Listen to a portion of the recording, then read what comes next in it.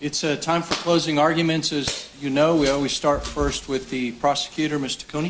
Thank you, Your Honor. Welcome.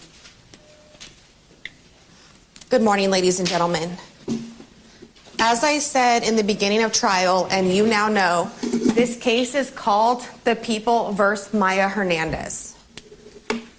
But we are here because of two babies. We are here because of 1-year-old Emilio and 2-year-old Mateo.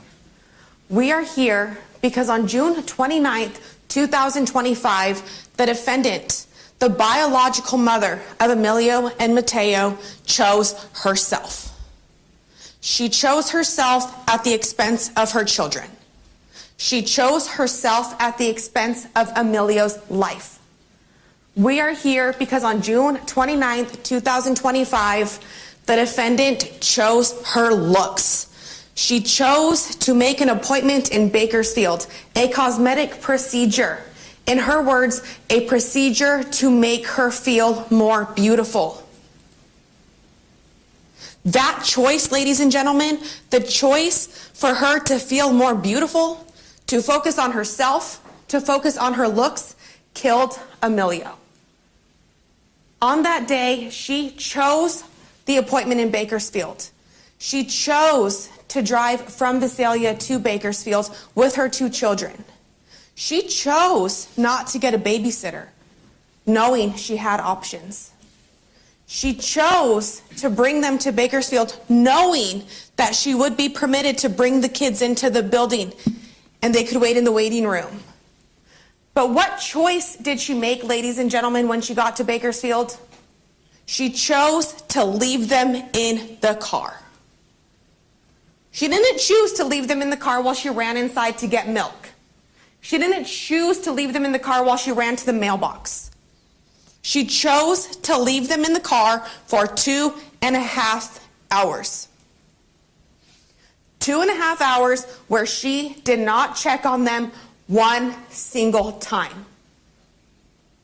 And ladies and gentlemen, what was happening to Emilio while the defendant was sitting inside the building, while she was chatting with other adults, while she was socializing, while she was in a cool atmosphere?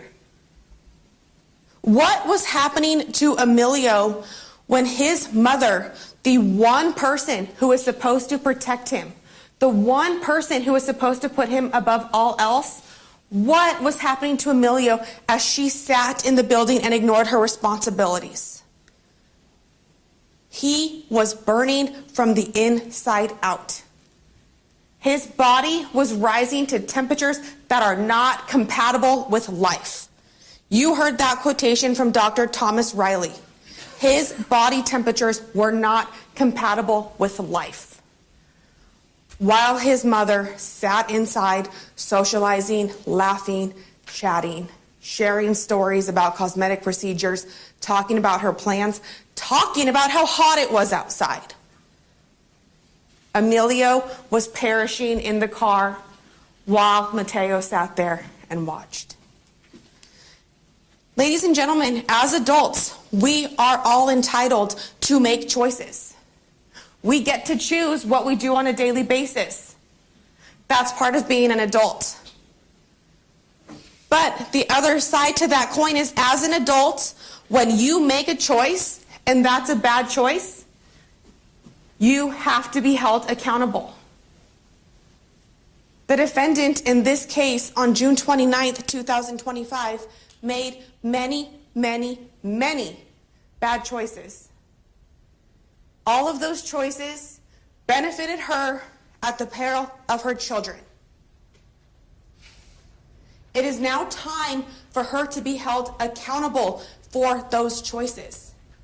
It is time for her to be accountable for leaving her 2 babies in the car, knowing it was dangerous and knowing it was irresponsible. And ladies and gentlemen, you as the jury now get to look at the defendant and tell her that her choices were wrong.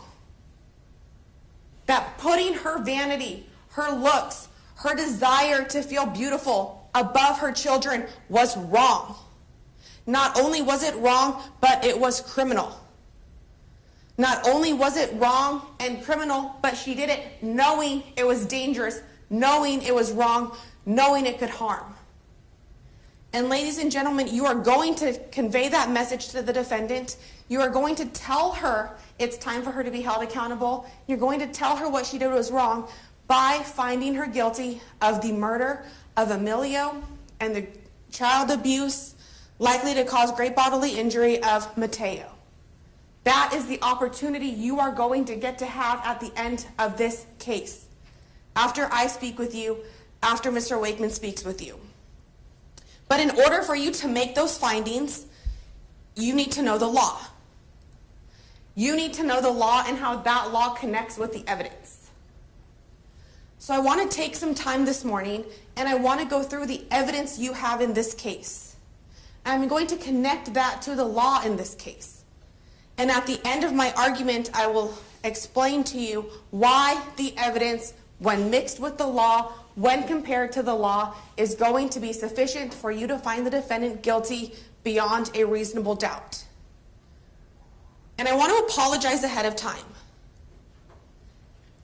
You might have to hear me talking for quite a while this morning. There's going to be a lot I have to say. You might find what I'm saying to be boring at times. You might find what I'm saying or what I'm publishing to you to be redundant at times. And there will be some slides you will see multiple times. But ladies and gentlemen, as you now know, this is an important case. The evidence and the law is important. It is important that when you go into that jury deliberation room, you are fully equipped to make the appropriate decision. And I want to take some time this morning to make sure that you have the tools necessary to make the just verdict in this case. So first you have the information. Count 1. Second-degree murder of Emilio. The lesser included, it shows as count 2. It is a lesser included offense. She cannot be found guilty of both. Involuntary manslaughter of Emilio. Count 3, child abuse of Emilio resulting in his death. And count 4, child abuse of Mateo. Throughout the evidence that this charge is why we are here today. We are here because Emilio died at the hands of his mother. We are here because she caused his death. She did it with conscious disregard for human life, and she knew the dangers to human life when she acted. The elements.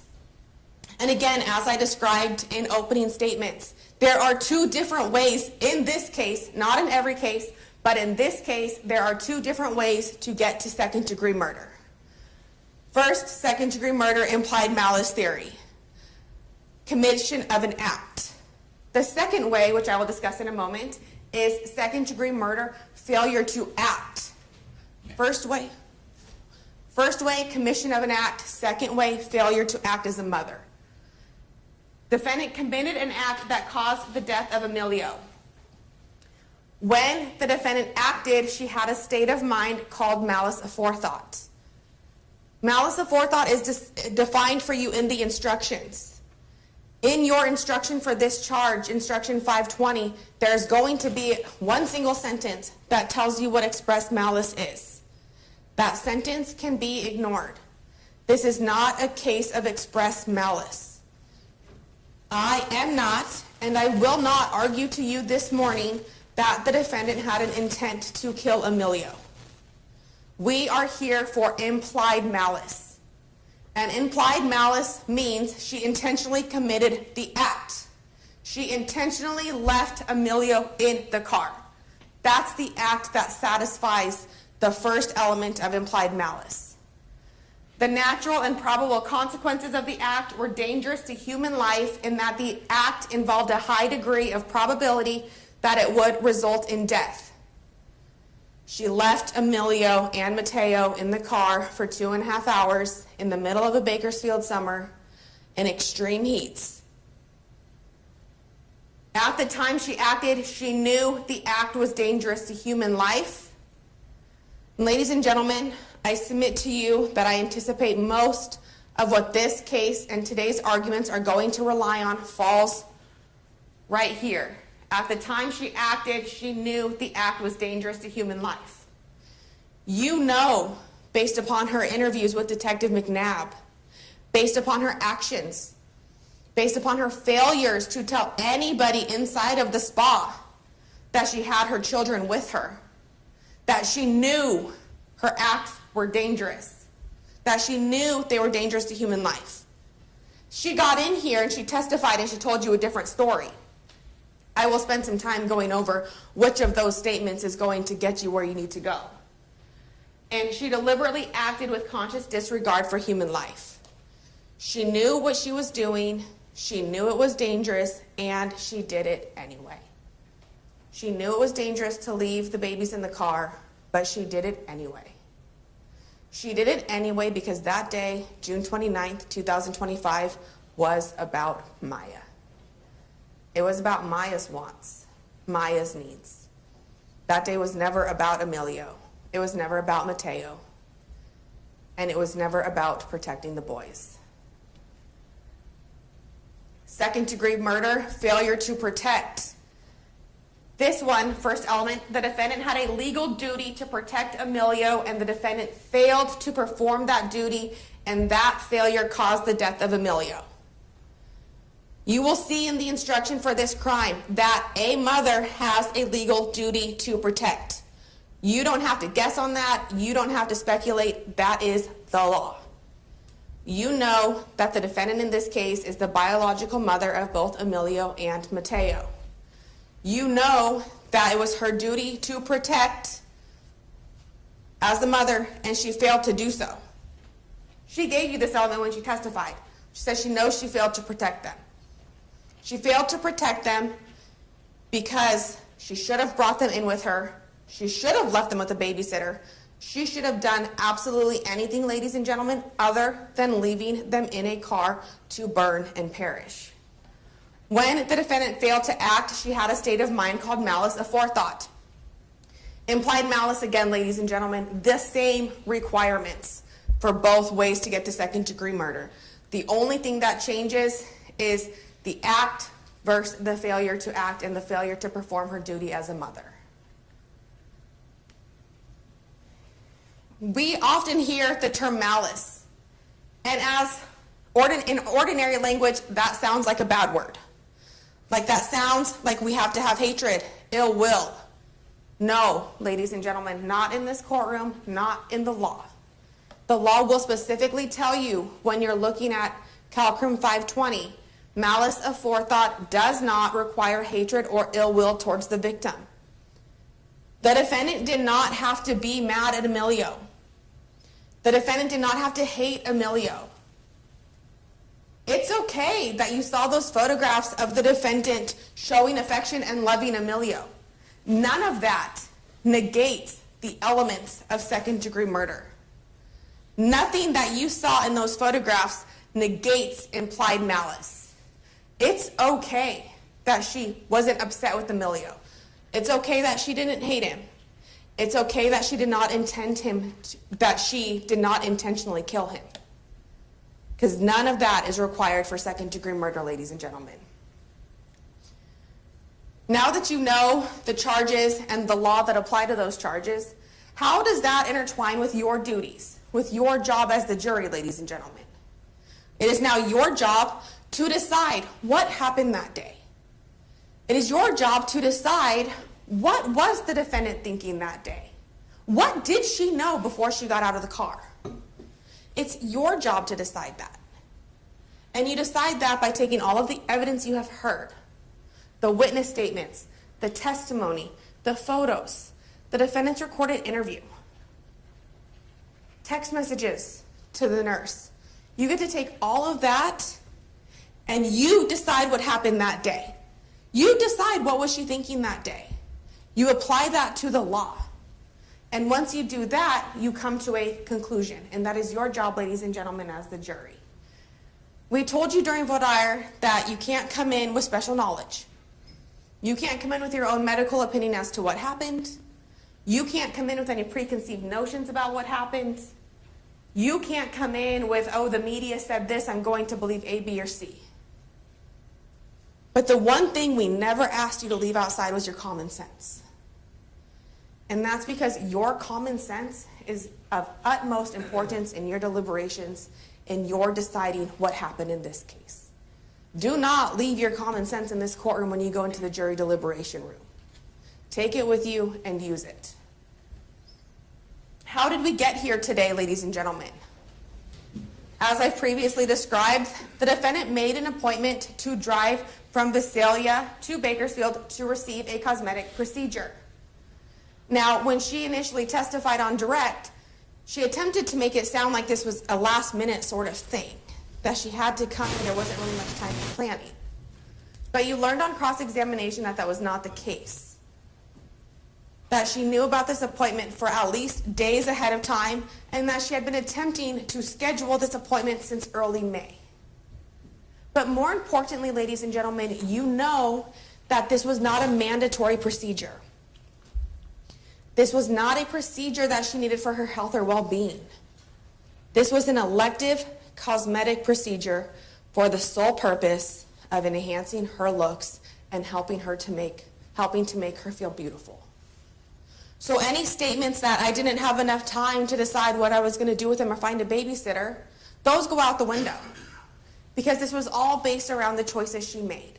This was not an emergent situation. It was not a last-minute situation. The defendant made the choice to drive to Bakersfield with the two boys, Emilio and Mateo. She knew before she left home that she could bring the boys inside the spa with her. They would simply have to wait in the waiting room. She knew that she had a stroller in her car that both of the boys could sit in, be strapped in, just like in their car seats, and sit in the spa. She chose none of that, ladies and gentlemen. She arrived in Bakersfield. She chose to go inside at approximately 2:04 p.m., and at that time, she chose to leave her children in the car. She sat inside that business in the same chair from 2:05 to 4:09 p.m. Did not move from the chair, ladies and gentlemen. You watched that. She didn't get up to check on her appointment time. She didn't get up to ask how much longer. She didn't get up to tell anybody she was in a hurry. She didn't get up to check on her kids. At 4:09, she goes back for her procedure, and at 4:33, she leaves the building. Even at this time, ladies and gentlemen, 4:33 p.m., she does not leave to go check on her kids.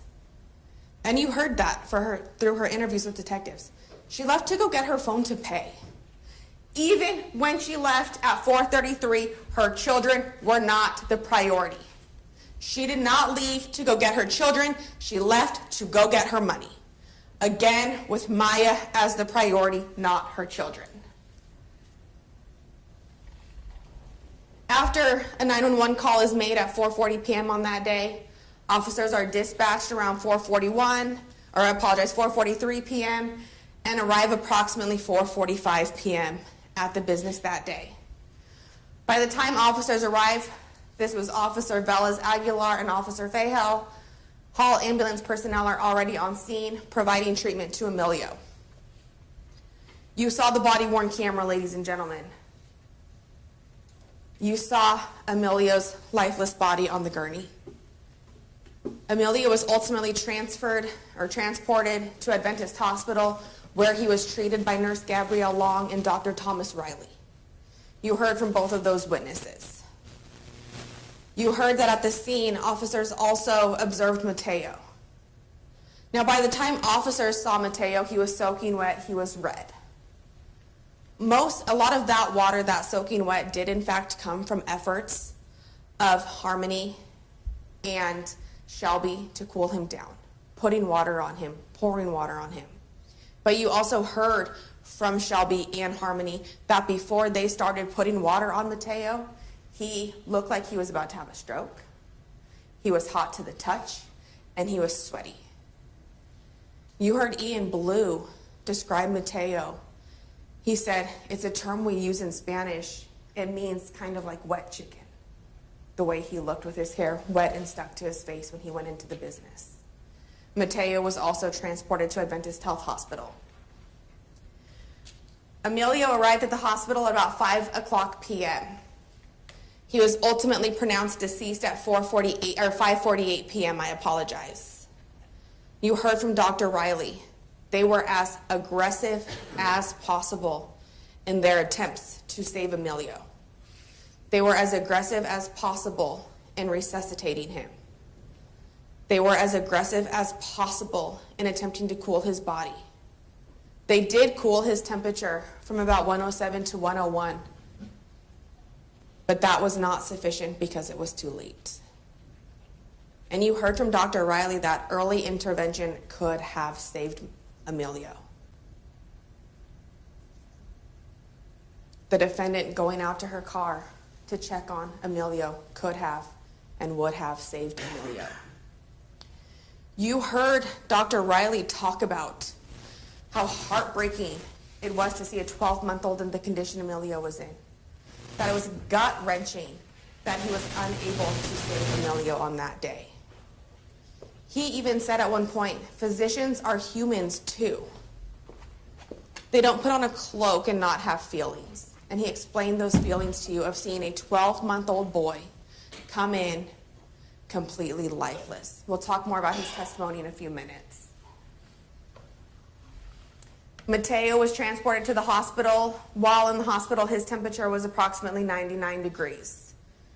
He was fine and he was ultimately released. You heard Nurse Elizabeth Bond explain to you the difference why Mateo was okay, but Emilio wasn't. And it was because of their age. Emilio was not yet able to regulate his inside temperature because of his age. Mateo had more developed sweat glands, which explains the sweat on the outside of his body when he was located. Video surveillance. The detectives had information. The defendant told them, I left him in the car for 2 hours. She was very forthcoming about that from the start, ladies and gentlemen. The detectives could have rested on that and been like, okay, she told us. They wanted to see what happened that day. They wanted to make sure this was a complete and thorough investigation, so they got the video surveillance from the business. In that video surveillance, you can see the defendant walking up to the business at about 2:04 p.m., ultimately takes the seat by the, not the west door, but the door across, where she sits for the rest of the time until 4:09 p.m. At 4:09 p.m., you see the defendant get up and walk in the area that we have been told is the area of the rooms for service, room B6. You also saw that and can see that on the body-worn camera footage of Detective Barthelms conducting the measurements into the building. The defendant ultimately leaves the building for the first time at 4:33 p.m. You heard about the search of the defendant's vehicle. The infotainment screen was broken. They were not able to get any immediate information from the infotainment system about what specifically was happening in that car. There was a bottle found behind the passenger seat, right by where Emilio's seat was. And ladies and gentlemen, this might seem very minor, but it's not.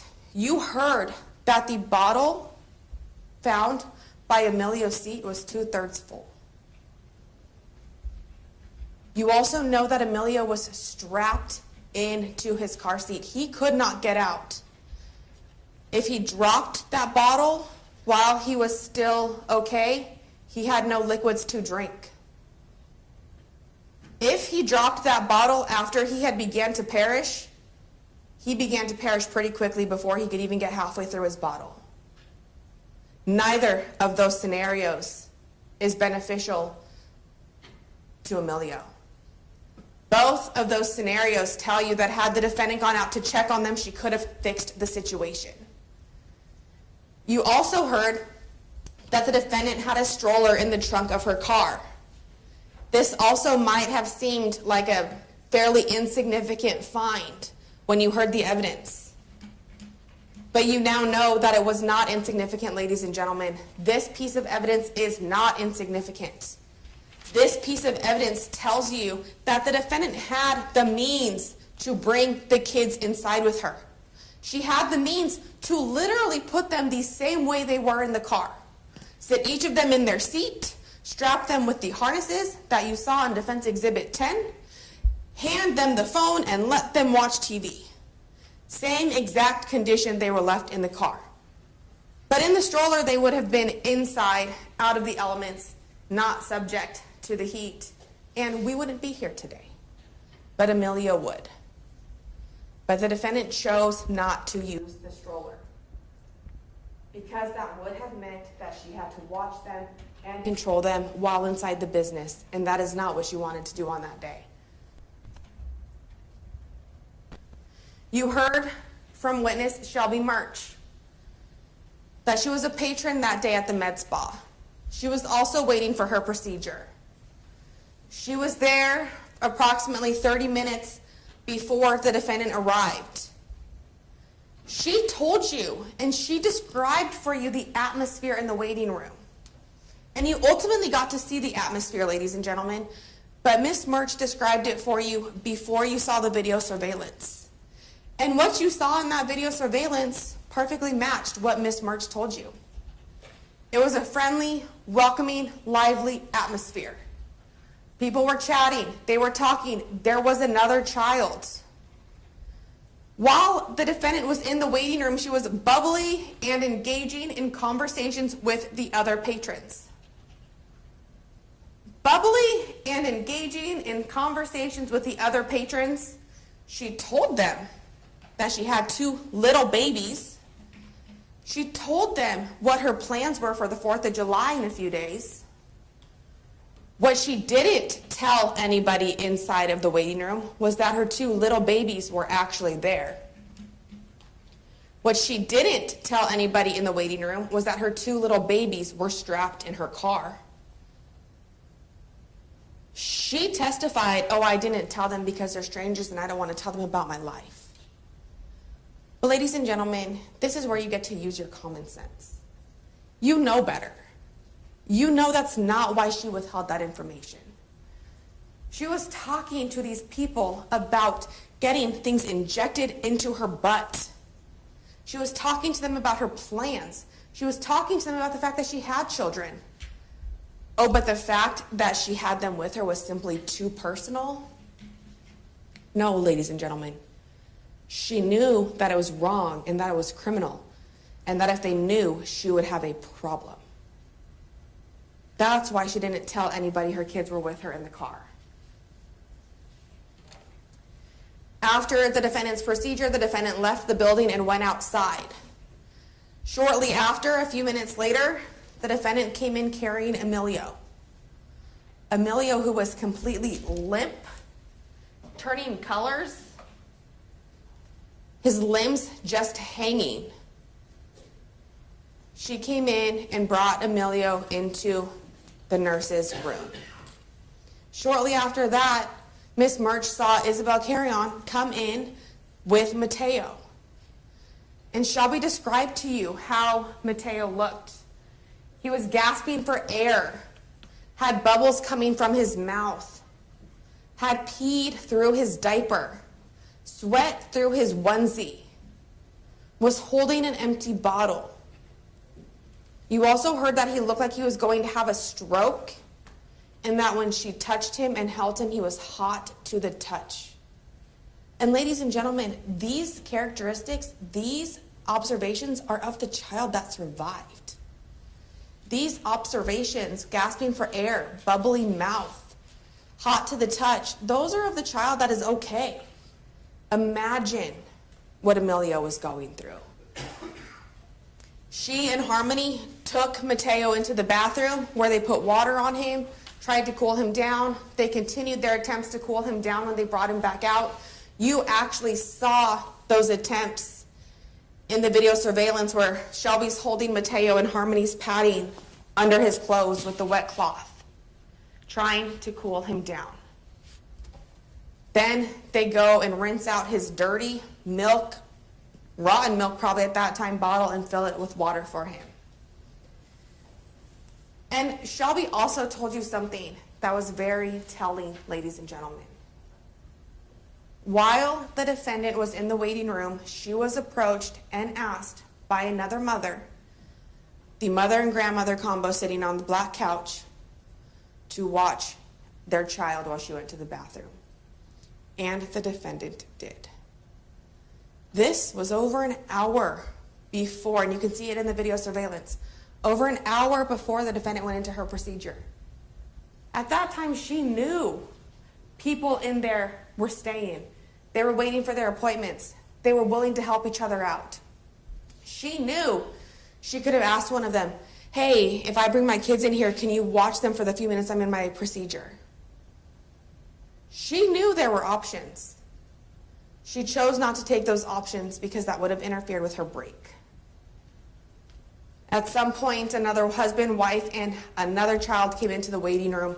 You saw that, ladies and gentlemen. It was the man and the young boy that sat just around the corner from the defendant's chair.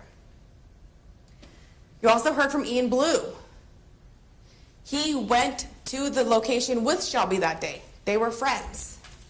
You heard from both Ian and Shelby that it was so hot outside. Before they went in, they stopped at the gas station to get ice cream. It was a noticeably hot day. You heard from Ian that throughout the time the defendant was in the waiting room, there were probably about 10 people in total that came and went and were waiting. You also saw that when you watched the video surveillance. You heard from him that the waiting room atmosphere was friendly, engaging, and all the women were talking to each other. This was not an environment, ladies and gentlemen, that is meant to be serene, calm, quiet. That was not this waiting room. This was the waiting room that would have been conducive to kids. This is a waiting room that was conducive to kids. This was a waiting room that had kids in it and that the defendant knew had kids in it. You also heard from Ian, and this was the very important part of his testimony, that at approximately 3 p.m. on that day, he went outside to take his dog to go to the bathroom, Bowser.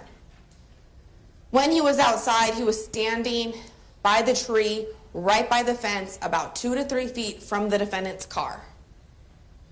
And he was very clear and unequivocal when he told you, ladies and gentlemen, that that car was not running. There were no signs that that car was running, that any of the systems were running, that there was any air conditioning going on at about 3 p.m. He also told you he had no idea there was anybody inside of the vehicle.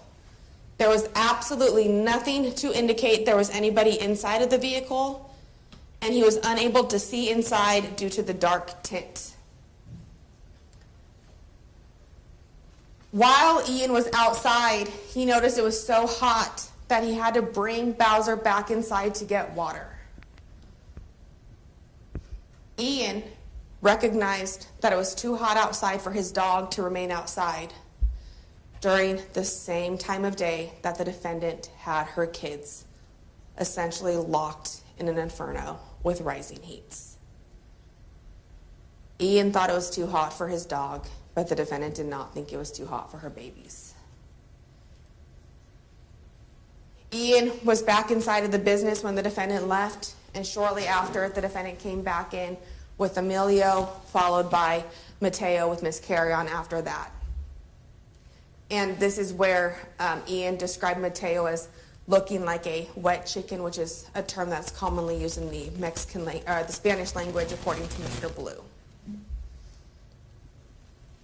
Mr. Blue explained to you that Mateo looked like he was going to have a heat stroke and was gasping for air. These statements, ladies and gentlemen, they might sound redundant. Why did we have to hear the same thing from Shelby that we heard from Ian? And that's because, ladies and gentlemen, these statements show you that they're true. Two different people made the same observations and came in and told you the same thing. That is evidence. That's corroboration that what they saw actually happened. Their testimony is supported by other testimony, other evidence. And while Ian was on the stand, he talked about some of the conversation that was happening inside of the business. He told you, ladies and gentlemen, that when the man and his son came in, there was a statement made that they had to come in because it was simply too hot to wait outside. This statement was made in the same vicinity, in earshot of the defendant. You know this because Mr. Blue specifically told you that he interpreted for the man, and he repeated the statement loud enough for everyone in the room to hear. Not only was this statement made, ladies and gentlemen, there was a conversation that followed. A conversation whereby the people in the waiting room started almost joking about the fact, yeah, imagine how hot it is outside with how warm it is in here, and we have some air conditioning. Those conversations, ladies and gentlemen, took place with the defendant while her kids were trapped in the heat. Even those conversations did not make the defendant think, oh, I should probably go check on them. It is pretty hot. She heard the statements, and much like everything else she did that day, she ignored them as they related to her children. She ignored her children. She did not check on them, even though other people came in and were talking about how hot it was outside. Then you heard from Ms. Isabel Carrion, Harmony's assistant. She told you that the defendant came in that day for a treatment to her buttocks area. You later learned it's referred to as a liquid BBL, a liquid Brazilian butt lift. Injections into somebody's butt to enhance the appearance. She's the assistant. After the defendant's procedure, she did not pay right away. She said she had to go to her car to get her phone. Some time had passed. Ms. Carrion was concerned that the defendant was going to leave without paying, so she went outside. Her car, her BMW, the white one in the photograph, was parked directly next to the defendant's. When she got to the car, she saw the defendant holding Emilio and moving him upside down. Not on the phone with 911, not giving CPR, not trying to get help, moving Emilio up and down in the car. This action, ladies and gentlemen, came after, from what you heard from Detective McNabb, that the defendant walked towards the business and then back out. Again, that might seem like a small piece of evidence, but think to yourself. She obviously started walking towards the business because she thought perhaps she could get help. And then realized, but then they're all going to know that I have my kids with me. They're all going to know that I left my kids in the heat in the car. That's not going to look bad, or not going to look good, I apologize. So she turns around and walks back to her car. About 2 minutes later is when Ms. Carrion comes out, sees her in her car, tells her, you need to go get help. Your baby is not okay. At that point, she goes inside, subsequently comes back out and calls 911 at 4:40 p.m. 6 minutes passed in that time period, ladies and gentlemen. Think about 6 minutes and how long 6 minutes truly feels. And you're going to see how long Emilio sat there again without getting the help he needed while his mother, his protector, was trying to figure out how to cover up her actions. You heard from Ms. Carrion that the defendant was not showing any urgency, was not screaming, was not asking for help. Ms. Carrion only knew Mateo was in the back seat because she saw him due to the rolled down passenger side window. The window that was only rolled down after the defendant went back outside.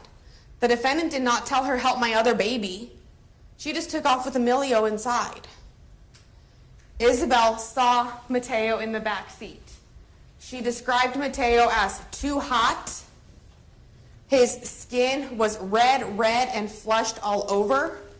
He was weak and drenched with sweat. She also described the inside of the car. She initially said that it was hot, very hot. And then she agreed that she had actually told Ian, and I apologize for my language, ladies and gentlemen, but she had told Ian that when she reached her hand in the car to get Mateo, the inside of the car was hot as hell. compare that statement, ladies and gentlemen, to the defendant's description of inside the car during her interviews with detectives. Compare that, the statement of Ms. Carrion, who has no reason to embellish, no reason to exaggerate, to the defendant who said, it's pretty comfortable. When you know, ladies and gentlemen, that there's no way, shape, or form that vehicle could have been comfortable at that time. Ms. Carrion told you that when she got into the car to get Mateo, the car was not running. The air conditioner was not on. Those also contradict the defendant's statements. And again, ladies and gentlemen, and I will encourage you, when you are considering what statements are credible, what statements to give the most weight to, take out Courtroom 226. Put that on your desk while you're thinking of the witnesses. And ask yourself, well, did Shelby, Ian, Harmony, who we'll get to in a second, Isabel, did they have any reason to lie? Did they have any reason to exaggerate? Did they have any bias or interest in this case? Those are things that are outlined for you in 226. Things that you get to consider. And the answer to all those questions is going to be no. These are people who did not know the defendant until that day. They didn't know her before, they don't know her after. They were there for some cosmetic treatment and really ended up in a horrible situation. A horrible situation that is probably going to impact their entire lives. So when you are looking at what these people said and you're comparing it to what the defendant said, then ask yourself, well, did the defendant have reason to lie? Absolutely. Did the defendant have reason to downplay? Absolutely. Did the defendant have a personal interest in how the case is decided? Absolutely. Does the defendant have a bias in this case? Absolutely. You take those two statements, you take the inconsistencies, and when you use those with Courtroom 226, you are going to find that you have to believe and give credence and credibility to Harmony, Isabel, Shelby, and Ian long before the defendant. You heard from the nurse, Ms. Pacheco. She explained to you that she is an aesthetic injector. She provides cosmetic procedures to help enhance appearances. These procedures are not medically necessary. Certainly the procedure that the defendant was receiving that day, the liquid Brazilian butt lift, was not medically necessary. These are things to make people feel beautiful. They are elective, chosen procedures.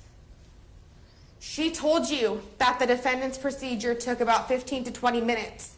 That's consistent with what you saw in the video surveillance.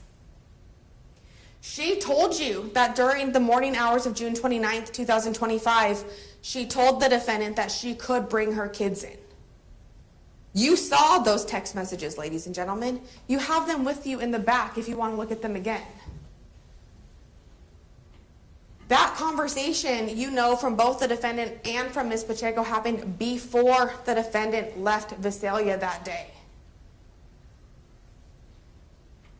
Ms. Pacheco told you that the defendant told her she had to go get her phone from her car because she left it in there because it was dead. The defendant told you that was a lie. That was not what she told Ms. Pacheco. So again, ask yourself, what reason did Harmony have to make that up? Absolutely none. And also look back at her testimony and consider how that testimony came out. She didn't come in here and say, yeah, she said it was dead and that's why she went out and now I know she's lying. She actually couldn't remember right away if that is what the defendant said.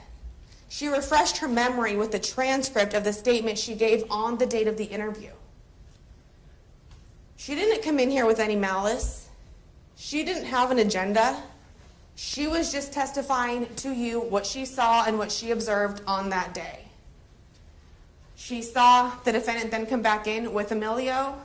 Emilio was limp, purple, and foaming at the mouth. Again, common descriptions throughout, ladies and gentlemen. When she saw Emilio, she told the defendant to call an ambulance because it was clear that he was not okay. And shortly after that, she saw Isabel come inside with Mateo. She said Mateo looked very hot, was hot to the touch, and his heart was beating really fast. This is an important statement, ladies and gentlemen, especially in light of what you heard yesterday from Dr. Thomas Riley. Harmony Pacheco, a registered nurse, told you that she felt Mateo's heart rate and it was beating really fast. Yesterday, Dr. Thomas Riley testified. He testified in the context of Emilio. He was a doctor for Emilio. But he also told you that hyperthermia, one of the things that happens when somebody's body is going through that, is their heart begins to beat really fast, essentially until it gives out. So you know that this statement is consistent with what could have been happening.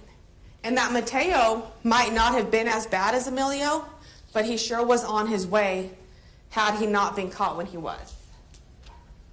Based on Mateo's appearance, she took him to the bathroom where she put water on him. She then started putting wet cloths on his body to try to cool him down because he looked like he was going to have a stroke. His bottle, was empty and appeared that it had old milk in it, so she had Isabel rinse it out and put water in it. Again, ladies and gentlemen, you know it was old milk because the defendant testified in court and told detectives that she had left each child with 1 bottle of milk. 1 bottle of milk for 2.5 hours, including the drive from Visalia to Bakersfield. And then text messages, you'll have those in the back with you. They just confirm the conversation.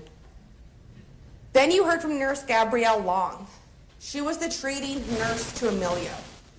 She told you that Emilio's temperature was 107 degrees when he came in on June 29th, 2025. And ladies and gentlemen, I want you to consider something very important when you think about the testimony of Gabrielle Long, Elizabeth Bond, and Dr. Thomas Riley. These are medical professionals who, by their own testimony, see emergencies all day, every day. Not a single one of them had to come in here and reference any documents as to this incident. Not a single one of them had issues remembering Emilio or Mateo from that day. You heard Nurse Gabrielle Long tell you that she had never seen a temperature that high in her career.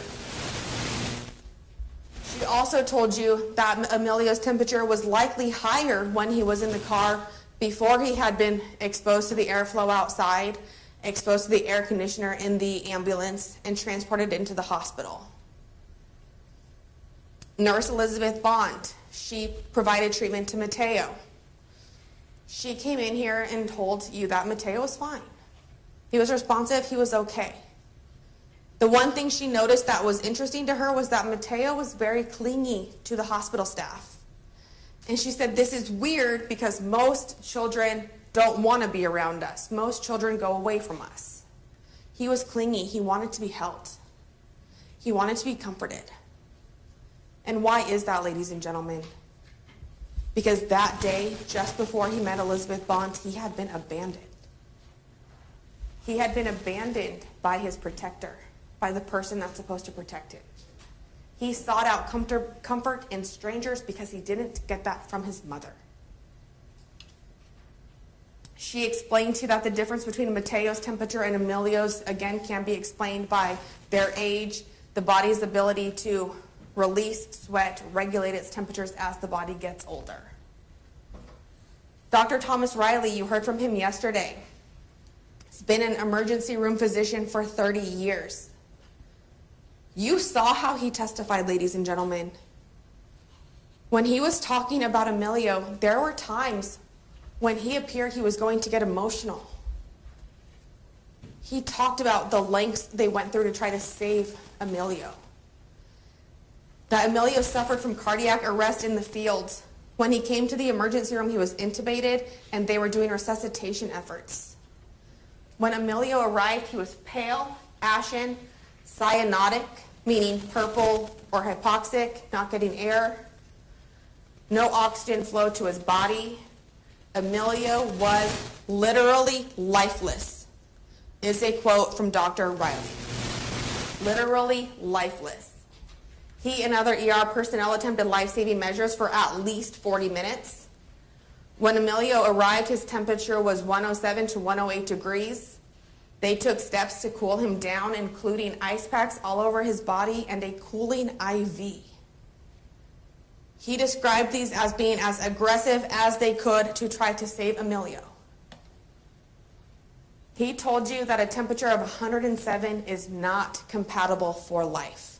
Someone cannot live. A body cannot sustain that temperature. Heart rate fluctuation caused by temperatures cannot sustain life. Dr. Riley explained to you that being exposed to extreme heats for an extended period of time causes the organs in the body to be impacted, causes a chemical breakdown of the cells. And he described to you that when this organ failure is happening, this breakdown of the cells is occurring, that person experiences these things. The person going through this begins to have an overwhelming sense of heat.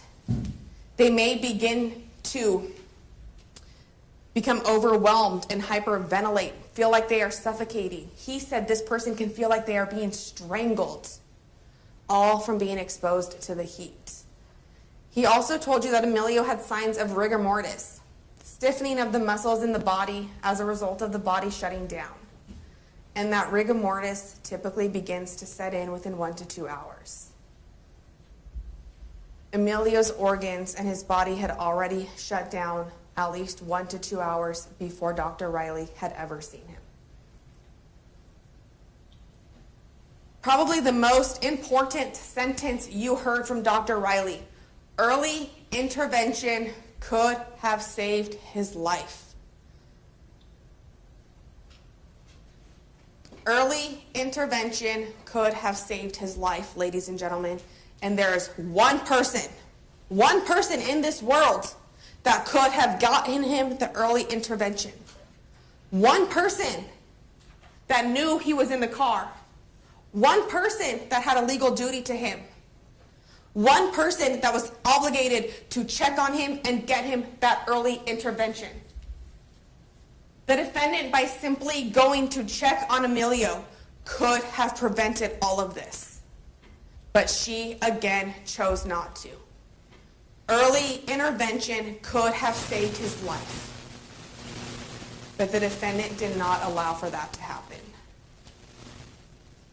He told you how heartbreaking it was to see Emilio, how gut-wrenching it was when they could not save him.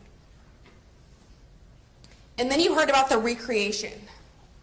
Again, kind of like the video surveillance, detectives wanted to ensure they took steps to make this as thorough as possible. And Detective Barthelmess, well, we don't know what was happening that day. We don't know how it felt inside the car. Let's try to find out. Let's simulate that day as best as we can. So they looked up temperatures. They found a date that had temperatures almost identical, at times identical, to the date of June 29, 2025, and that was July 2nd. They got the car, they ran the car for an appropriate amount of time. They took the defendant's car to 31 South Real Road. They parked the car in the same exact parking spot and made sure to arrive in the parking lot at the same time the defendant arrived. And ladies and gentlemen, it's also important to keep in mind that during this recreation, you were informed, you were told they did the recreation in a light most favorable to the defendant. They took her for her word at what she said she did that day. And they did the recreation as such, which meant they stayed in the car for a little while. They used the same times. They used the same parking space. They ultimately got out of the car at about 2:09, shut the doors, locked everything up, and left the car. They left the car with thermometers that had been appropriately calibrated, thermometers that were working, and body-worn cameras to capture the temperatures inside of the car. You also heard that at 4:08 p.m., Detective Jordan's body-worn camera shut off. Could not record anymore. At 4:16 p.m., Detective Barthelmess's camera, which was on Emilio's seat, shut off at 4:16 p.m. Both of those cameras gave the same notice: critical internal temperature. The car got too hot for an electronic device. It was too hot to sustain an electronic device while Emilio and Mateo were still strapped inside of it. You have Exhibit 75, and that is the item that was judicially noticed by the court, that the temperatures in Bakersfield on June 29th, 2025 at 2:54 p.m. was 101 degrees Fahrenheit. At 3:54 p.m., 102 degrees Fahrenheit. And the high temperature that day was 102 degrees. The high temperature that day occurred while Emilio and Mateo were inside of the car. The temperatures in Bakersfield on July 2nd, 2025, the date of the recreation, 2:54 p.m., 101 degrees. Identical to the date of June 29th, 2025. The temperature at 3:54 p.m. on July 2nd, 2025, 101 degrees. 1 degree cooler, actually, than the date of the actual incident. The high on July 2nd, 2025 was 101 degrees. And again, we just went over this, the steps that the detectives took to make the recreation as identical, as similar to the date in issue. Rolled up the windows, shut the door, left the AC running as the defendant described, and that is a setting 4 out of 7 at 60 degrees. With one air vent in the car, ladies and gentlemen, an air vent that the defendant told you was only in the front of the car. Now, I say they did it as the defendant told them because I anticipate, and you have heard, there is statements from the defendant that she left her air conditioner running, that she left her car on. And I urge you, ladies and gentlemen, to accept those statements with caution. Take those statements in light of Courtroom 226. And recognize that although the detectives considered that information in doing the recreation, that is not indicative that they were taking that statement to be true. They were simply conducting the recreation in a light most favorable to the defendant. You do not have any independent evidence that that air conditioner was left on or how it was running at the time. The only evidence you have of any air conditioner came from the defendant, and we'll discuss that in a few minutes. Detective Barthelmess specifically told you the questions they wanted to answer with the recreation. Does the engine shut off after an hour as indicated in the owner's manual? The owner's manual that the detectives bothered to look at, but the defendant never did. The defendant specifically told you she never looked at the owner's manual, doesn't even know if she ever had one. That was in her testimony on direct examination. That could have provided her some useful information when she chose to leave her kids in the car. But she didn't care. What was the internal temperature of the vehicle when defendant left Mateo and Emilio inside of the vehicle? If the vehicle does shut off after an hour, how long does it take the internal temperature to rise? What is the maximum temperature inside of the vehicle once the vehicle is shut off? How long were Emilio and Mateo exposed to these temperatures before defendant returned to the vehicle? And guess what, ladies and gentlemen? They got answers to every single question they had.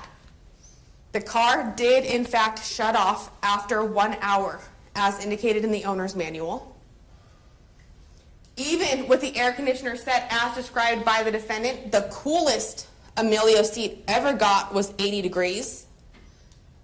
And that's because by her own statement, if to be believed, she left it on the middle setting with an air vent only in the front seat. The air wasn't circulating to the back seat.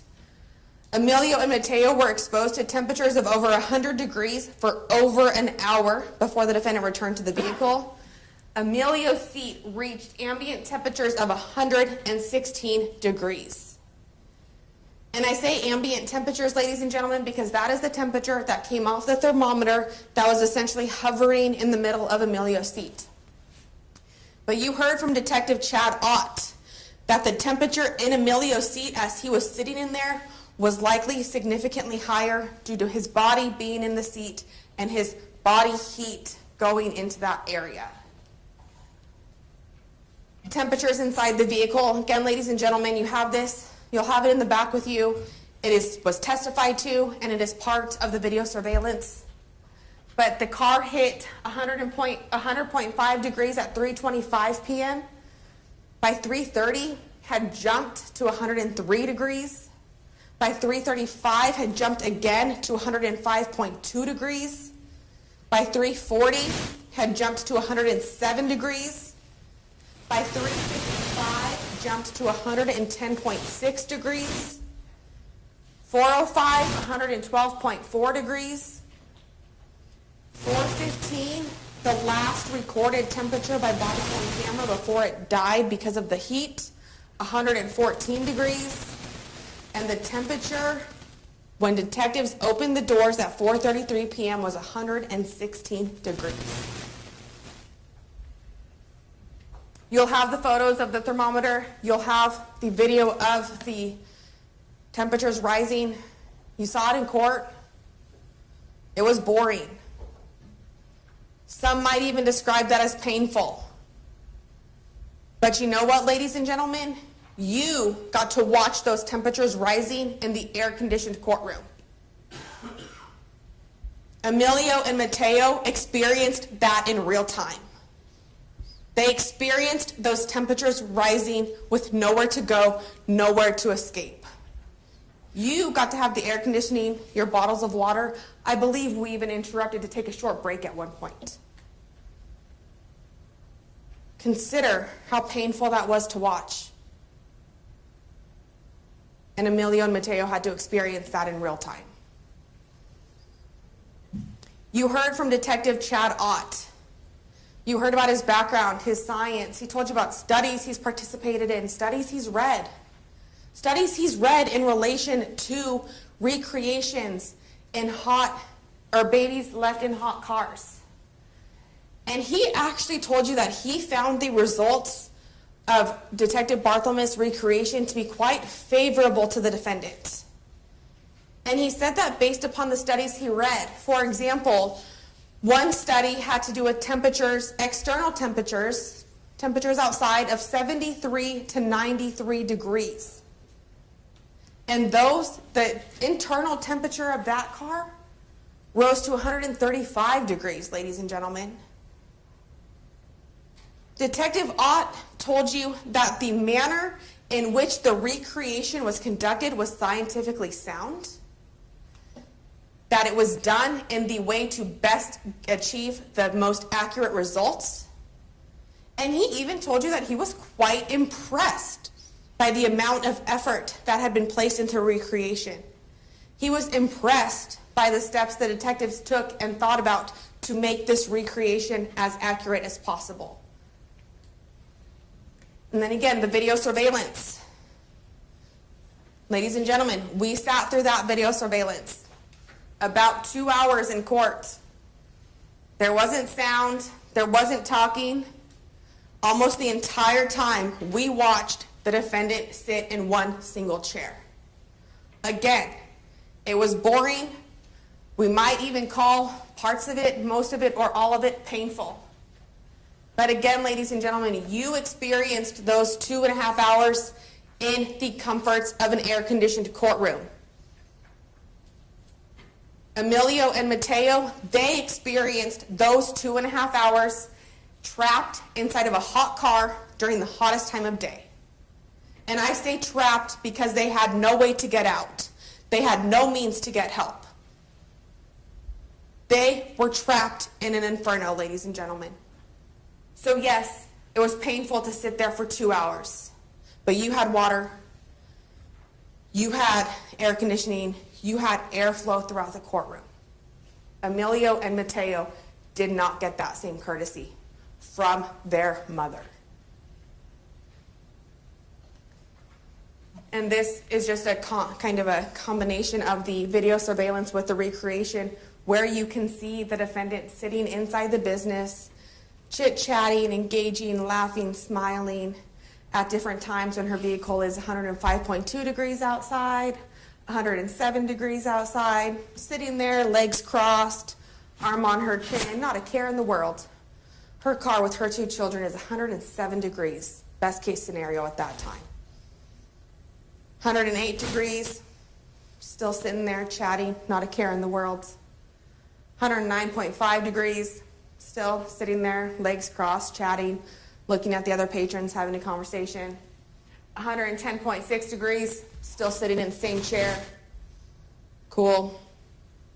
Access to the bathroom, water if she needs it, talking to the other patrons.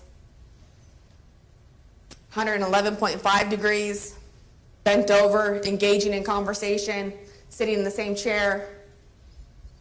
112.4 degrees, still just sitting there, chatting, perhaps talking about their BBLs, their 4th of July plans, while her kids are burning in her car. 113 degrees is when she essentially gets up. She doesn't leave. She's gone from that chair. But at this point, she goes back into the treatment room. Down the steps, down a hall, down another hall. Still in the business. When her car's getting up to 114 degrees. She starts walking out at 4:33 p.m. She's walking out of the air-conditioned building while her car is the temperature of 116 degrees. And she's walking out not to go check on the kids, but to go get her phone to pay for her treatment. You heard Dr. Glineski testify about the autopsy. He performed the autopsy of Emilio. This autopsy took place on July 5th, 2025. And he explained to you that Emilio had edema, or commonly referred to as swelling of the brain. The brain swelled, and it continued to swell and swell until it began to shut down. The shutting down of the brain caused the rest of the organs to begin to shut down. He also told you that somebody going through this edema, swelling of the brain, can feel it within their body. They experience it. This is not a quick death, ladies and gentlemen. This is a slow, painful death where the person begins to feel lethargic. They begin going limp, perhaps unable to speak. They lose the bodily functions. They may urinate, may defecate on themselves because the organs preventing all of that are no longer working. This person might start having seizures and will likely show foamy secretions, all things that were present with Emilio. Dr. Glineski explained to you that the body begins to shut down at 104 degrees. But when Emilio arrived to the hospital at 5 o'clock p.m., his temperature was 107 degrees, which is probably lower than it was in the car. Emilio's body began shutting down a significant amount of time before he was found by his mother or by the ambulance personnel. Dr. Glineski, in addition to Dr. Riley, told you that it is impossible to survive a temperature of 107 degrees. Dr. Glineski, impossible to survive. Dr. Riley, that temperature is not compatible with life. The cause of death was hyperthermia, commonly referred to as heat stroke. And this is where his testimony got interesting, ladies and gentlemen. He told you that he initially, and he wrote on the death certificate, that the manner of death was an accident. But he explained to you why he made that finding. And he said, I hate making findings like this because I have to do it based upon just a little bit of information. Just the information that his investigator provides to him. He told you, I was 50-50 on accident versus homicide. And again, ladies and gentlemen, it's important to recognize and consider these are medical terms. Medically an accident, medically a homicide. This is not a legal term. It is not a legal definition for you to consider. You are the judges of whether or not this was legally murder, legally homicide. These are medical terms. Homicide meaning the death at the hands of another. He told you he didn't have enough information about the defendant's intent or mind state. He didn't have her recorded interviews. He wasn't able to watch those. And he told you that his opinion would likely change were he to find out that she knew it was dangerous and she did it anyway. He was 50-50 before he had information on whether or not the defendant knew the dangers and acted anyway. So he said accident, but he told you that this likely could have been a homicide as well, medically speaking. Now, let's talk about the defendant's interviews, ladies and gentlemen. You will have these interviews with you. You will have them in the back. You can watch them. And as you heard in opening, and as I told you today earlier, and you probably gathered through the course of the evidence, the crux of this case, the crux of your decision is going to be, what did the defendant know and when did she know it? Her interviews, both her first interview on June 29th and her second interview on July 3rd, give you those answers. She admitted to coming to Bakersfield, leaving the kids in the car, had the kids strapped in the car. Those items of evidence, ladies and gentlemen, are uncontested. Nobody's arguing those. Nobody's saying they didn't happen. But one thing she did say in her first interview was she did not know how long she left the children in the car. But you know, after watching the video surveillance and hearing her testimony, that she did know how long they were in the car. She knew how long she was in the business. She was wearing an Apple Watch. Between 2:27 p.m. and 4:08 p.m., she checked her Apple Watch no less than 45 times. She knew how much time was passing. She knew she wasn't just going to be in there for the quick 15 to 20 minutes. She knew that after the first 20 minutes. She knew that after the second 20 minutes. She knew that after an hour passed. And at 3:33, ladies and gentlemen, the nurse specifically told her there was still another person ahead of you. At 3:30, and almost an hour and a half of having been in the business, she knew it was still going to be probably another 40 minutes. And she continued to sit in that chair without any actions. She said in her first interview that she left her phone with her kids because they were watching TV. That she propped it up on the headrest so that they can see it while they were sitting in their chairs with their cookie, their one bottle of milk, and their candies. In her second interview, she tells detectives that she didn't bring the kids inside because they were sleeping and she didn't want to wake them up. So were they watching TV or were they sleeping, ladies and gentlemen? These might seem like small inconsistencies, but it's the inconsistencies that tell you whether or not she is being completely honest. Whether or not she's being completely honest with the detectives, and whether or not she was completely honest with you in court. She estimated she was in the waiting room for about an hour. You know that's not true. She knew that wasn't true. She admitted that she did not go to check on the boys at any time. She told you that when she went back to her car, the car was still running. You know from Ian's testimony that that's not accurate. You know from Isabel's testimony that that's not accurate. You know from the recreation that that is physically impossible. Isabel told you that it was hot when she got back to the car. It was not on. The AC was not running. It was hot to the touch. She told you that Amelia was hot to the touch, that Mateo's cheeks were red. That's what alerted her that something was wrong. Those statements, those observations are not consistent with her statement that her car was still running, that her air conditioner was still on. And she says, it sounds stupid for me to say, I didn't mean for that to happen because, I did leave them, but I thought they were going to be okay. It sounds stupid for me to say. Why did she say it that way, ladies and gentlemen? It sounds stupid for me to say I thought they were going to be okay because I know better.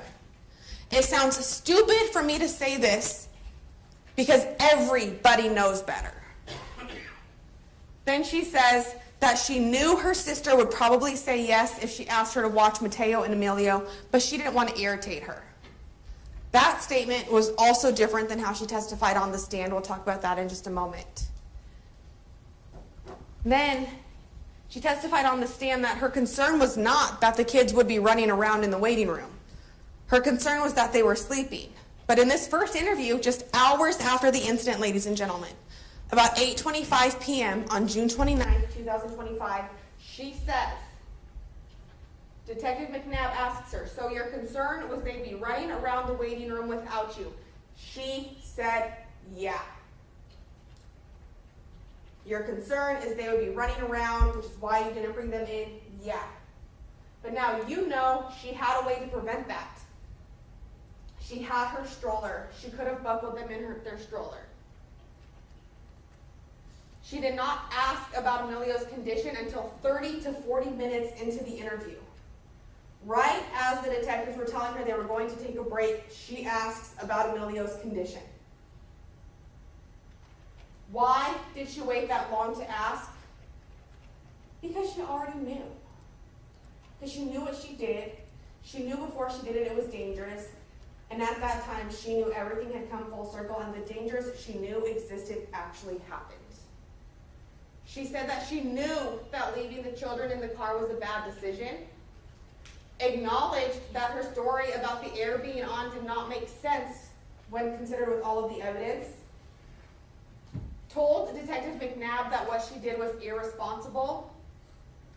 She told Detective McNabb that she thought about the fact that it was irresponsible when she got out of the car and left the babies inside. She told you yesterday, ladies and gentlemen, that she didn't realize it was irresponsible until after the fact. June 29, 2025, 8:25 p.m., thought about the fact that it was irresponsible when she got out of the car and left the babies inside. That's implied malice murder, ladies and gentlemen. That's an admission to knowing it was dangerous and acting anyway.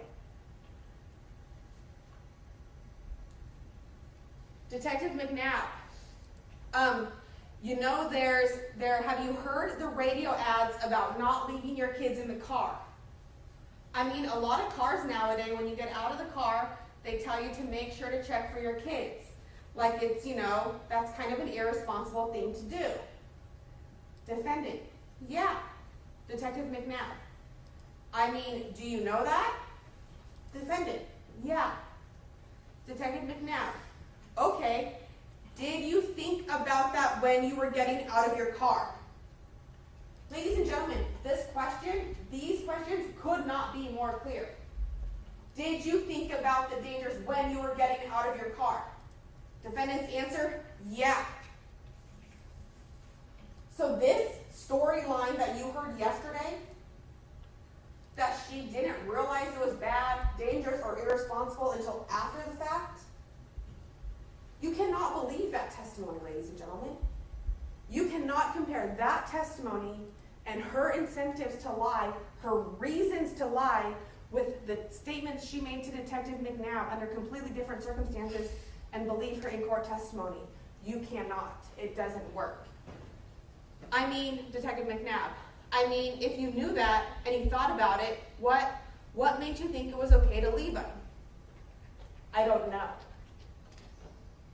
Well, ladies and gentlemen, if she was truly misunderstanding what Detective McNabb was asking her, as she wants you to believe, when he's asking her, what made you think it was okay to leave them, her answer is, oh, because beforehand I didn't realize it was bad. I'm sorry. I misunderstood you, Detective.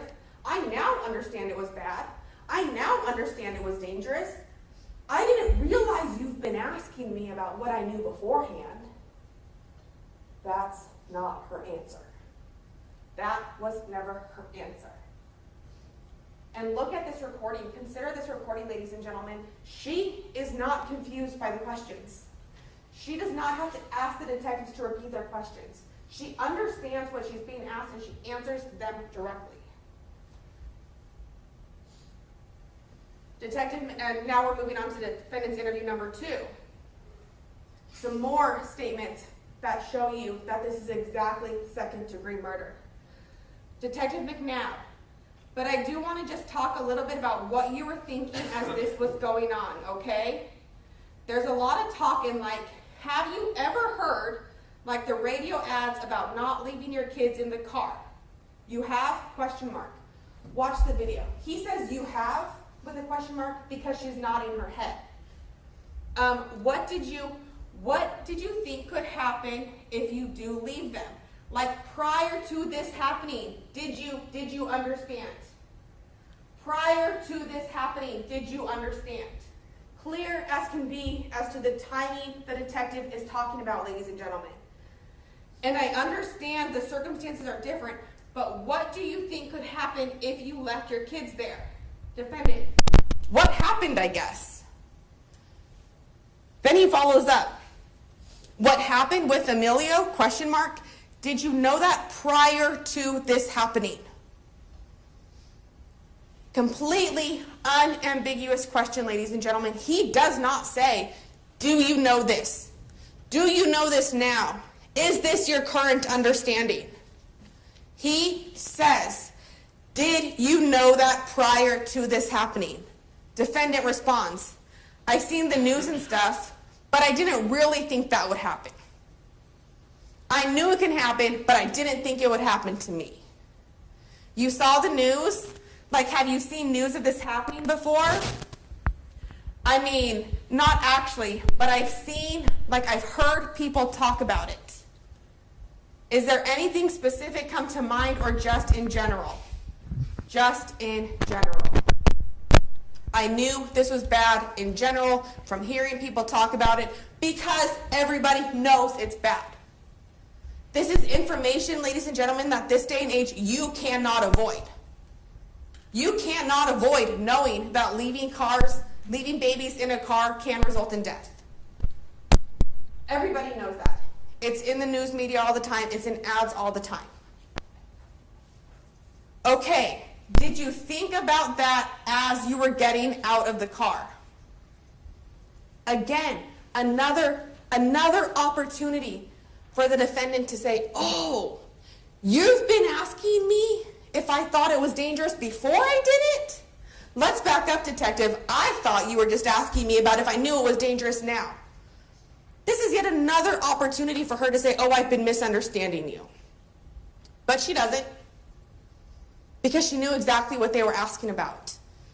She says, I thought it's not like I just left them in there for him to fucking die. That's her statement, ladies and gentlemen. That's from the defendant's mouth when she's being asked about the dangers that she knew. After telling detective multiple times that she knew it was dangerous, that she knew what could happen, that she knew that what could happen to Emilio, him dying, could happen if she took her actions. I want to know your thoughts, or what thoughts crossed your mind. You said it was irresponsible. Defendant, yeah. Detective McNabb, and I don't think anybody, that's cut off, I apologize. And then defendant, but they were sleeping. I didn't want to wake them up either. I didn't want to wake them up either. What does that one word, ladies and gentlemen? I didn't want to wake them up either. I thought about the options. I thought about the potential consequences. But I also didn't want to wake them up, so I let them continue to sleep, if they were sleeping to begin with. But I didn't want to wake them up either. One word, ladies and gentlemen, can tell you almost everything you need to know. She thought about the consequences, she thought about her choices, and she chose the choice that most benefited herself. It was a lot of time in the hot car, and obviously I don't want to beat around the bush here. Obviously, you know damage can happen from that. Defendant, and in the video, she nods her head up and down. Then you have the phone call with Rosendo Gutierrez, the father to Emilio Mateo, that defendant testified about yesterday.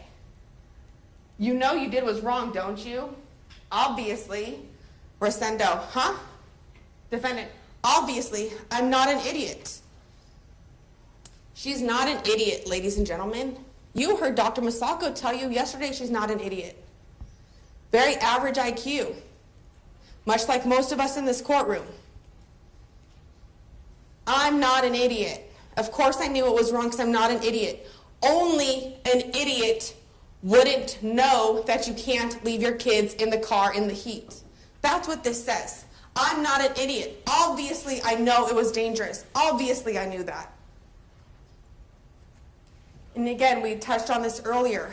I'm going to go into the defendant's court testimony in just a moment.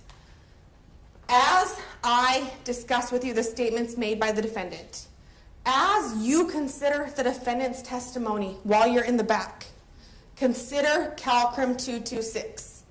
That is the instruction that the law tells you the factors you can use in evaluating and judging a witness's testimony. And this is important, ladies and gentlemen. When the defendant decides to take the stand, she is to be given the same weight as every other witness. She does not get extra points because she didn't have to testify.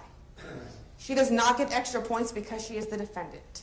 Once she takes that oath, she is a witness the same as anybody else. And ladies and gentlemen, you have heard about the presumption of innocence.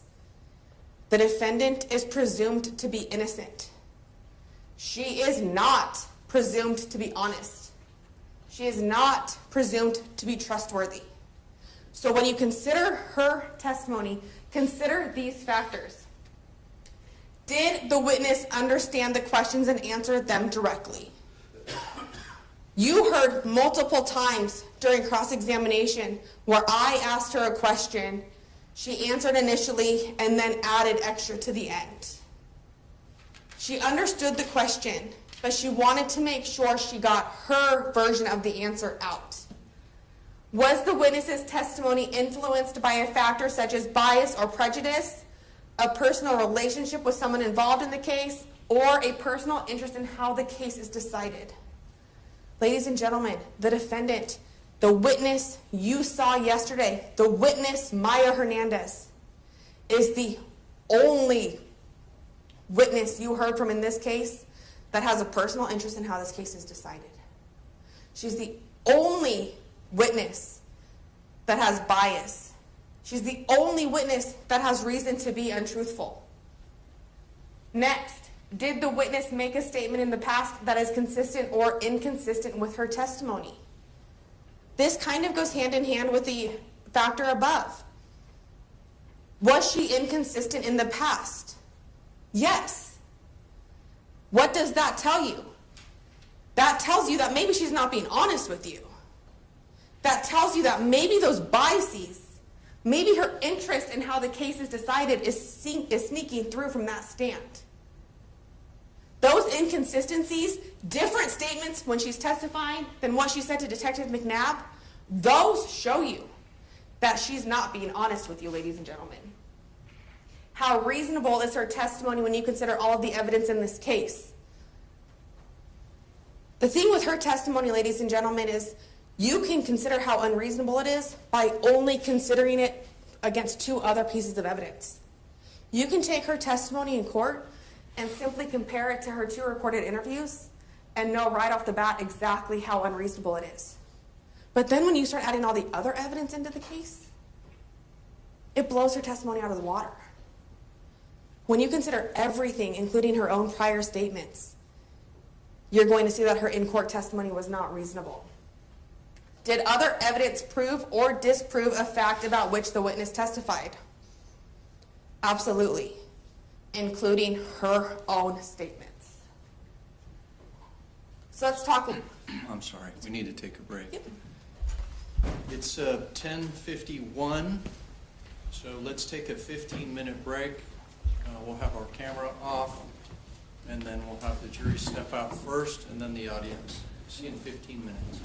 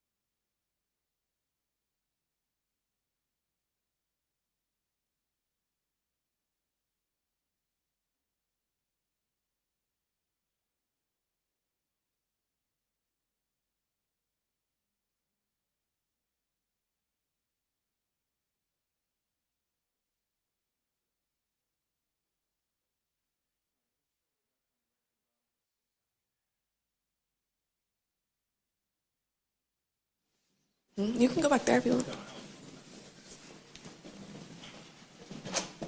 Our jury room door's shut, but it's, the jury room's open. Oh, so we can use the rest of our floor? Yeah, it's just shut so that other people. This door? Is that the one out this door? Yes. Yeah, that's okay.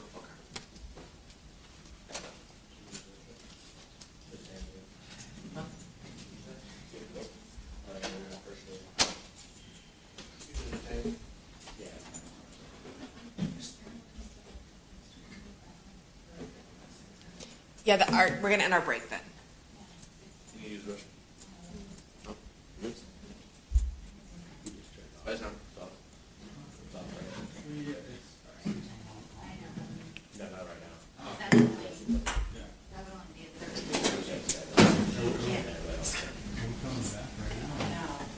Yeah, it'll get done with this.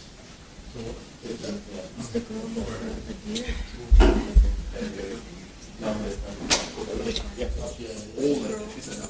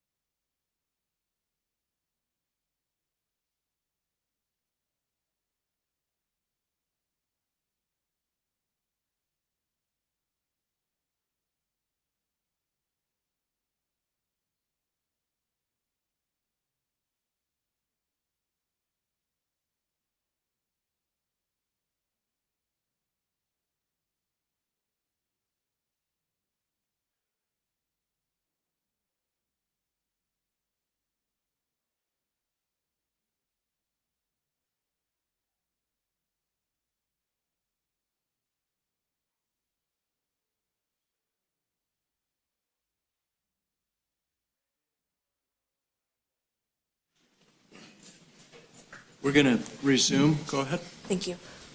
Welcome back, ladies and gentlemen. Before we left, we were beginning to speak about the defendant's testimony in court. And I just want to remind you that CalCrim 226, which will be in your packet of instructions, is going to be very helpful to you in how you decide to evaluate the defendant's testimony in court. So first, we heard from the defendant that she made an appointment for a liquid BBL in Bakersfield for the date of June 29th, 2025. You heard at the beginning of her testimony on her direct examination, she attempted to kind of characterize this as a last-minute type of appointment that she didn't have prior notice of. But then you heard on cross-examination that she did in fact know about this appointment for many days ahead of time, and that she had been working on scheduling this appointment since early May. Plenty of time to make arrangements for her children. Chose not to.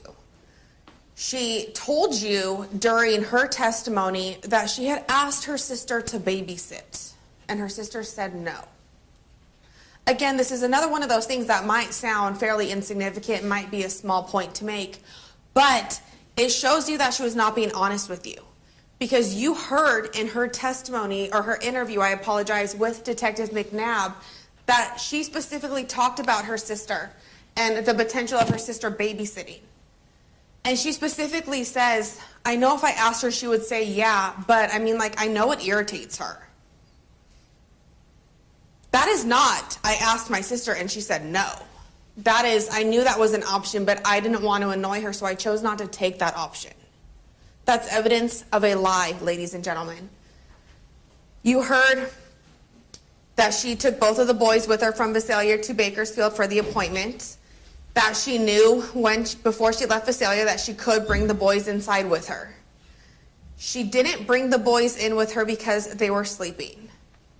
Now, this is consistent with her second statement to law enforcement, but it is inconsistent with her first statement as well as her other testimony in court. And that is the fact, ladies and gentlemen, that she left the TV on for them. If they were sleeping and you don't want to wake them, turning on their favorite show, Paw Patrol, probably is not the appropriate route you want to take. The story that they were sleeping does not fit with the other evidence or the actions that the defendant herself said she took. She also said when she testified that one of her concerns was not the fact that the boys might be running around the lobby while she was in getting her appointment. But you saw, and you can see again if you choose to watch it while you're deliberating, her recorded interview where she does say her concern was that they would be running around. You also now know that there was a solution to that should she have chosen to take it. She told you that she got out of the car about 2 p.m. and went into the business at 4:33 p.m. And it's important, ladies and gentlemen, that you look at these consistencies, and when you look at what she admitted to in court, look at those admissions and compare them to the physical evidence. She admitted, and she was consistent with the things that there was evidence completely showing her to have been doing. This was thought out testimony. Again, she's not an idiot. She's a smart girl. She knew what she was doing and she knew what her plan was. She knew what her plan of attack was for her testimony.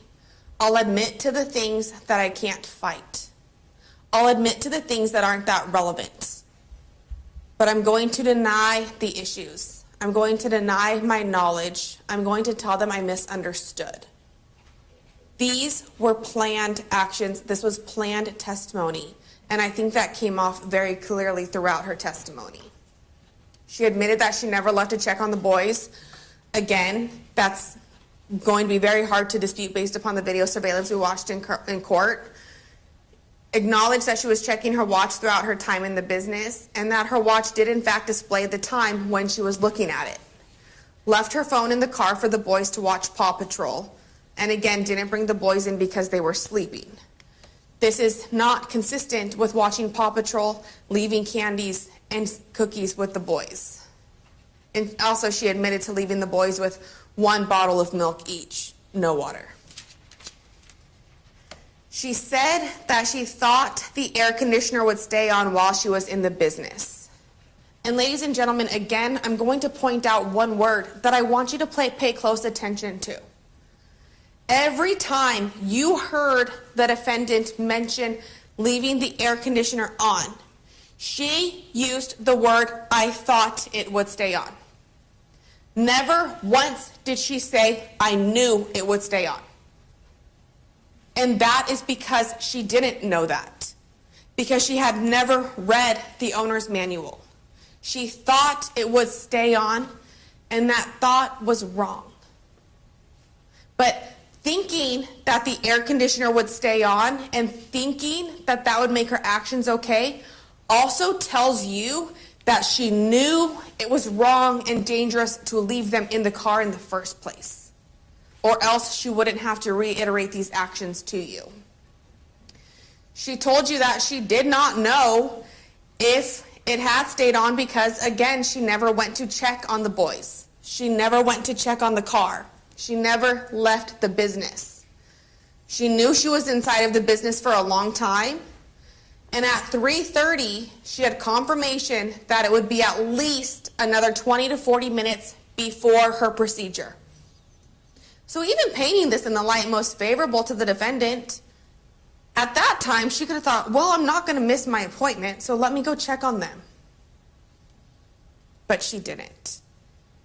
Because at no point during that 2.5 hours, during that day, during the Maya day, were her children her priority or her thoughts.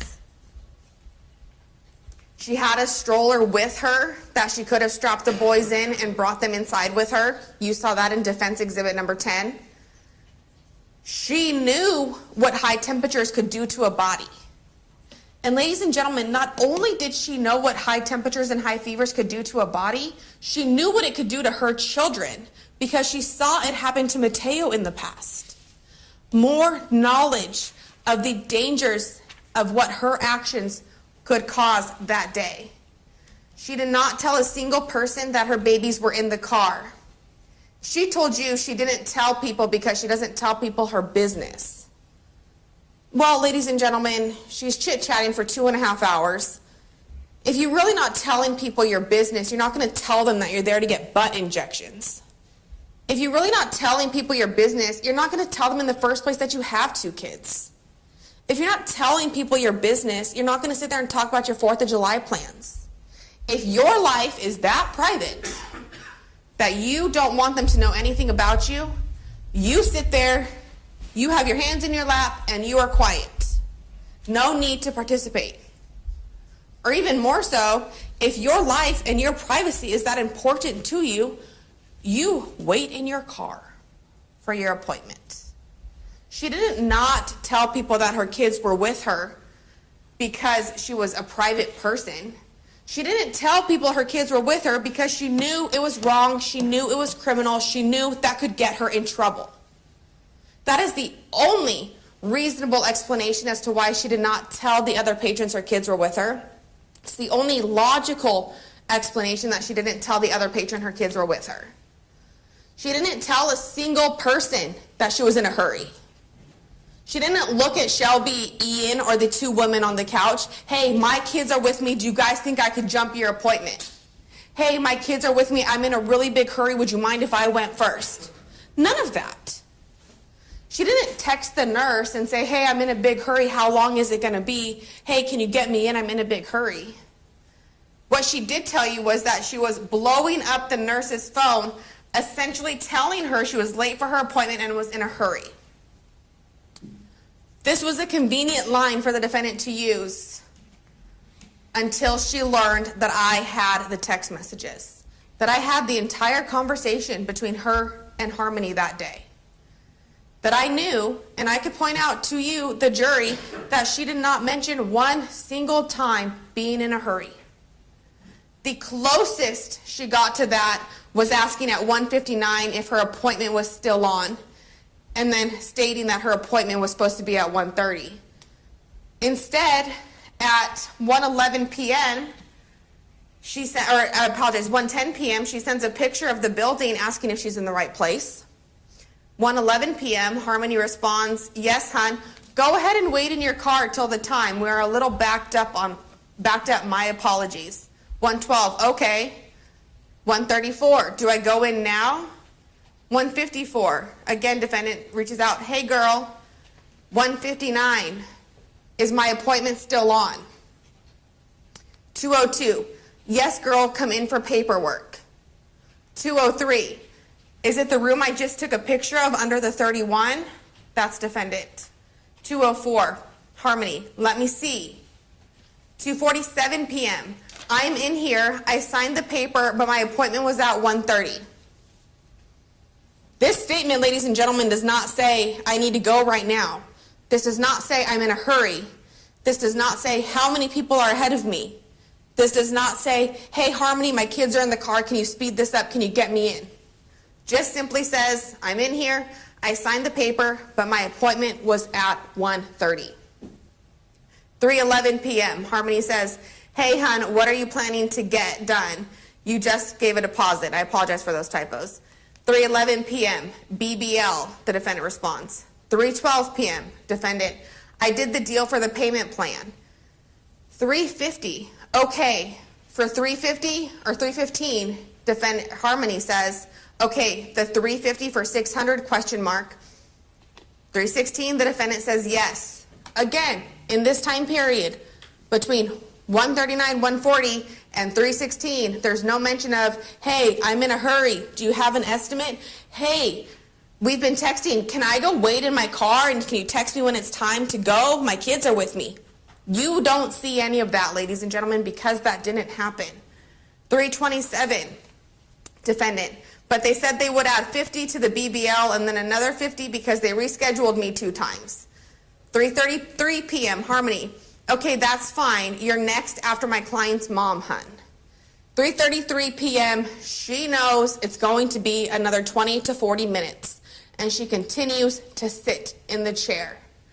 3:34 p.m., thank you with a question mark. 3:35 p.m. from Harmony, no, OMG, thank you for your patience. Thank you for your patience, Maya Hernandez, as your children are sitting in your car burning to death. None of this conversation, ladies and gentlemen, reflects any intention of I was blowing her up to let her know that I was in a hurry. Again, another lie the defendant tried to tell you. The defendant told you that Harmony was lying when she said the defendant told her that her phone was in the car because it was dead. What incentive, what reason does Harmony have to be untruthful about that? On the flip side, what incentive, what reason does defendant have to tell her that her phone's in the car because it's dead rather than my phone is in the car because my kids are in there? Every incentive, because telling her that her kids have been in the car is her confessing to what she knew was a crime. Her confessing to something she knew was dangerous. Then she starts telling you she did not know it was bad to leave her kids in the car before she did it, only after. Completely inconsistent with her prior statement to Detective McNabb. Did not know it was dangerous to leave her kids in the car before she did it, only after. Didn't realize that detectives were asking her about what she knew beforehand. And then she says, I was just trying to take accountability. I was trying to take accountability for what I did. And ladies and gentlemen, you now know from her testimony and from her actions that when she said, I was just trying to take accountability, what she meant was, I was trying to take accountability until I realized just what taking accountability would mean for me. Again, thinking about Maya. I was just trying to take accountability, and now here I am facing murder. That was a little bit more accountability than she thought she was signing up for. That was a little bit more accountability than she thought she was accepting when she made those initial statements to Detective McNabb. And you have those statements. We've already talked about them. But again, ladies and gentlemen, as I've been telling you, you are going to have to ask yourselves, what did she know and when did she know it? Those answers are going to come from her statements and her actions. Have you heard the radio ads about not leaving your kids in the car? What did you think could happen if you do leave them? Prior to this happening, did you understand? She answers in the affirmative. Yes, I knew prior to this happening. These are very clear questions, ladies and gentlemen. These questions were not random questions that Detective McNabb just came up with. You heard Detective McNabb. He is a seasoned detective. He knew the answers he was looking for, and he knew the questions he had to ask. He knew he needed to get the answers that she knew beforehand, she knew prior, which is why you hear it worded the way it was. Like, prior to this happening, did you understand? What did you think could happen? What happened, I guess? What happened to Emilio? Question mark. Did you know that prior to this happening? Not, do you know that now? Not, do you understand that or recognize it now? Did you know that prior to this happening? And she talks about having seen the news, having heard people, knowing it in general. She knows that it is wrong. She knows this in general because, as you heard from her mouth, as you heard from Dr. Masako, she is not an idiot. She knew it was wrong. She told you she knew it was wrong. Did you think about that when you were getting out of the car? Yeah. There is absolutely no way, ladies and gentlemen, to misunderstand this sentence as being something that was referring to what she understood in that moment. Did you think about that when you were getting out of the car? Yeah. I mean, if you knew that and you thought about it, what made you think it was okay to leave them? I don't know. She didn't say right here, I thought it was okay to leave them because I didn't think it was dangerous. She did not say, I thought it was okay to leave them because I did not think it was wrong. I don't know why I did it, because I knew it was wrong, and I knew that beforehand. The questions were clear, the answers were clear, and these, ladies and gentlemen, are the answers that you need to make your decision during your deliberations. So let's talk about the defendant's interview versus her in-court testimony. During her interview, she knew what she did was irresponsible. She knew what she did was irresponsible before she left the kids in the car. She knew that leaving the kids in the car was dangerous. She knew leaving the kids in the car was dangerous before she made the decision to do it. She knew what happened to Emilio could happen if you leave kids in the car, and she knew that before she decided to leave the kids in the car. She knew the dangers of leaving kids in the car from hearing people talk about it. Now, ladies and gentlemen, consider the circumstances that those statements were made under. She knew something bad happened to Emilio. I apologize, this says Mateo. She had not been charged with any crimes yet. As she's sitting there with Detective McNabb, she does not know she's facing murder charges. She's not been charged with murder. She did not have a lawyer yet. She did not know the elements to murder. She didn't know the difference between murder to manslaughter to child abuse and neglect. She didn't know this case would revolve around what she knew and when she knew it. All she knew is something bad happened, they're asking me questions, I'm answering, I'm thinking I'm taking accountability. So let's talk about how that changed when she got to court and the circumstances yesterday. In court, she says she didn't know it was dangerous until after the fact. Must have misunderstood what the defendants were asking her. Well, ladies and gentlemen, that statement alone tells you got to ignore everything she said about that. Must have misunderstood. You saw the questions. You heard the questions. They were unambiguous questions. Didn't realize they were asking her about her knowledge before the incident.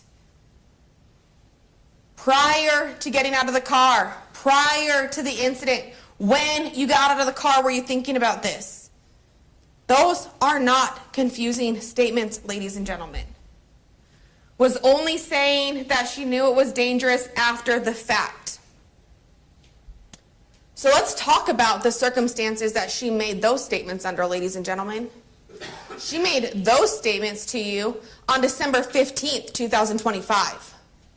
She made those statements to you during trial. She made those statements to you after she watched the entire trial. Opening statements, evidence. She made those statements to you after she had an attorney.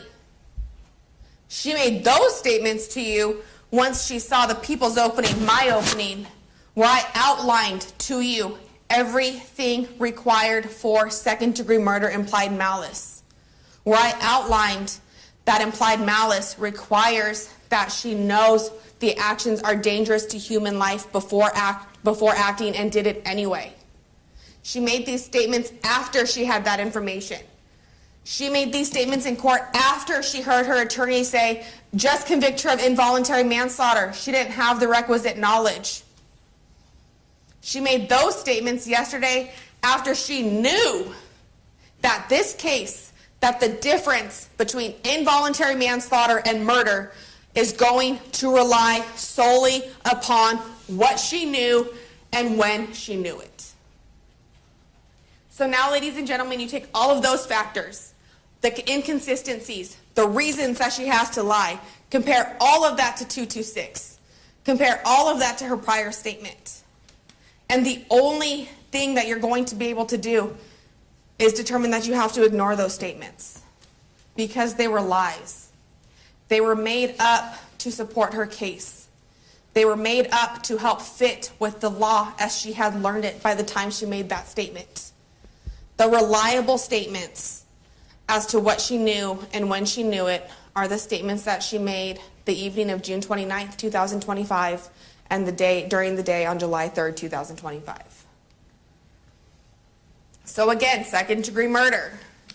The defendant committed an act that caused the death of Emilio. When the defendant acted, she had a state of mind called malice aforethought.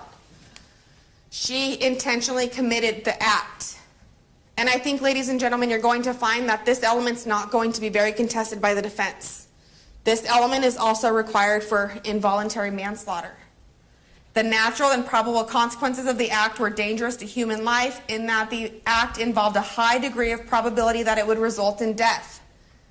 The act did not have a high probability that it would result in death. The act did result in death, ladies and gentlemen.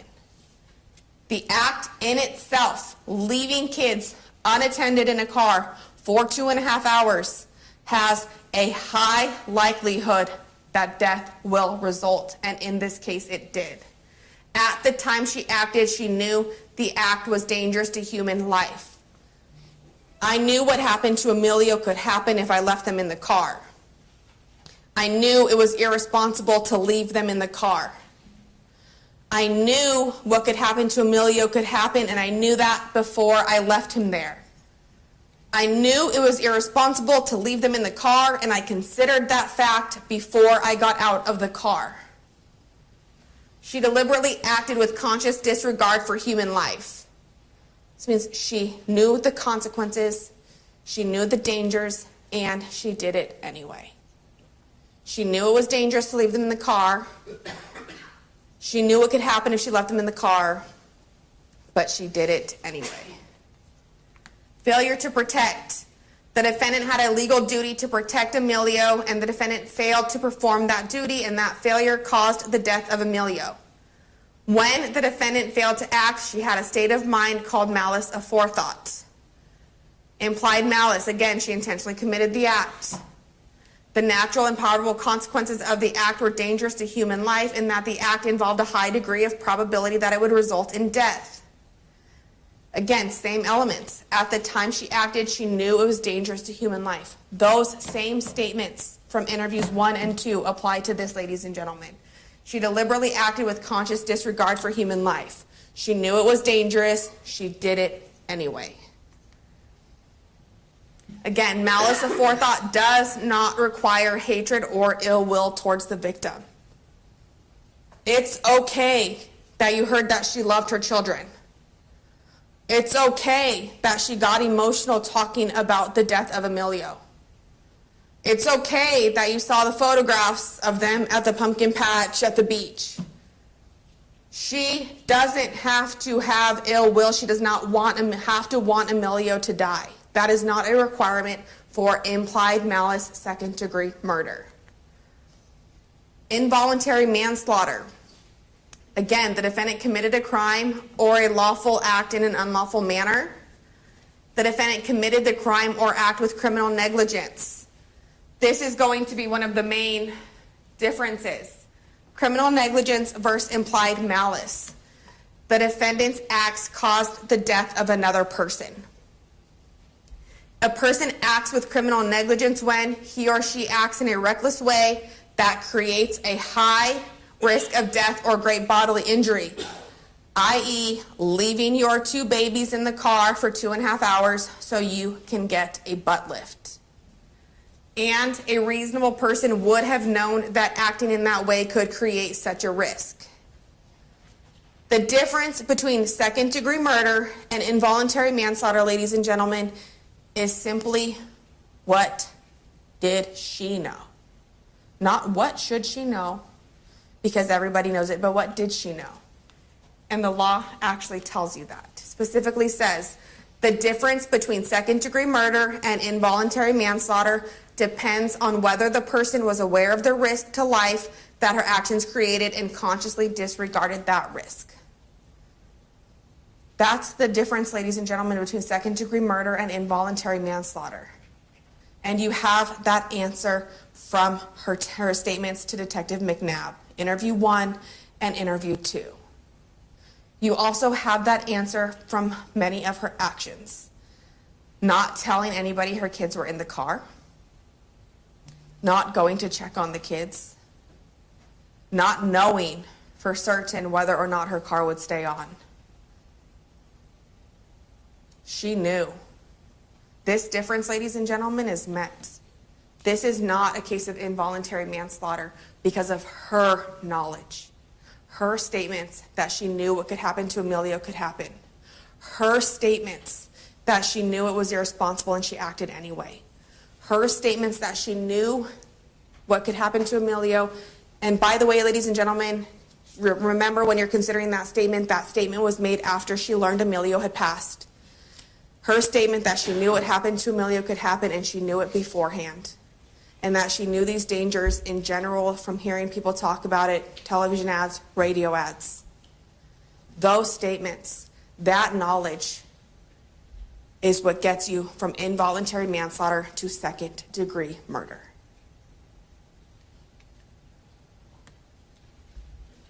Again, just to highlight element 3 for implied malice murder. At the time she acted or failed to act, she knew her act or failure to act was dangerous to human life. Criminal negligence, a reasonable person. Again, in addition to the other statements, we have her statement to Rosendo. Of course I knew it was wrong. I'm not an idiot. Or obviously I knew it was wrong. I'm not an idiot. I'm not an idiot, and I know that everybody knows this is wrong. I'm not an idiot, and you know she's not an idiot. Her statements to police officers in her first interview. I know it sounds stupid to say because I know it sounds stupid to say that I didn't mean it to happen because obviously I know it was wrong. You don't only have to look at the very specific statements where she says I knew it was wrong, but those statements, I know it sounds stupid to say. I know it sounds dumb. Those statements, ladies and gentlemen, also tell you that she knew it was wrong. Those statements tell you she knew it was wrong because she's telling them, I know I can sit up here all day and tell you that I didn't mean for it to happen. And I know how stupid that sounds because obviously I know it was wrong. Everybody knows it was wrong.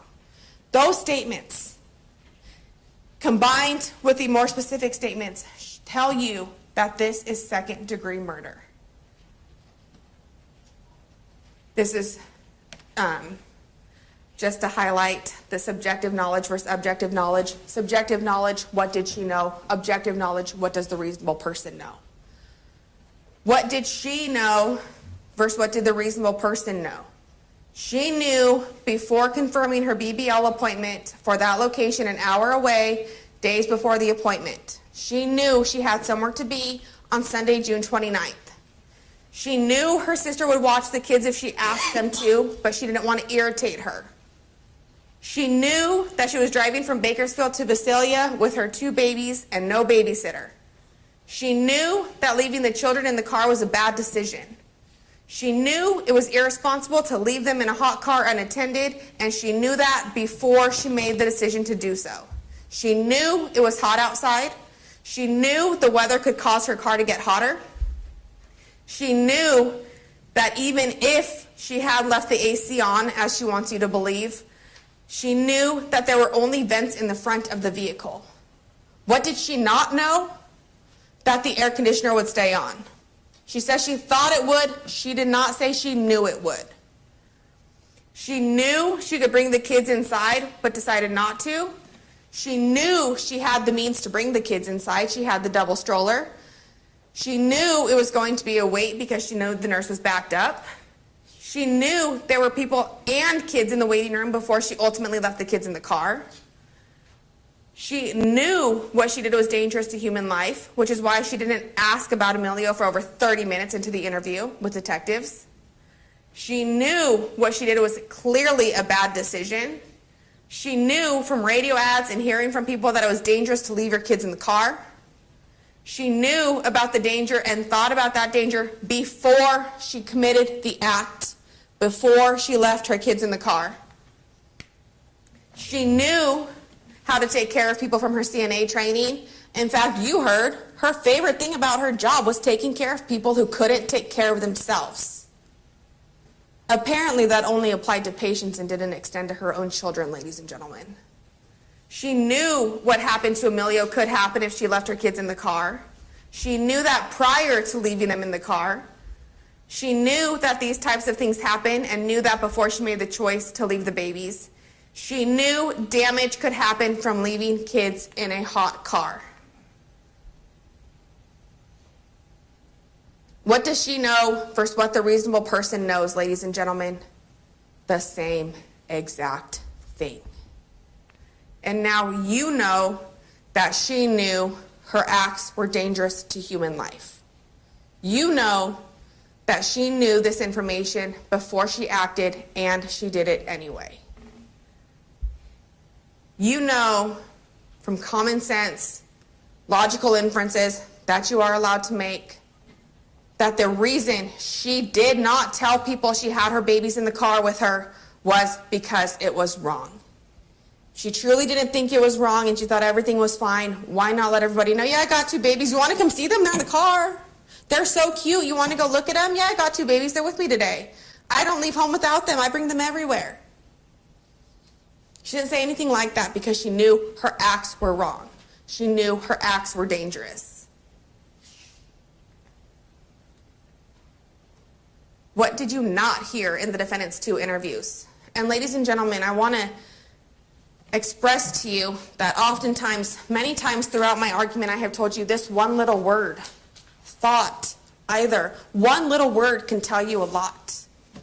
But sometimes the words you didn't hear can also tell you everything you need to know. What you did not hear during the defendant's 2 interviews, questions about why she was being arrested. She knew what she did was criminal. She knew it was wrong. She knew why she was being arrested. You did not hear any statements that what she did was a mistake. You did not hear any statements that what she did was an accident. You didn't hear any apologies from the defendant about the actions she did that day. You also didn't hear that in court when she testified. What you heard in court was excuses, justifications, attempts to get herself out of trouble. Ladies and gentlemen, we talked about this in voir dire. We don't get to take a screw and go into somebody's head, do an x-ray, and decide what they're thinking. And this is where the circumstantial evidence that we discussed and that you have in your instructions, circumstantial evidence of intent. How do we determine what somebody was intending, thinking, planning based upon their actions? And you get there by looking at what they did before, during, and after. So what did the defendant do beforehand that lets you know she's guilty of second-degree murder, implied malice? She chose to make her appointment in Bakersfield. She chose to bring her 2 babies with her. She knew she could bring the babies inside with her. She knew she had the means to control the babies inside of the business. She knew it was hot outside, knew it was irresponsible to leave the babies in the car, knew it was dangerous to leave the babies inside of the car, and before doing so, she knew that death could result. She did it anyway. During, what was going through her, what were her actions during the time period the babies were in the car that can give you some insight as to what was going on in her mind. After leaving the babies inside the car, she went into the business by herself. She sat there casually enjoying conversation for 2.5 hours.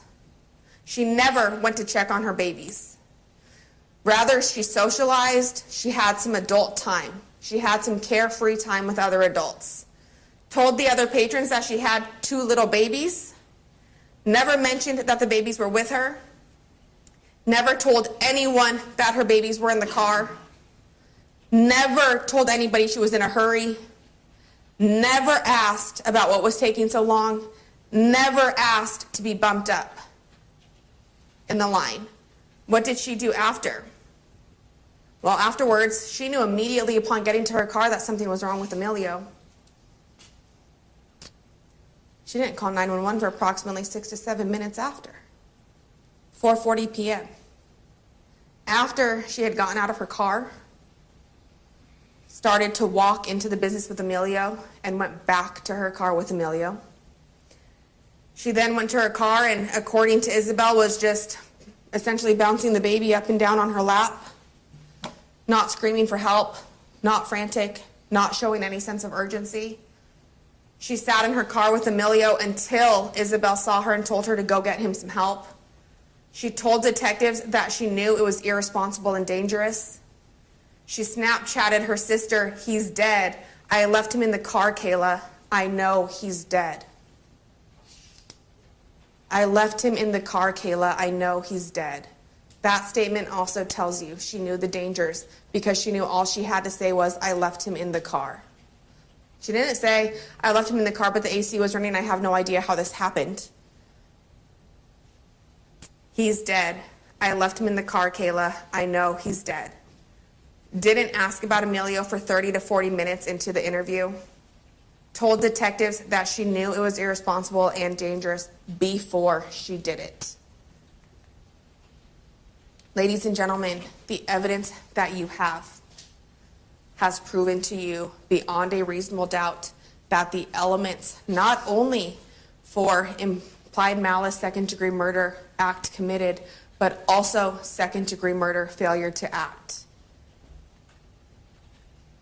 Again, the statements to Detective McNabb tell you what you need to know to bump you from involuntary manslaughter to second-degree murder. She deliberately acted with conscious disregard for human life. It sounds stupid for me to say I didn't mean for that to happen, because I did leave them, but I thought they were going to be okay. It sounds stupid for me to say I thought they were going to be okay. It sounds stupid for me to say that because we all know, everybody knows, Maya Hernandez, know that that's dangerous, and I did it anyway. She knew leaving them was a bad decision. She knew leaving them in the car was dangerous before she got out of the car, and she did it anyway. With the knowledge that her actions were dangerous. With the knowledge that her actions were dangerous to human life. With the knowledge that her actions, leaving the kids in the car, could result in death, she did it anyway.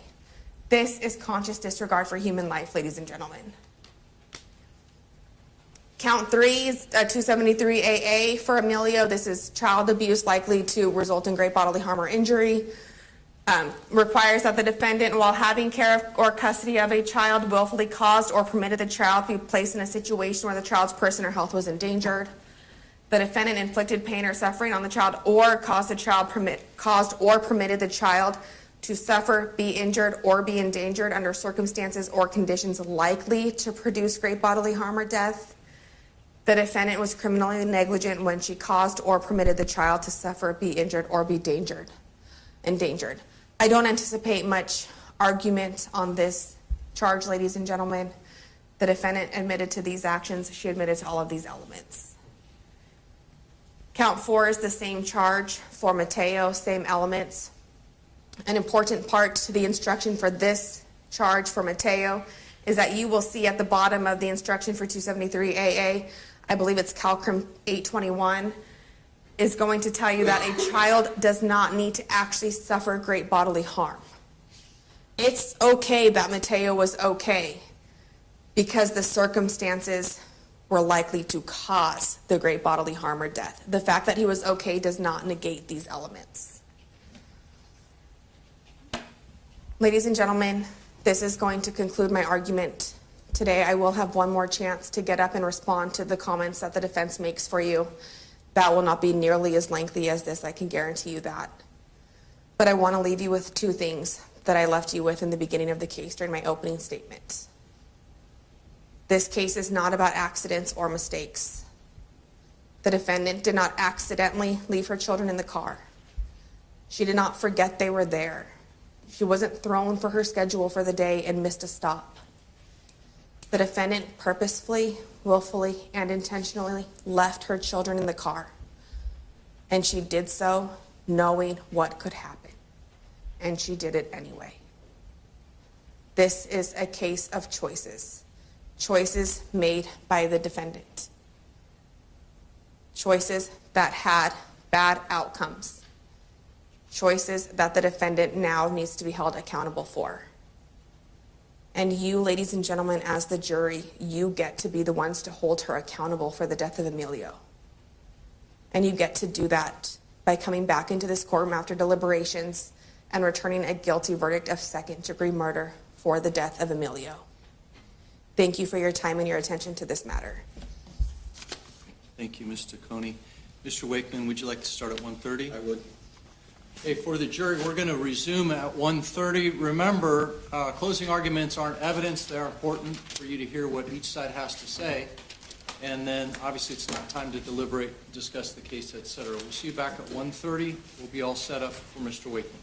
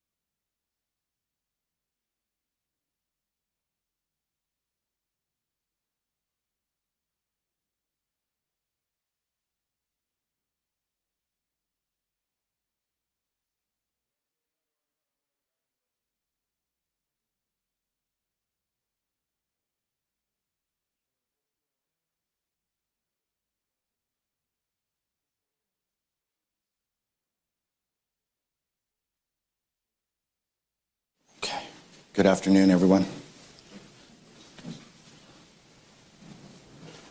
I'm going to start out by cutting to the chase. There's no implied malice for count one. Maya thought the air conditioning system would stay on. Is there an alternate scenario where you would have a fact pattern similar to this where there would be implied malice? Yeah, there sure could be. If a person in a similar situation would have just walked in to the office or to the spa and did nothing else, then yeah, you could have implied malice in that situation. But that isn't the situation here. So, the way that we're going to move through this is I have some preliminary matters that I want to go over with you, very brief. We're going to review the charges. We're going to talk about counts 2, 3, and 4 being conceded.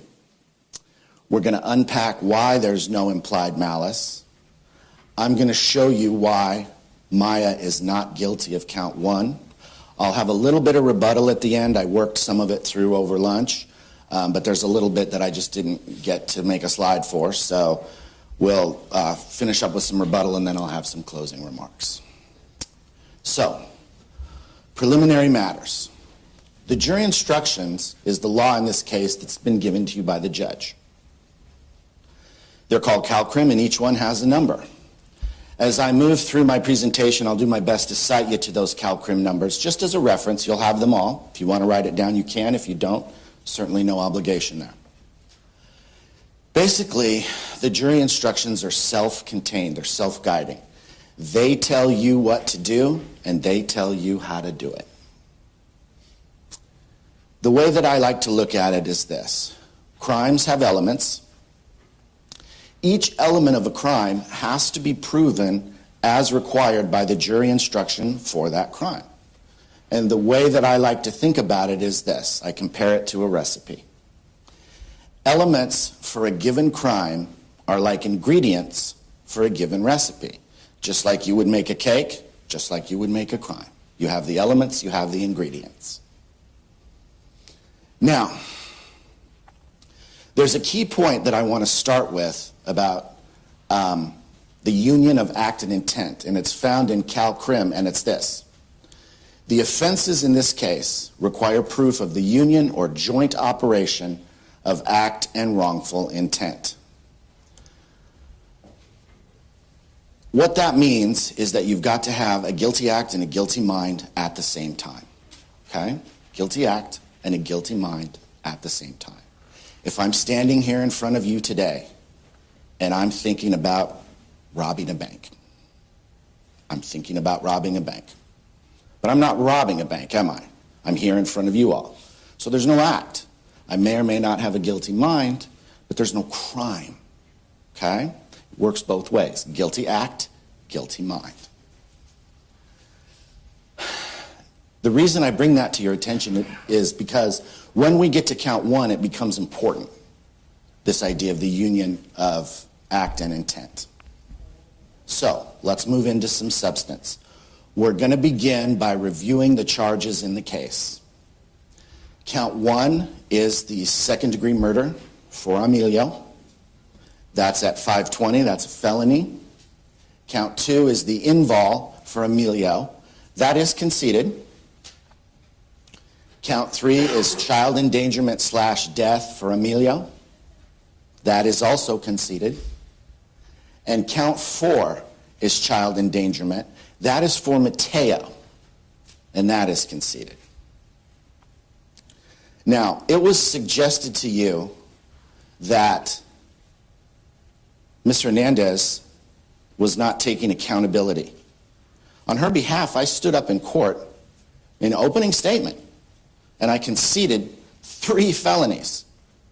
It's hard to get more accountable than that. And I hope that landed, because what I was telling you in open statement and what I'm telling you now is that, yeah, you can find her guilty for 2, 3, and 4. That's what I meant when I was conceding it. That's pretty accountable. So the question then becomes, okay, if this guy's conceding 2, 3, and 4, why talk about it? Why talk about the ones you're conceding? Well, there are 3 reasons, okay? Reason number 1 is because the jury instruction for involuntary manslaughter references the difference between invol and second-degree murder.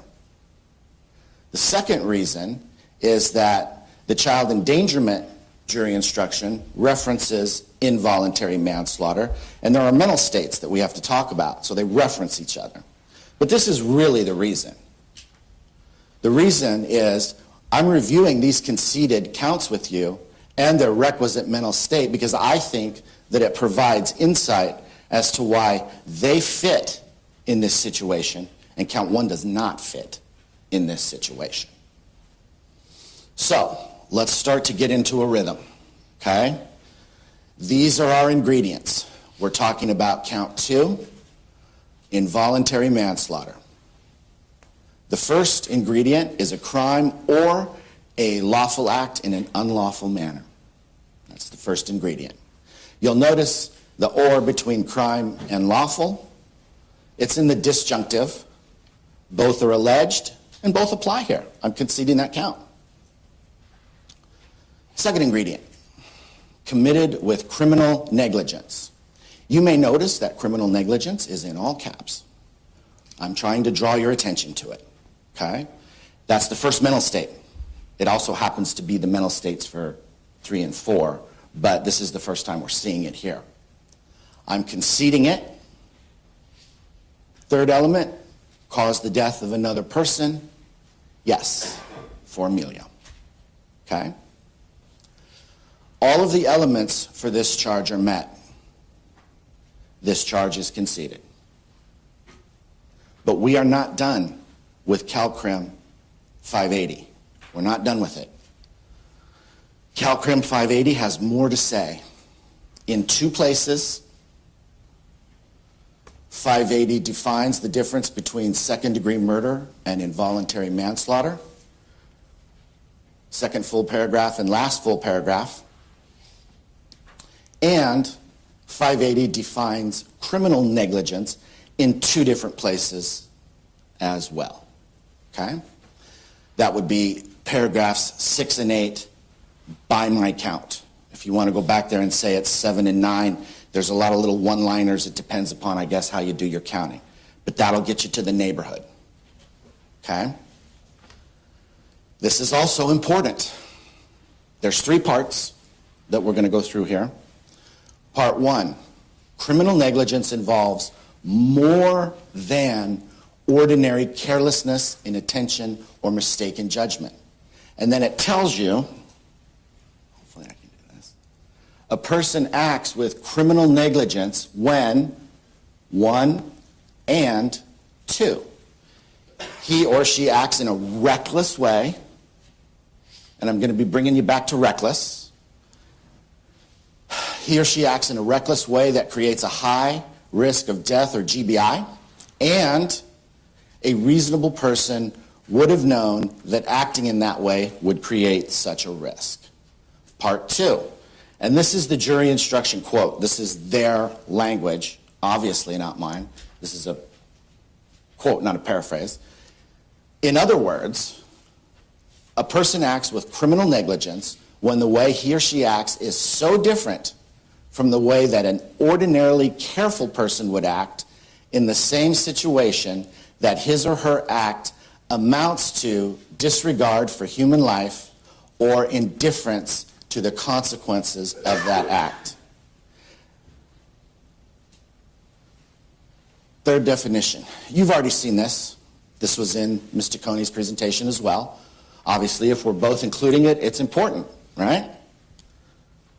In order to prove second-degree murder, the people have the burden of proving beyond a reasonable doubt that the defendant acted with conscious disregard.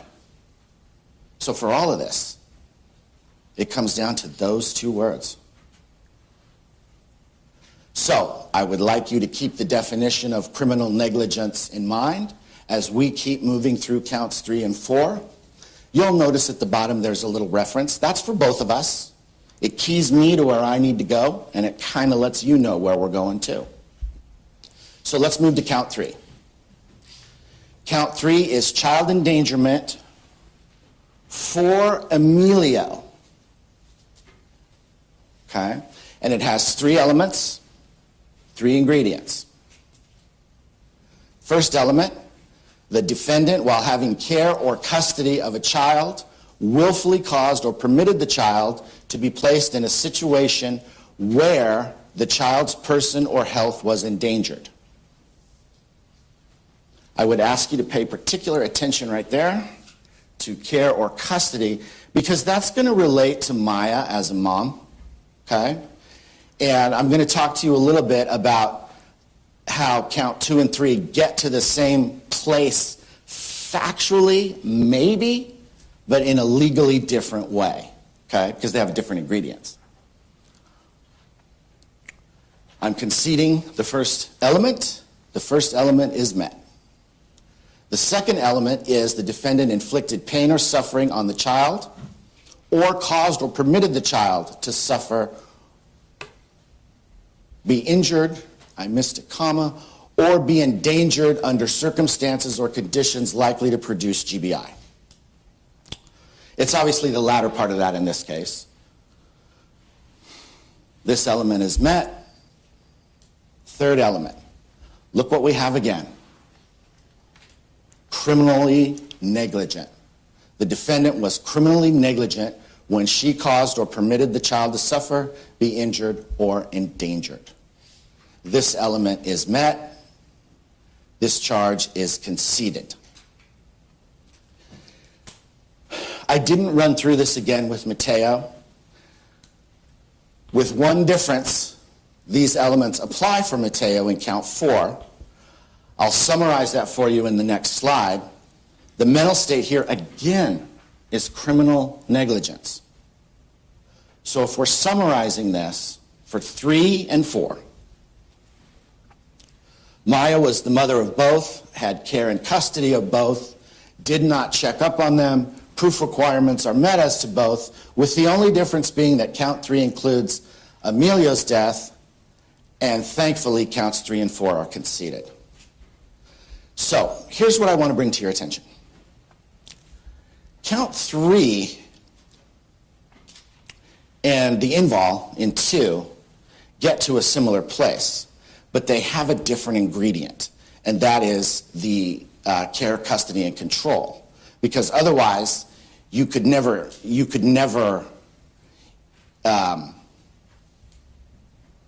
if this were a situation where it wasn't your kid and you didn't have care, custody, and control of the kid, you wouldn't be able to get them unless you had the invol. You see what I mean? So different elements apply to different crimes, and different acts and elements differentiate crimes. That's kind of how the law covers things, if that makes sense.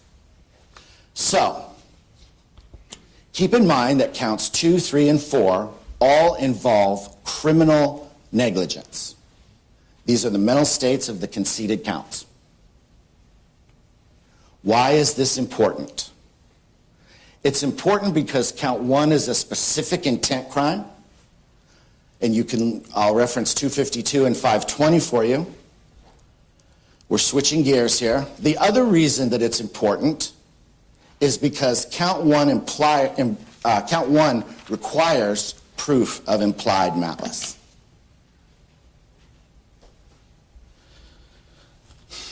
Now, as we start to move into this, we're going to be talking about count 1. Excuse me. You're going to see that some of these definitions start to get nested, right? So you'll have 3 ingredients, but then an ingredient will have ingredients of its own, if that makes sense. So, dealing with count 1 now, we're going to use the same methodology as we did before with counts 2, 3, and 4. We're going to review the law.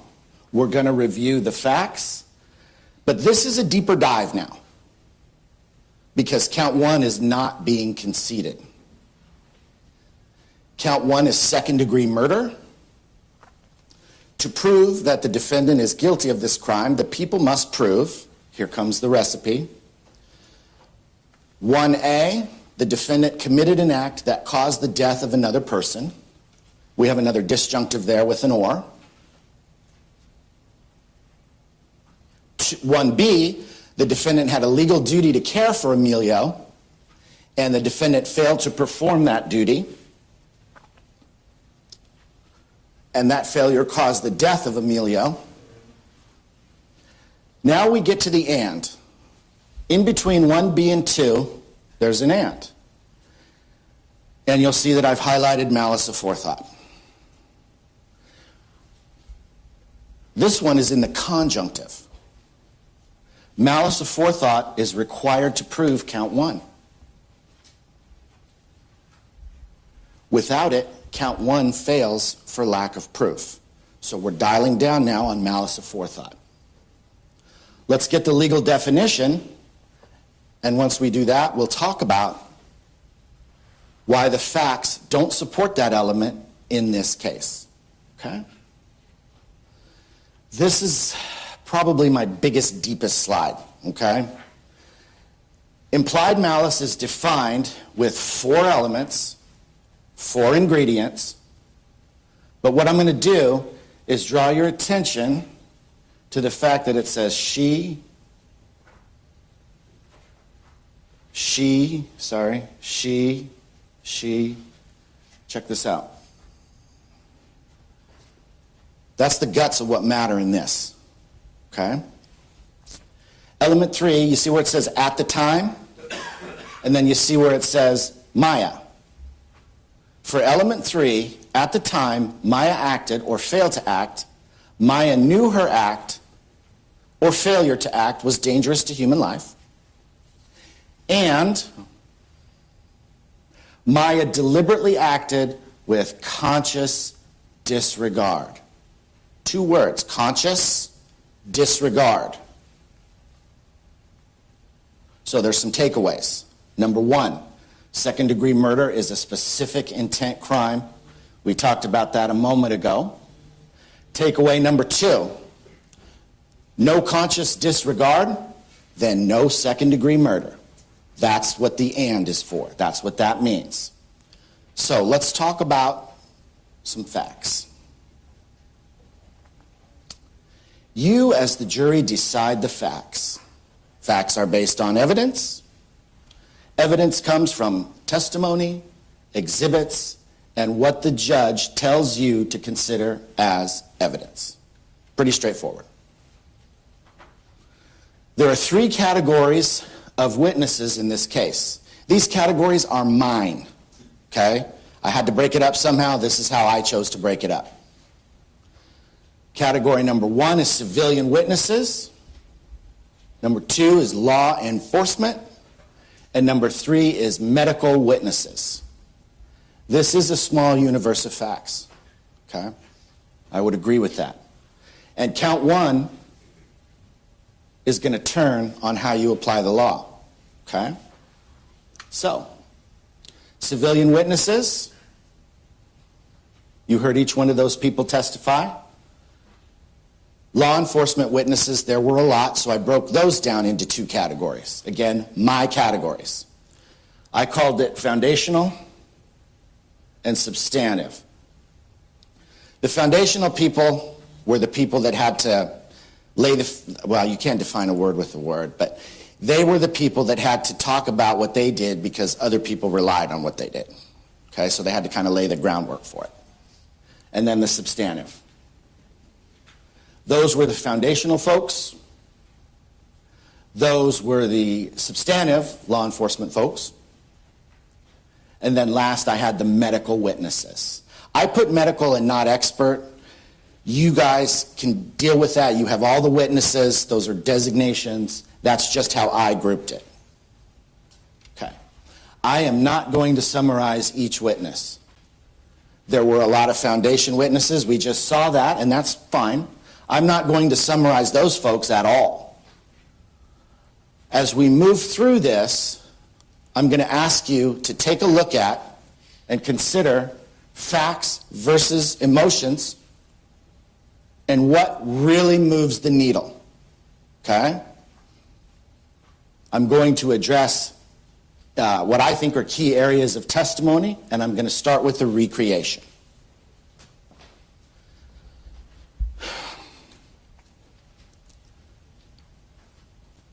The recreation as presented, the methodology was flawed, it was outdated, the variables that were present on June the 29th were not accounted for in the recreation, and it was based on a study from 20 years ago. Now, if the idea is that cars in the sun get hot, I believe that. I think that's common knowledge. Cars in the sun get hot. Well, sorry. What I don't think, though, is that the recreation is accurate because it didn't match the conditions that were experienced. The whole purpose of science is repeatability. Otherwise, what are we doing? Now, counts 2, 3, and 4 are conceded in any event. I have some rebuttal points that I would like to make. I think that comparing a child's reaction to heat and a camera's reaction to heat isn't realistic at all. I question why the recreation didn't use a thermometer for the outside air temperature if it was so complete. But again, those temperatures are those temperatures. If the air conditioning worked for law enforcement, a few days later, the AC worked for Maya. And it was asserted that Maya never bothered to read her car's owner's manual. She must be the only one. I don't think she is the only one. I think a lot of people just get in their car and drive it. Now, for the spa witnesses, we had the nurse, the nurse's assistant, and 2 patrons, and I would agree this affected them. It would affect anyone. But none of them can say what was in Maya's mind when she came in. When she was in there, they can absolutely describe her behavior. There's no foul there. But you heard testimony that they thought that she was going to run out. They thought she was going to dine and dash on the BBL. So take that for what you will. If people can read other people's nonverbal cues, it isn't that surprising that someone would be cautious, because we all send signals to each other. Some good, some bad, some friendly, some mad, etc. For the medical witnesses, Dr. Riley was the ER doc.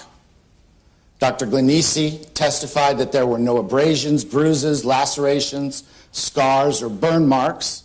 We had the 2 nurses that testified from the ER. I'll come back to Musako down the road. Just like with the civilians in the spa, the treating medical professionals testified that they were affected. Yeah, they're human. Anyone would be.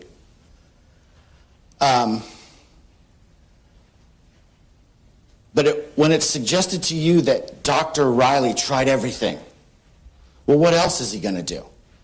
He's not going to come up here and say that he tried 3/4 to save someone. So, facts and emotion. What moves the needle? I'm not saying the guy did a bad job at all. What I'm saying is, it's okay that he is upset with this. Anyone would be. But when he comes and says, we tried everything, well, yeah, of course you did. I'm glad you did, but of course you did. So,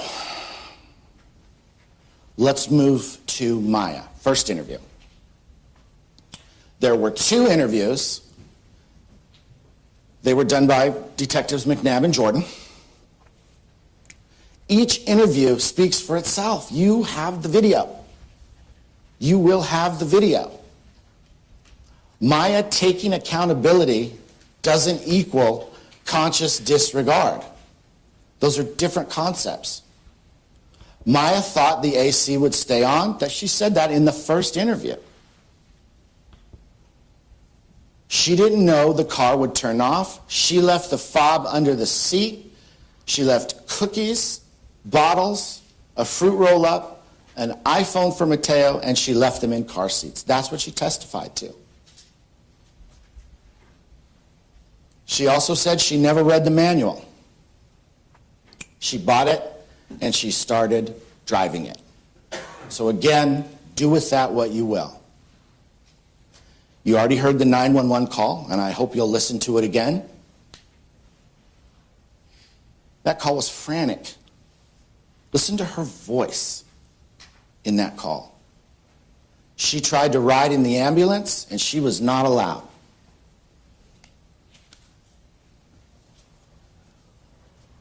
When the DA crossed Maya,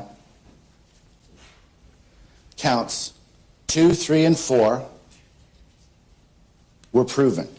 And I also said, to be fair to the DA, she has to meet her burden of proof, right? That's the law.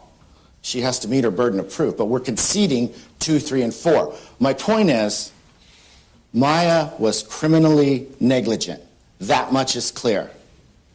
Her behavior was absolutely more than ordinary carelessness, inattention, or mistaken judgment. She was reckless in a way that created a high risk of death, or GBI, and a reasonable person would have known that acting in that way would create such a risk.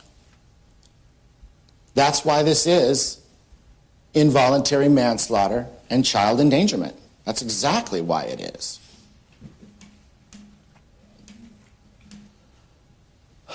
Maya didn't know time of death for Emilio. Maya tried to call CPR. Maya tried CPR on the 911 call with the assistance from the dispatcher. If Maya knew when she Snapchatted her sister that Emilio was dead, why ask McNabb? It's hyperbole. It's what we always engage in, right? Oh my gosh, he's dead, right? Maya asked the guards, and they didn't know. Maya's reaction was one of emotional shock per Dr. Musako. I had to do that. I had to call him to get his opinion on that. But is that really surprising? I'm not trying to deminimize my own expert, but I don't just get to say stuff. I have to give you a basis. That'd be like the recreation. I have to say, hey, this is an expert. These are the tests that he performed. This is his opinion on this case. The point here is that Maya did everything right as soon as she could. So, let's get there. Count 1 is not proven, and here is why. Under 252, the specific intent crime of second-degree murder requires the joint operation of wrongful act and wrongful intent. Under CalCrim 520, when Maya acted or failed to act, Maya did not have the required state of mind of malice aforethought.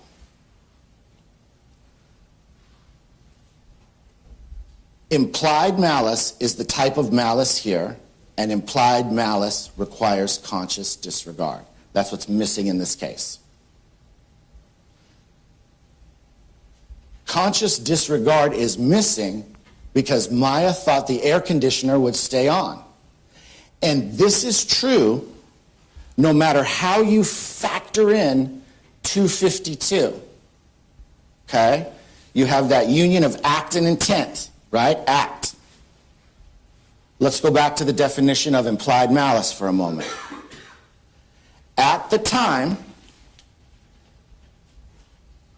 Maya acted, Maya knew her act or failure to act was dangerous to human life, and Maya deliberately acted or failed to act with conscious disregard. So we are at the time language here. Scenario number 1. Maya left the AC on and the fob under the seat. She left the cookies, she left the candy, she left them in the car seats, etc. But she left the AC on and the fob under the seat when she went into the office for the procedure. She was conscious of the heat and did the opposite of disregarding. That's why Maya left the AC on in the first place. Now I'm going to back up for one slide, because I want to bring to your attention, this is what you guys are going to have to talk about, at the time, because you're the deciders. And that's why I gave you scenario number 1. That's when Maya left the AC on, fob under the seat, and went into the office for the procedure. Scenario number 2. When Maya was sitting in the lobby, Maya thought the AC in the car was on while she was sitting in there.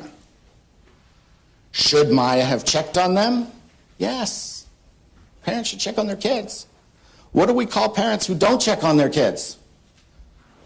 We call them negligent. And in this case, criminally negligent. But here's the real distinction for conscious disregard. Okay? This is the distinction for conscious disregard. To really get there. Remember at the beginning I told you about this, the alternate scenario? About the person who just walks in and does nothing. Right? Okay? This is another one. The prosecution, to really get there, would have to prove that Maya knew the car would time out. See, you're hearing about this hot car, hot car, hot car. Okay? But that's not it. Okay? Hot car, hot car, hot car means that if you're the parent that just walks in and leaves them in a hot car, you're consciously disregarding. That was that alternate scenario, the first one. But this one is hot car, hot car, hot car. Maya knows that it's hot and hot car, so she turns on the AC, thinking it's going to keep running. So in order to get her for conscious disregard, they would have to prove that Maya knew the car would time out and then went in anyway. The point isn't that Maya didn't know that leaving a kid in a hot car is risky. She did. That's why she left the AC on. What she didn't know is that it would turn off. Maya thought she mitigated the risk. And this is true whether she's walking away or sitting in the lobby. For your at the time decision, this is true either way, because she thought the AC was on. She was wrong, tragically. The mental state in count 1 is subjective. I'm not going to burn you all the way back to that slide, but it was the blue Maya.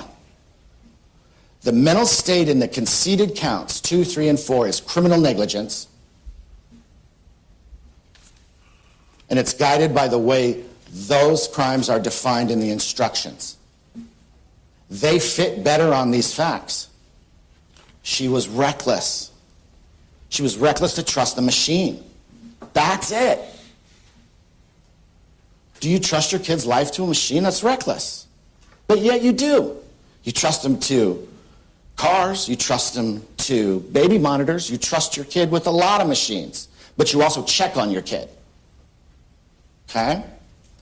Count 1 is a specific intent crime, and the definition of implied malice requires conscious disregard. Conscious disregard has not been proven beyond a reasonable doubt in this case. 2, 3, and 4 have been conceded, but there's no conscious disregard, therefore there's no count 1. Reasonable doubt leaves you with an abiding conviction that the charge is true. You have to believe, in this case, with an abiding conviction that there was conscious disregard. And you can't get there. Maya thought the risk was mitigated. That's really what it is. They would have to prove that she knew that the car would time out, and there's nothing about that in this case. Now I have some rebuttal here, and then I'll go into my closing remarks. My apologies for how I do this. You were told that this case turns on not what did she know and when did she know it. That depends on the count. That depends on the count and the mental state. You were told that she made statements that were not consistent with the car running because the car turns off, and she didn't know that. And finally,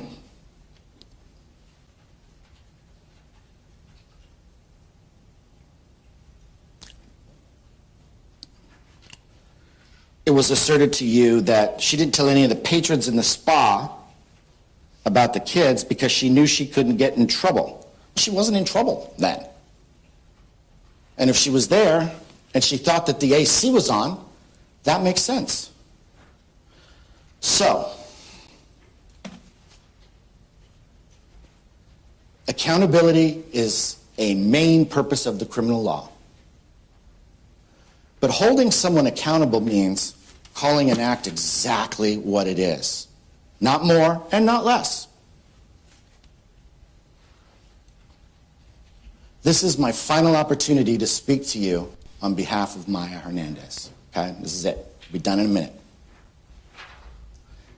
Human nature often pushes us into this idea of, well, whoever gets the last word wins, right? Because this is, after all, called argument, isn't it? So I don't get the last word. The DA has the last word, but that's because they also have the burden. They have to prove guilt beyond a reasonable doubt.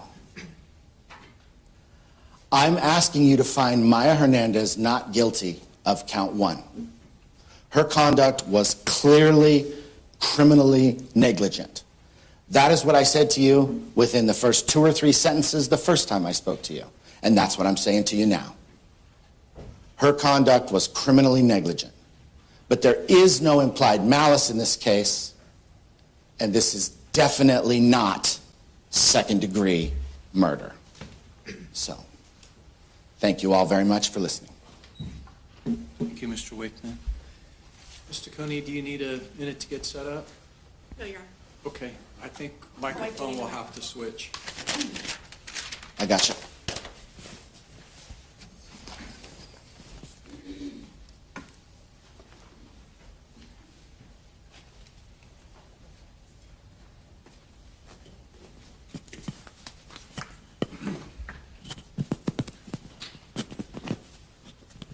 Good afternoon, ladies and gentlemen. As I indicated before lunch, I'm going to keep this brief. This is going to be not only shorter than my initial closing argument, but I promise I will keep this shorter than Mr. Wakeman's. First and foremost, ladies and gentlemen, the defendant does not get extra points because her attorney came in here and conceded some counts. She does not get extra points because Mr. Wakeman just got up and said she'll take accountability. She's saying she's guilty of criminal negligence. She's saying counts 2, 3, and 4 had been proved. That does not get extra points. That is not a show of accountability. Perhaps a show of manipulation, but not a show of accountability. Yesterday, when you heard from the defendant, when she had an opportunity to speak for herself, she didn't take accountability. She gave denials. She told you lies. She does not get to get extra credit or extra points because her attorney is conceding counts on her behalf. It's convenient, though, ladies and gentlemen, if you pay attention, that the 3 counts that are being conceded by the defense are counts that they cannot rebut. They're counts that the defendant herself could not get up here and challenge. And that's because they are counts that rely on the physical evidence you saw in this case, and they're counts that rely on how you would behave and how you would act in a scenario. They're not doing some great deed by conceding counts that they know they cannot contest. So sure, let's challenge the charge that has my mental state at issue, and I'll talk to them about that. We'll get to that a little bit more in a couple minutes. Ladies and gentlemen, you just heard a lot from Mr. Wakeman about not checking on her kids, being criminally negligent, essentially being a bad mom.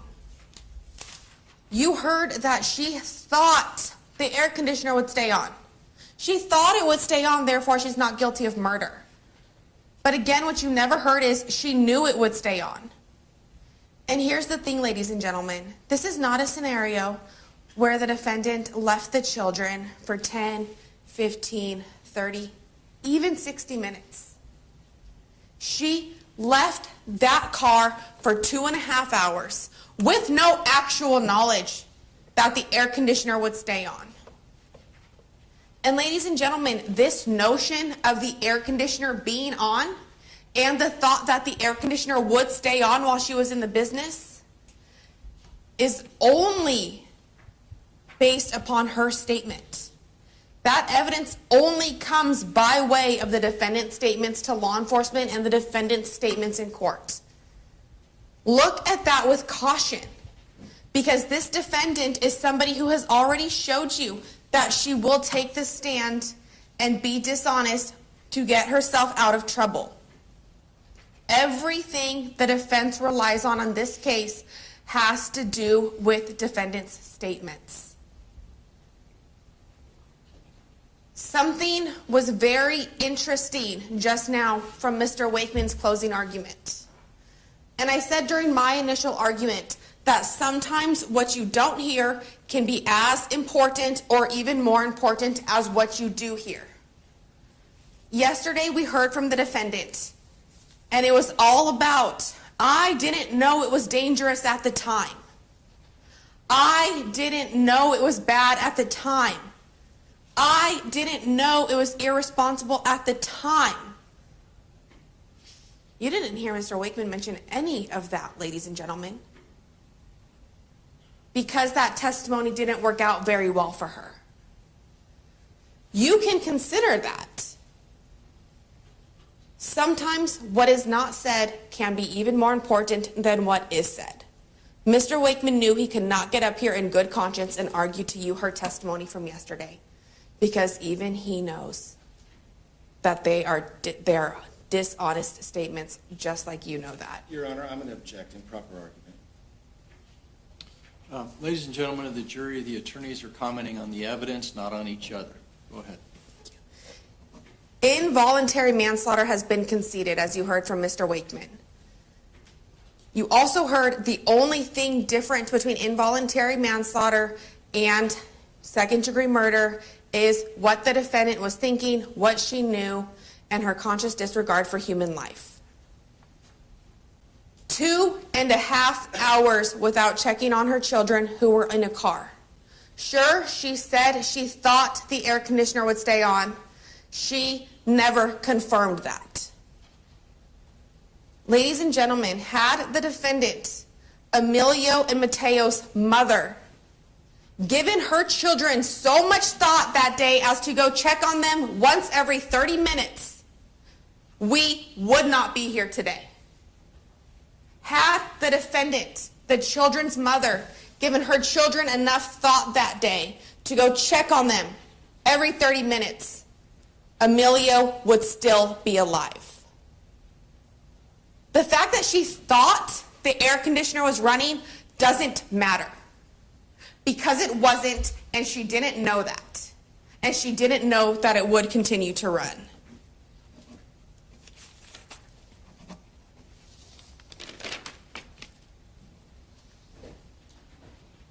Mr. Wakeman also argued that count 1 is going to turn on how you apply the law. Ladies and gentlemen, although counts have been exceeded, every single count turns on how you apply the law. And it turns on how you apply the facts to that law. And in this case, when you apply the facts, when you apply everything the defendant did and did not do on June 29th, 2025, when you apply her statements to detectives on June 29th, 2025 and July 3rd, 2025, you apply those facts to the law, elements 3 and 4 of implied malice, you only have one option at the end of the day. And that option is that the defendant committed second-degree murder. Involuntary manslaughter, child endangerment, those fall under that. But the defendant knew what she was doing. She knew before she did it. She knew the dangers, and she acted anyway.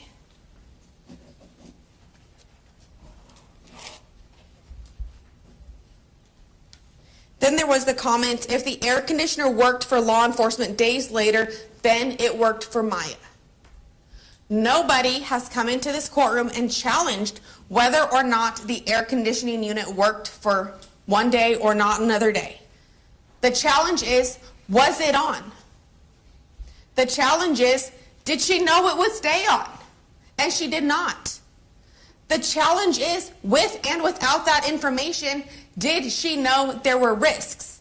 With those risks in mind, did she act anyway? And that answer is yes. And we heard some challenges to the recreation and the efforts done by law enforcement. Mr. Wakeman argued that the recreation wasn't done under the same conditions from June 29th, 2025. You know what those missing conditions that Mr. Wakeman was talking about were, ladies and gentlemen? Human beings inside of the vehicle. He's challenging the nature of the recreation because law enforcement did not take children or other humans and put them in the vehicle. He's challenging the recreation because law enforcement did not commit murder that day. Objection, Your Honor. That's an improper argument. Argument, go ahead. You heard from Detective Bartholomew that he talked to his supervisors. They considered perhaps putting a fetal pig in the vehicle. They were told not to because those conditions were not even fair to a fetal pig. Just like they were not fair to humans, just like they were not conducive to human life, which is why Emilio died under those conditions.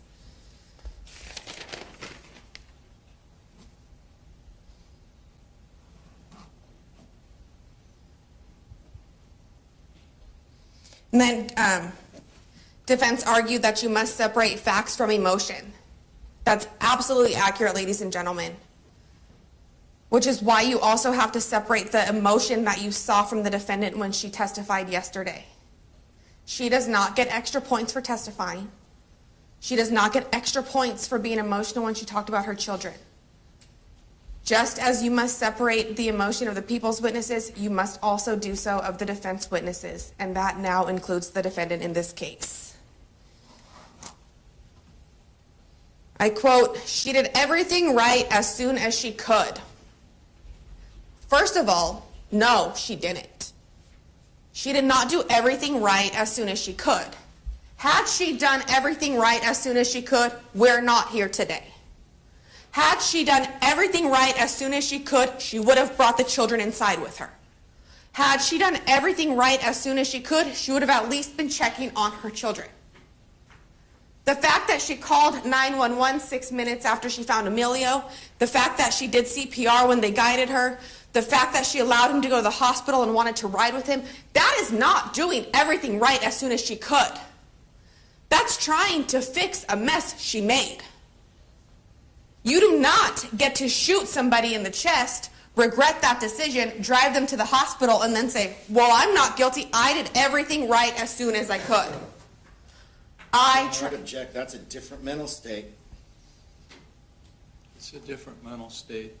You may continue with your argument about the case.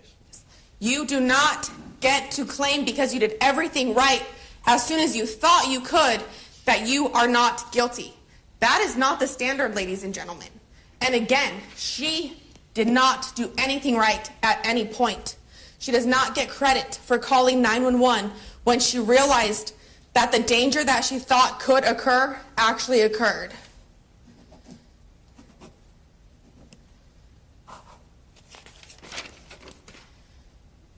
And then we have the mitigated risk. Defense argued in their closing argument that Maya mitigated the risk. She mitigated the risk by leaving the key fob in the car, and leaving the air conditioner running as she indicated. Ladies and gentlemen, mitigating the risk does not accomplish what the defense thought it was going to accomplish. Mitigating the risk, the defendant taking actions to mitigate a risk, tells you that she knew there were risks to begin with. She knew the risks of leaving the children in the car. She knew the dangers of leaving the children in the car. She showed you that by the attempts she stated she made to mitigate those risks. And knowing those risks, she acted anyway. Knowing those risks, she decided to leave the children in the car. Again, she does not get extra points for mitigating risks that she knew ahead of time and that she acted on anyway.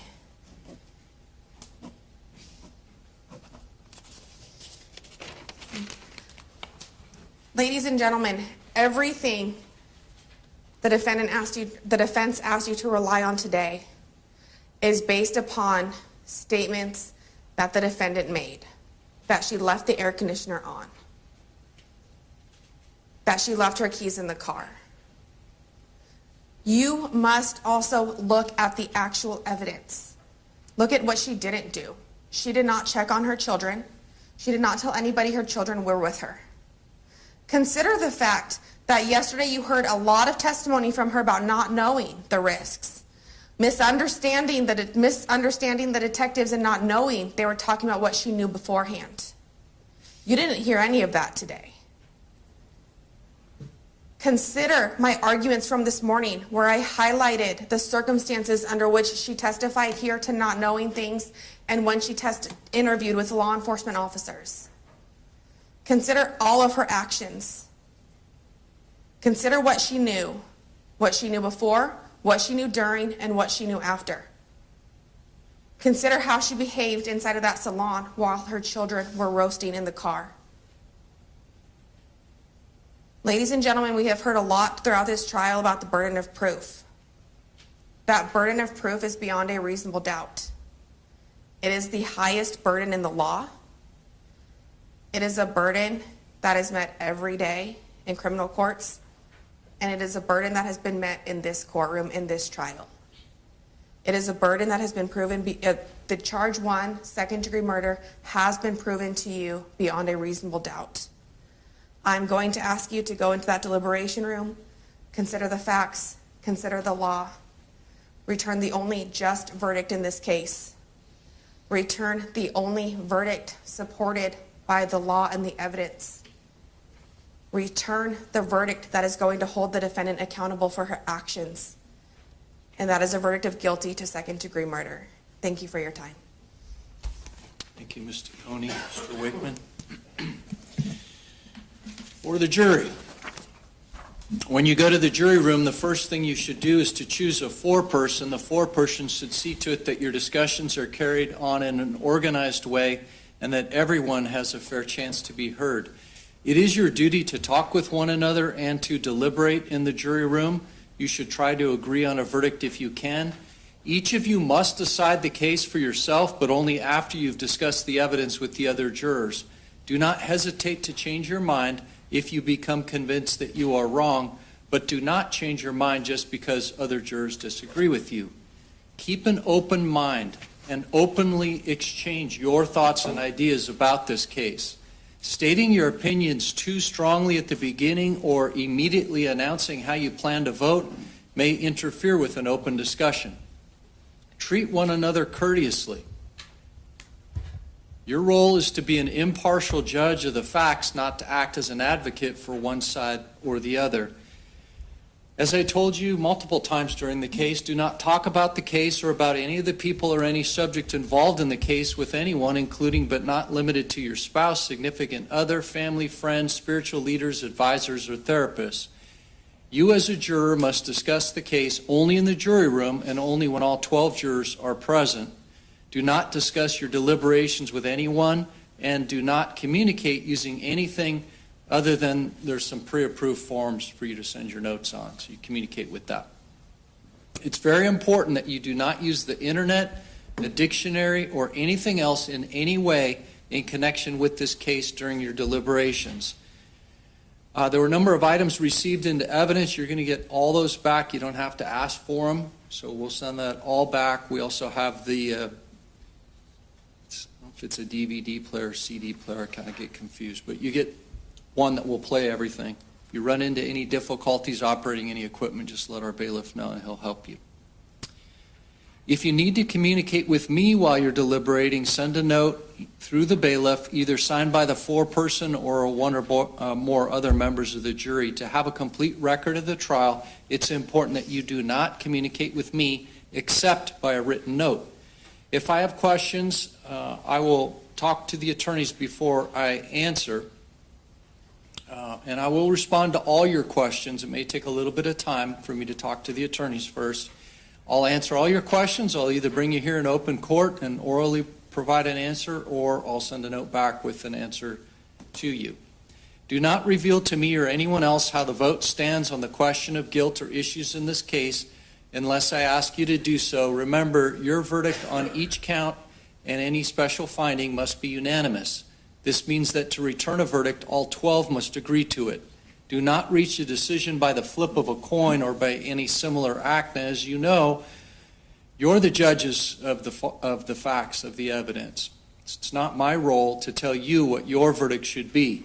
Do not take anything I've said or done during the trial as an indication of what you think I think about the facts, the witnesses, or what your verdict should be. You must reach your verdict without any consideration of punishment. You'll be given the verdict forms as soon as all jurors have agreed on a verdict. The foreperson must date and sign the appropriate verdict form and notify the bailiff. If you are able to reach a unanimous decision on only one or some of the charges, fill in that portion. Only notify the bailiff, return any unsigned verdict form. We're going to swear Deputy Reisenhauer to take charge of the 12. Once you get in there, you're going to make sure you put your cell phones in your blue envelopes that correspond to your seat number. He'll collect the envelopes, as I mentioned, keep them in a box handy for you outside of the jury room. Take your notes with you. Anything else that you brought with you today, take it with you. There's plenty of water back there, so don't worry about that. So let's swear Deputy Reisenhauer. Do you solemnly swear that you will take charge of the jury and keep them together, that you will not speak to them nor allow anyone else to speak to them upon any subject connected with this case except by order of the court, and when they have agreed upon a verdict, you will return them into court, so help you God? Thank you. For our two alternates, just stay for now. Okay.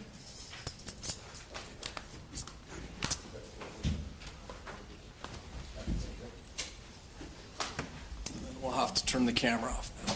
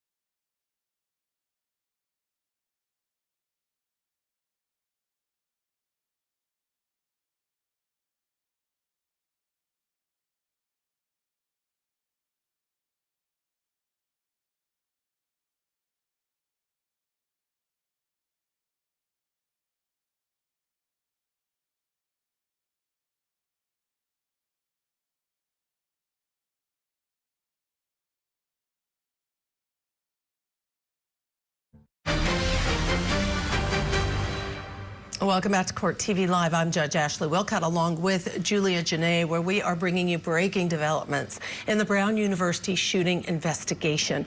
Right now, we want you to take a look at this video. Now, this is a person of interest that officials say they want to talk to. It is the same video that was released yesterday, but it has been enhanced. And they point out, notice the gait of the person, the build of the person, all of those little details to see whether or not you may recognize him. And authorities say if you do recognize this person, they want you to call them immediately. Again, they are saying that this is a person of interest, and we're hearing that in this news conference that we've been watching together. Let's pick it up where we left off. The mayor there in Providence, Rhode Island, was taking questions from reporters. I believe this person was in the neighborhood at 10:30. Clarify, you believe that was at 10:30 the morning of the shooting? And what do you believe he was doing there at that time? Correct, and we have video footage of that, and we believe that he was actually casing out this area to commit the crime. That's a pattern that criminals do, and that's what he was doing.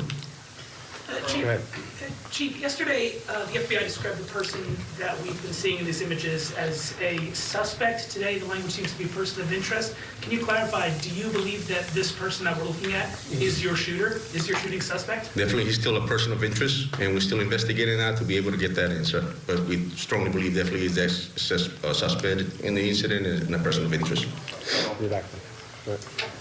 An MIT professor died earlier this morning from gunshot wounds. Does that incident have any potential connection to this investigation? Now that we know of, no. Colonel, can I just ask you, yesterday we were wondering about this person's age. Now that we've seen more video, again, a couple of days ago, I know you're saying 20s, there was some talk about 30s, but just to help people at home, people seeing this video, do profilers or anyone in your department have any better understanding, a closer idea on his age? And the second part of that question is, can you now confirm that he has no connection as a past student or as a past staff member at the university? So the first question, I'll tell you that when it happened on Saturday night, obviously it was chaos, and there was a witness that stated that he might have been in his 30s. At this point, we're still just looking at the picture. We haven't identified ages or anything to that point. And as far as whether he's a problem student or anything, we don't have any of those answers, no. Colonel, in one of the new videos prior to the shooting, this person of interest is seen running. At this point, do you have any inkling why he's running, or where he's running to? Sorry, yeah, we're still investigating that, but we do know is definitely that he was casing the area. And again, that's what criminals do prior to committing a crime. Chris.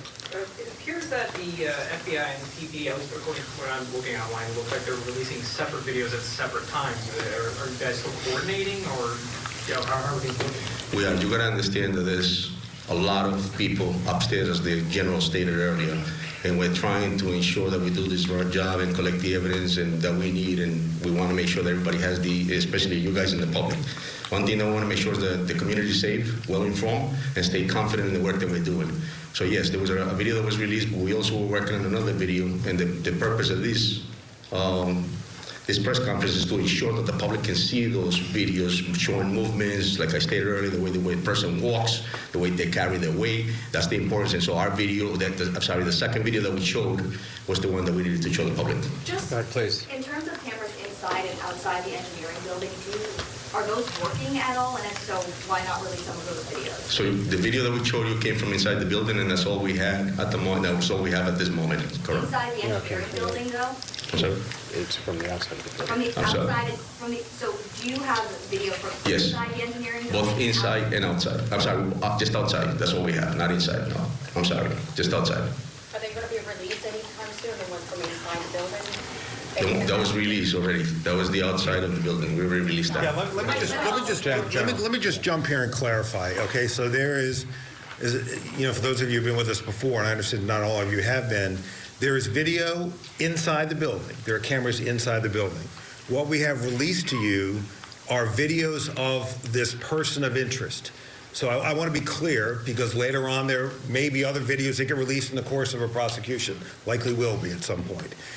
They show things like chaos after the shooting. What they don't show is this person of interest, and so that's why we haven't released those videos. Okay, what you do have are videos from a camera outside of the Brown building and other cameras from around the neighborhood that the good men and women in law enforcement located and have put together in this montage. And to your question Chris, there are 2 versions of that video, but the bottom line is they, as I understand it, they depict the same thing, and number one, and number two, the agencies are working very, very well together, as I think the special agent in charge would agree. Attorney General, You've got a follow-up, and then we're going here. Just to clarify, there's no clear video of the suspect inside the engineering base. I just said, That's correct.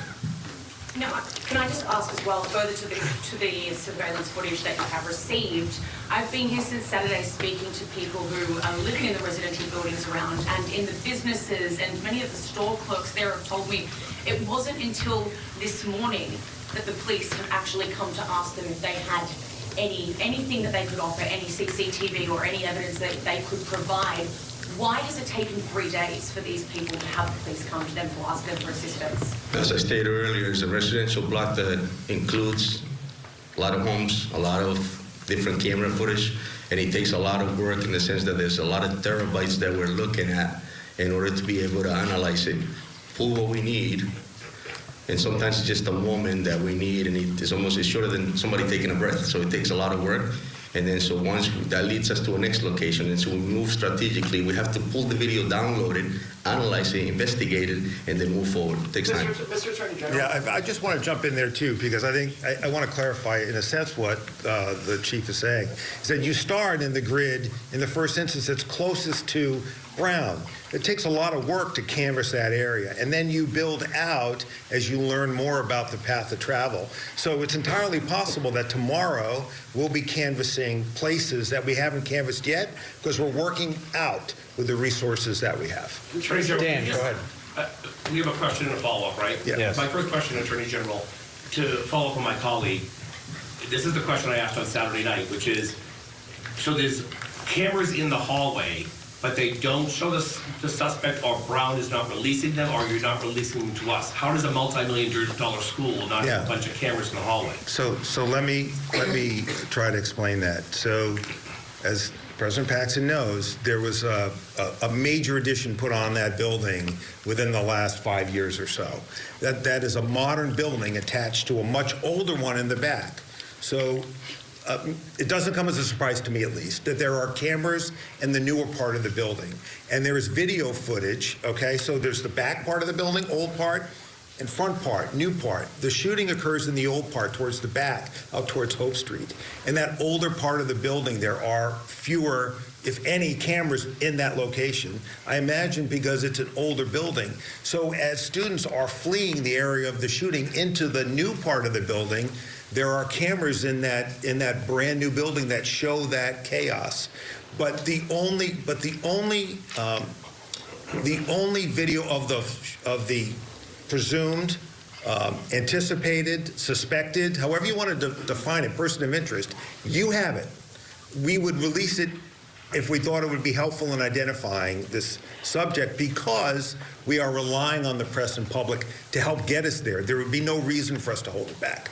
We're looking for the best image we can. Dan, got a follow-up. Attorney General, thank you for explaining that. All right, hitting the pause button on this press conference as things escalate. Really tough questions for the officials in this case, especially about why there isn't more information. And I noticed they keep saying person of interest, not suspect. That's such a great point. And they really seem to be defending what they've done or haven't done based on those questions that are being asked. Now, we also want to mention the clock is up. 6 minutes, 32 seconds. This is on the tragic, horrific case, California versus Maya Hernandez, the cosmetic filler child killer, where one of her children died left in a hot car. She conceded a few of the counts, but she is still facing the top count. That jury is deliberating. Of course, Court TV is going to keep you posted as we learn more. All right, let's get to our break. When we come back, we'll have more of that news conference out in Providence, Rhode Island. Stay with us.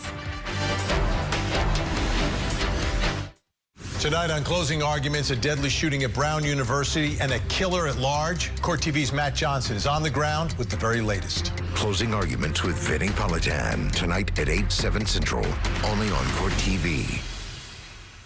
'Tis the season for true crime. Each morning, we'll dive into a case that took place around the holidays. Join us for the 12 days of holiday crimes. Opening statements with Julie Grant. Mornings at 8/7 Central on Court TV.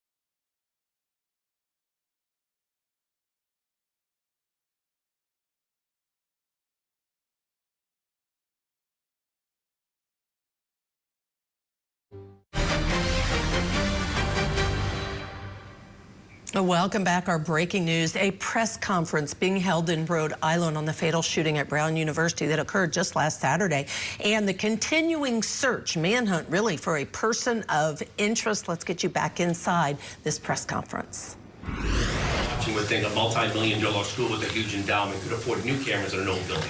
That's my statement. Here's my question. If he's casing that area, Colonel, like you said, he had an intended target, which speaks to the motive. Did he have a target to kill one of the two people that were killed? We're still investigating it there, and it's something that we're trying to get the answers as well. So, Patrick. Yeah. For President Paxson, have you reviewed any communications to Brown before the shooting that revealed any kind of threat, any kind to anyone at Brown? And then since the shooting, I believe some web pages for students or faculty have been taken down. Is that a response to any external threats to anyone in the community? We have been working very closely with law enforcement to provide them with all of the internal to Brown information that they need to do this investigation. It's their investigation. They're the professionals. So we're providing information. We're not in the job of reviewing it for them. I know nothing about web pages being taken down as part of this. It's the first I've heard of it. In the back, yep. You want people to feel safe. Can you say this person of interest is no longer in Providence, no longer in Rhode Island, are they out of the state? Do we have any sense at all? I can't speak to the investigation, and if there's a follow-up for either the general or the colonel, I'm sure they'd be happy to answer it. But I'll restate what I've said several times now, which remains true as another day passes. Since the initial call came in at 4:05 p.m. on Saturday, we have not received, and this is now updated with another 24 hours have passed, a single credible, specific threat to the area, to the city related to this event, and as far as I know, to the state. And I know that this is a question that many people are struggling with, and it's difficult conversations that I've had with many, many of my constituents, including a very anxious parent this morning. The best information we have is that there is no credible, actionable, specific threat that has occurred since Saturday. And in order to enhance and ensure the safety of our community, we have stepped up law enforcement efforts throughout the city in a precautionary measure, in an abundance of caution, to try to give comfort and confidence to people who have to take the steps forward in their daily lives, who have to take their kids to school, who have to get to work. And that is the honest answer and the best answer we have at this time as the days continue to pass. Mr. Mayor, with that, can you tell us where you believe he may be? Is he in the state? Is he in the area? That question was asked as well, so Colonel, I'll let you answer that. Yeah, we'll continue to investigate that. That's not, listen, we're looking for the same answers as the mayor stated. We haven't really received any credible info as far as any other calls of that nature, but I'll tell you that we have enhanced our presence in a part of the city, and we're using every resource we have, and every call that comes in, we're responding to it immediately. So. Are you working with any neighboring states? It's Pat, so we're working our way across the room here. Pat. Pat Ford, Coalition Radio. In a case involving a hit-and-run accident in the vicinity of Brown University that was litigated by the Office of Attorney General Nerone in 2023, Brown University Police Detective John Remke stated that the university maintains several thousand video surveillance cameras and license plate readers on Brown University campus and surrounding campus. Now, this is in addition, obviously, to the Providence Police Data Center. Attorney General Nerone, your department litigated that case, ostensibly giving your department a thorough understanding of the landscape. Why isn't there more video or metadata, and were those cameras all operational? Yeah, I can't speak to what was operational or wasn't, but I will say this, that and I've answered this question a few times today, and I'll try to do my best to answer it again. So somebody reported, it might have been the Globe, that there are 800 cameras or so on the campus. It might have been the Globe. 1,200? Yeah. But this building is on the very edge of the campus. If you know, I know that building well. I had two sons who spent a good chunk of their lives there. It's at the very edge of the campus. It's not in the heartland of the campus. It's not the green.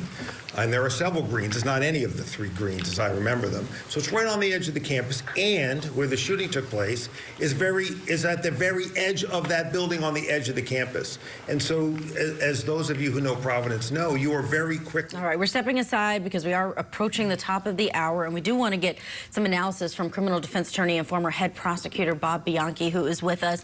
Bob, a lot is coming out, not everything that no doubt the people there in Rhode Island want to hear.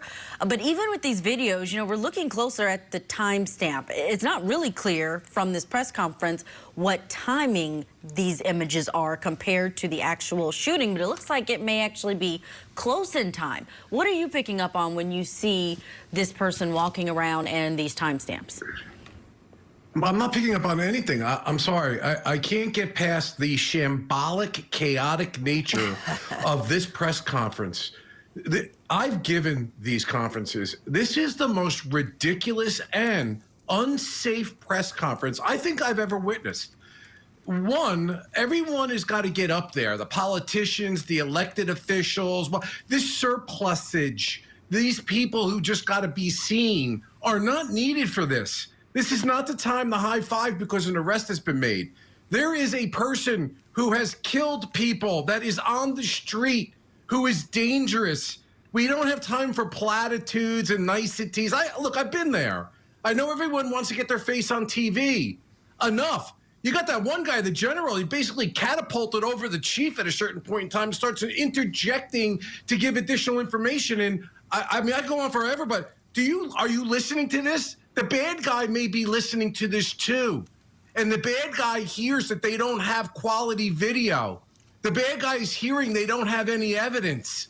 So when you go in to investigate the person of interest that they're talking about, and you use the ploy or tactic like, hey, you know, there's cameras all over, we got you, we're just trying to do the right thing here, why don't you tell us what happened? He knows from this press conference you don't have that stuff. And importantly, anyone else who decides they want to commit some sort of level of security problem, theft, violence, rape, shooting, knows their camera system is inadequate and exactly where it's inadequate. I cannot believe what I was listening to in this. They did not advance the ball forward here.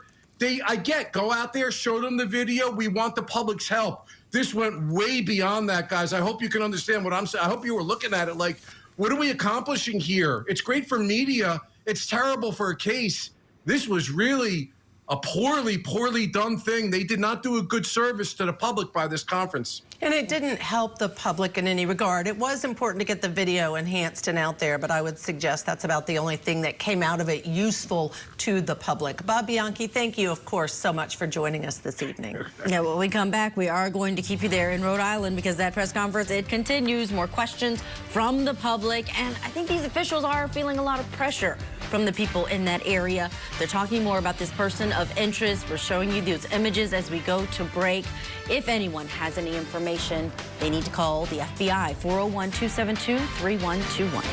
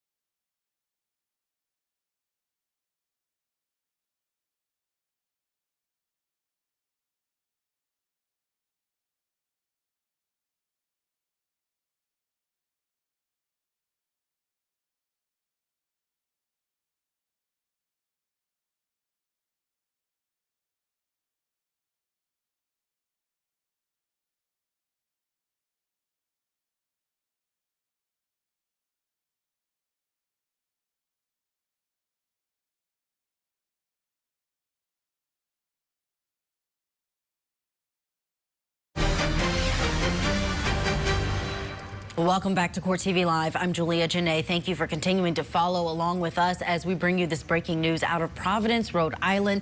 This is in the fatal shooting that happened at Brown University on Saturday. A lone gunman opened fire inside of a classroom on campus, killing 2 students and injuring 9 others.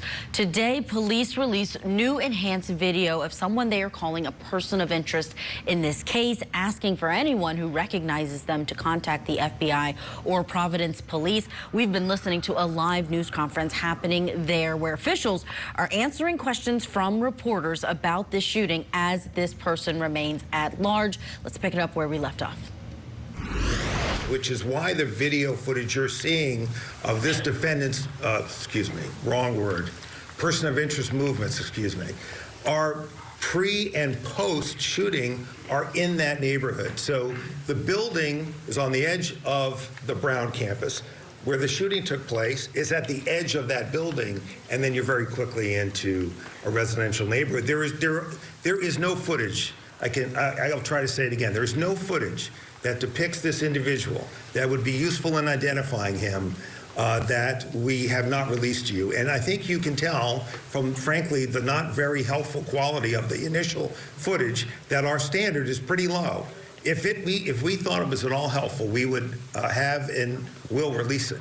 John. Follow-up question, real quick follow-up. Colonel, does Brown University or the federal government employ Stingray or any other mass surveillance equipment in and around the Brown University campus? And again, remember that the Brown University detective said that these applied and said that these cameras extended the neighborhood. So the other question is, does mass surveillance by Brown University end at campus borders, or is there anything in the Thayer Street community, downtown area, or anywhere else in the community? You asked me this question last night, Pat, and I don't have any knowledge of those systems. Respectfully, Mayor, I'm not asking you. I'm asking the Attorney General or the FBI. Okay. Yeah, there's no mass surveillance. Well, first of all, I'm not sure what mass surveillance means, Pat, but by any standard, I wouldn't describe it as mass surveillance by Brown University. There are cameras that they have in place in an effort to protect their students. And unfortunately here, given location, given age of building, we just don't have additional video footage. Trust me, I wish we did, but we don't. And so we're doing everything we can to find additional footage from the neighborhoods, reinvent his path of travel, and continue to canvass for either people who may have seen him, encountered him, or who have video evidence that could supplement what you already have. John. I have a question for Agent Dox of the FBI. Agent, so this happened Saturday night, and then last night you have an MIT professor. I know the question was asked, but this has to work. What we see on this video seemingly is someone very cautious, almost like a professional, kind of like the DC pipe bomber that is circling several times. That's correct. What information do you have? That MIT Jewish professor in Brookline was basically executed. Do you have any intelligence how that person was operating that? You know, it's interesting. The Colonel Noble reached out to me very early. Their lead on that particular incident. He made sure that if there's any intelligence, any information in which is connected to what we have here, that they would share that. At this time, there seems to be no connection as it relates to that particular incident. What, as a FBI agent follow-up, what do you see in that individual who's walking? For example, you know, he's walking with his arms behind his back, and I've seen people talk about that's not like a young kid on a campus. That scene where he's, you know, walking, that's something more either European or Middle Eastern. What do you see so far in this video that we see of the suspect or person of interest? You know, I think the Colonel articulated in a sense what they see. I say from an FBI perspective, we have individuals that can hypothesize on that, our behavioral analysis unit, and those type of individuals. I will say I would be, I think, getting a little ahead of things if I give you kind of an inference of what I see in that particular behavior.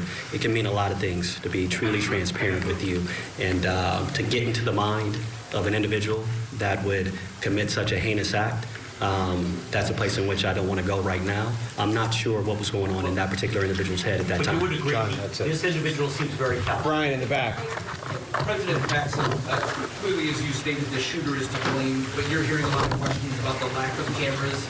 You mentioned you've heard some of the criticism. What is your response to parents as well who said they pay a lot of money for their kids to go to Brown? They're questioning the cameras, why the sirens didn't go off. Do you believe that Brown had the precautions and safety measures in place before the shooting that were appropriate and necessary? I do. And in fact, I'm glad you mentioned the sirens because I think there's been some misinformation about that. We have 2 security systems that we can activate in a time of an emergency. One is a system that sends out text messages, phone calls, emails, and it was activated within minutes of the incident. Those messages went out to 20,000 individuals, so all alerts. We also have a system of sirens. There are 3 sirens placed across campus. Those get activated when there is a broad-scale emergency and we want people to rush into buildings. In the case of an active shooter, activating that system could have caused people to rush into Barris and Hawley. So that's not a system that we would ever use in the case of an active shooter. So, Just a follow-up. It does say on the website when it was launched that it is for an active shooter. So it depends on the circumstances and where the active shooter would be, but you don't want to ever get people rushing into buildings that might be the site of an active shooting. That's it. That's my understanding. Go ahead. Sorry. Do you have any evidence that suggests that the victim, Ella Cook, may have been targeted? General. No, not at this point. Yeah, agreed. Question over here. You mentioned you have over 200 tips. Miss, we're working our way across. I'm sorry. Go ahead, Tom. Attorney General Moreno, what are the characteristics of the guy in the first video that makes you believe that he's also the same guy in the video that was released yesterday, and then a follow-up for President Paxson? Yeah, look, I think that that is an analysis that has been done by the agents and the detectives. And a lot of factors are going into that. A lot of it is being able to, and as I just saw upstairs, a really terrific job of tracing movements. And when you put movements and times together, it's easy easier perhaps is the best word, to identify them as the same person. Now, look, there are no absolutes in any investigation, and I'm not about to make absolute statements in this one either. But that's the general reasoning for why we've concluded that. Just a follow-up to President Paxson. Right now, school break is pretty much underway for a lot of the university students. Have you met with your police department and board trustees on how you're going to secure the university going into the second semester? Are you making any changes to the way you guys operate? Well, right now we have been, the campus is emptying out first, as you said, but we still have staff and faculty and graduate students and international students who will remain on campus during the winter break. So it's still open. And right now our focus is on getting as many sort of boots on the ground, people in cars. We have been really fortunate that the city and other municipalities have people who are helping us. People from the state. We also have security that we brought in from outside. I think over 60 people today were patrolling the campus. I was on campus walking around, and I couldn't turn around without seeing a security person. So we will continue that for as long as we think it's necessary. And right now, the campus feels very secure. So no Thank changes. you. Steve, I'm sorry, I missed you earlier. No, it's okay. If someone were, Providence residents were to see someone who matched the description of the person of interest, how would they be sure that they weren't dealing with a federal ICE agent? The tip line that we've been providing throughout the last several days, 401-272-3121, that call comes in here and is answered in this building with Providence police professionals and our partners at the FBI. That is who's manning the phones. That is who's processing the tips, and we are encouraging anybody who has relevant information to please use that tip line, and they should know that that's who's on the other end of the phone. And again, if you have relevant information or information that you think might help us with this investigation, we encourage you to call. But are there any thing that can be differentiated between this person and an ICE agent who would be matched up walking through town and not be approached by the police in the same way this person was?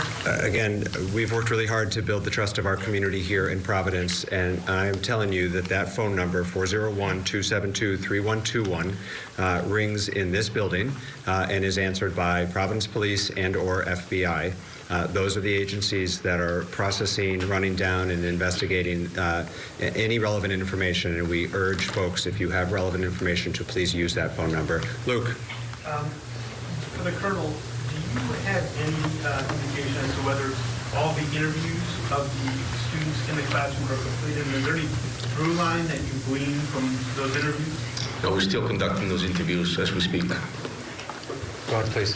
You mentioned that you have no idea if the shooter is still in the area. Have you been working with any law enforcement agencies in other states that are nearby? Yes, we're working with every municipality here in the state of Rhode Island, and obviously every Massachusetts. Obviously we have conversations with them as well, but majority of the law enforcement that we're working with right now is our own, nearby municipalities, the Rhode Island State Police, and every agency that you can think of, federal agency in this building. So. Are you working with agencies in Connecticut? We're in conversations with them, but no, they're not here, no. I mean, if I could just jump in here, what's really critical first is that we identify who the person is. Once we identify who this person is, I believe we'll be able to locate him. It's very hard to hide in this country. But until you have a name, which is why we're working so hard to identify him, it's not particularly productive to reach out to law enforcement across the country as to who you're looking for, because we don't yet know who we're looking for. So that's why we have to identify the person. Once we've identified him, we'll know more information about where he's from and who his friends are and where he might go. So those are the things that we can do once we have an identification of this person. And that's why the team now is laser focused on identifying who this person is in this video. Amanda. Question. I have some questions for the chief. Yes. The chief. Hi, Amanda. Just following up on another question that was just asked, I'm glad to hear that some of the students are beginning to recover. How many of the students who are inside the building and also outside have detectives been able to interview, and have they elaborated on anything that this man said? Allegedly, he yelled something in the classroom before opening fire. Did he appear to be wearing a bulletproof vest, and that's why he appeared bulky? It's a good amount of interviews that have been conducted. We have re-interviewed several people. And so I just want to tell you that's part of the investigation right now. We'll continue to investigate, and we'll continue to speak with them. And like the general stated, listen, we're just trying to build the case here and make sure that we can move forward and continue the progress as we're doing. But the interviews are still being conducted. So. But Chief, they haven't elaborated. Chief, they haven't. We have to hit a break. We also have some breaking news out of Massachusetts. This is in the disappearance of Anna Walsh trial. Of course, the conviction of her husband, Brian, has already happened, but the sentencing that we were expecting to go forward tomorrow has been postponed. It's now going to happen on Thursday. He faces that sentencing for the first-degree murder charge that he was found guilty of in the death of his wife that happened back in 2023. We'll bring you any updates and what to expect ahead on that sentencing on Thursday. When we come back, we'll go back to Rhode Island, get you into that press conference, and the clock is still ticking there in California in the case against Maya Hernandez. 37 minutes this jury has been out with that case against Hernandez. Stay with us. Tonight on Closing Arguments, a deadly shooting at Brown University and a killer at large. Court TV's Matt Johnson is on the ground with the very latest. Closing Arguments with Vinny Politan, tonight at 8/7 Central, only on Court TV.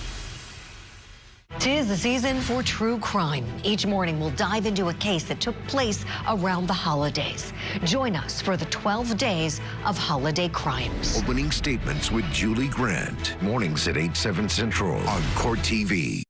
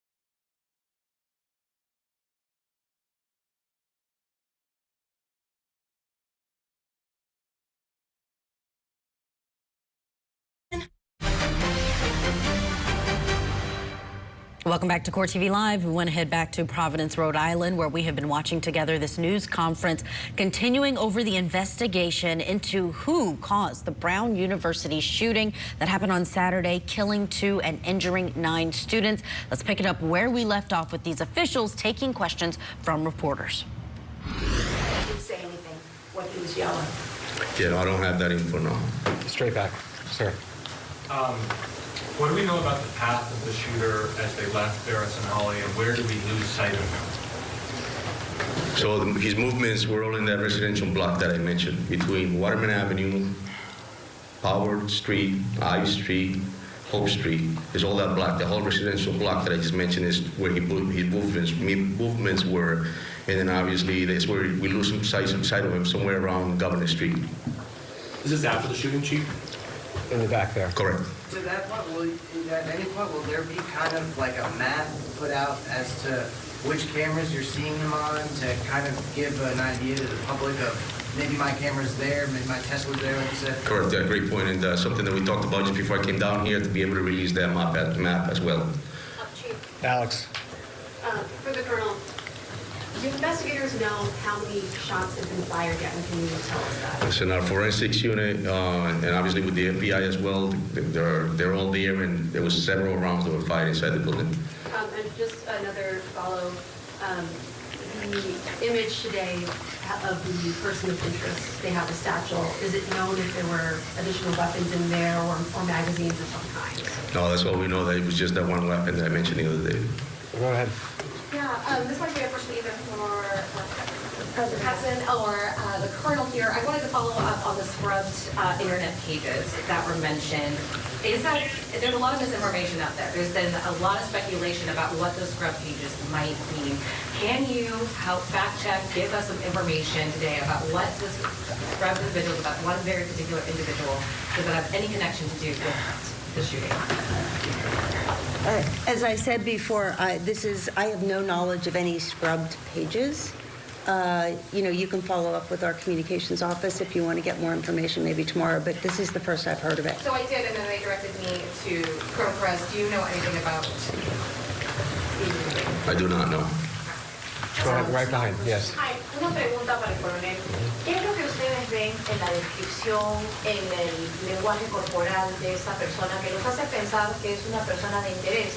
He hablado con personas de la comunidad que tienen cierta desconfianza porque ya liberaron a una persona que también era de interés. ¿Qué hace a esta persona la que podría ser?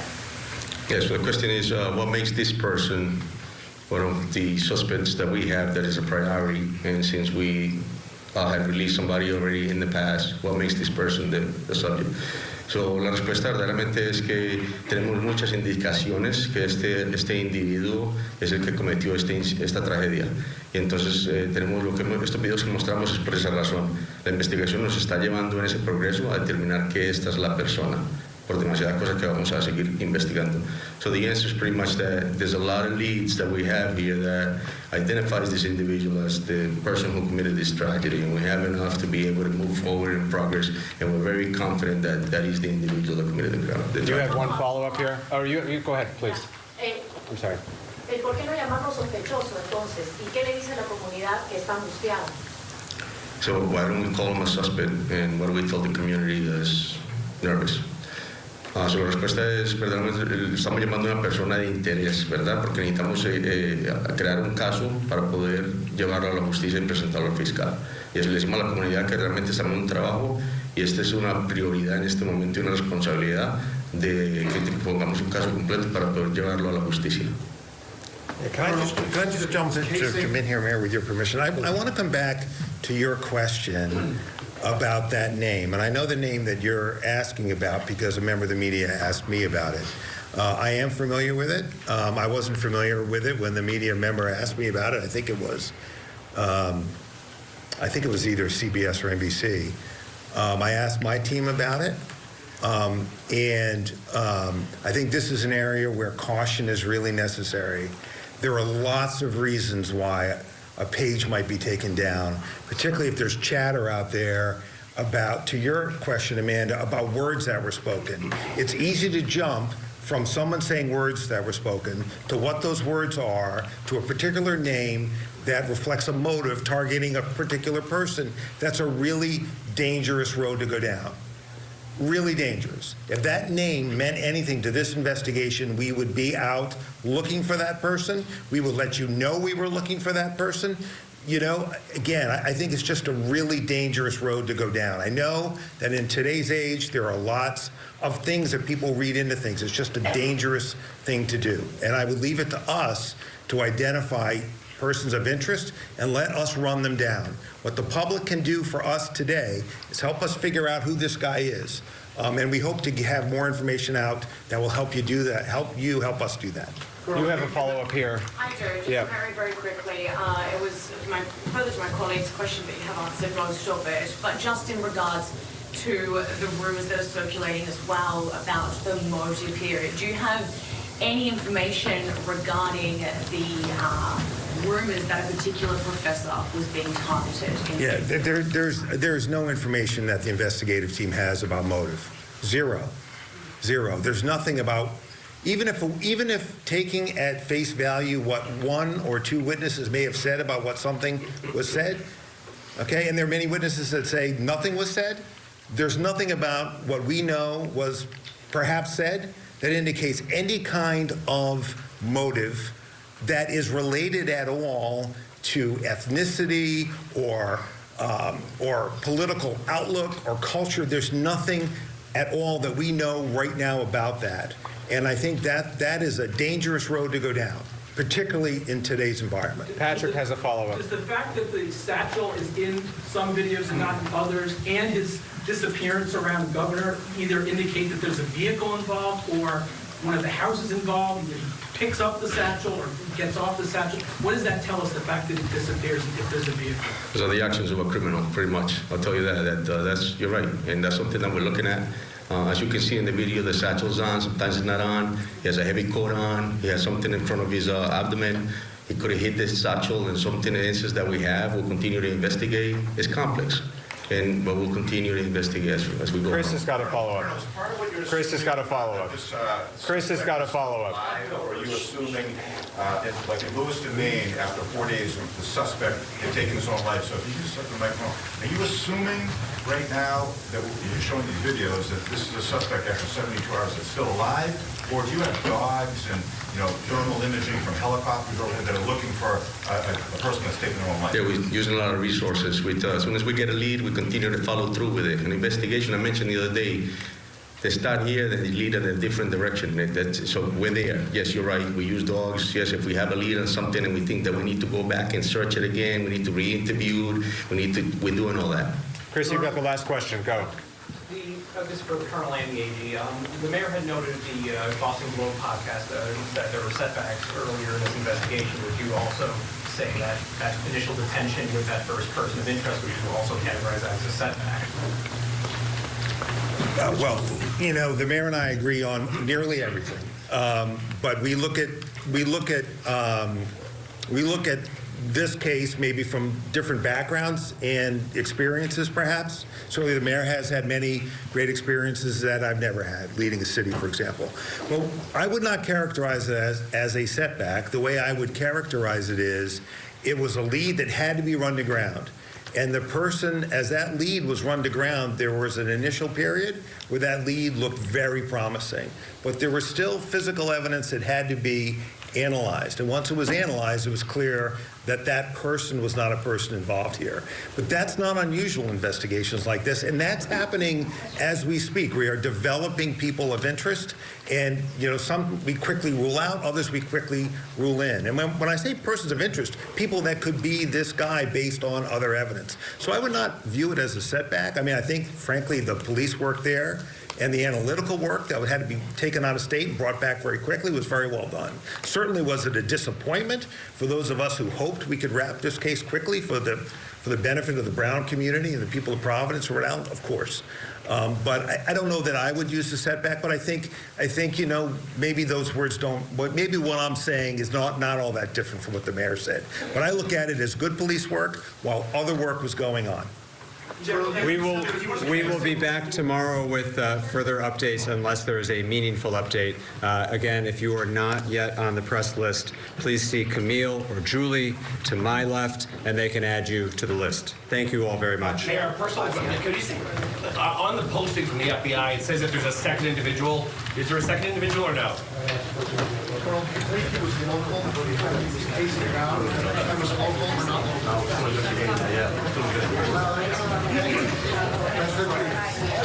All right, that final question from a reporter about a second individual seems to be ignored by the officials as they leave that press conference, but a lot of details coming out, even some there towards the end, about a satchel seen in that video of this person of interest that they're wearing, that it seems like they're wearing it in some of the videos, and then others they clearly do not have a satchel on, even saying there may be something under the coat in their abdomen.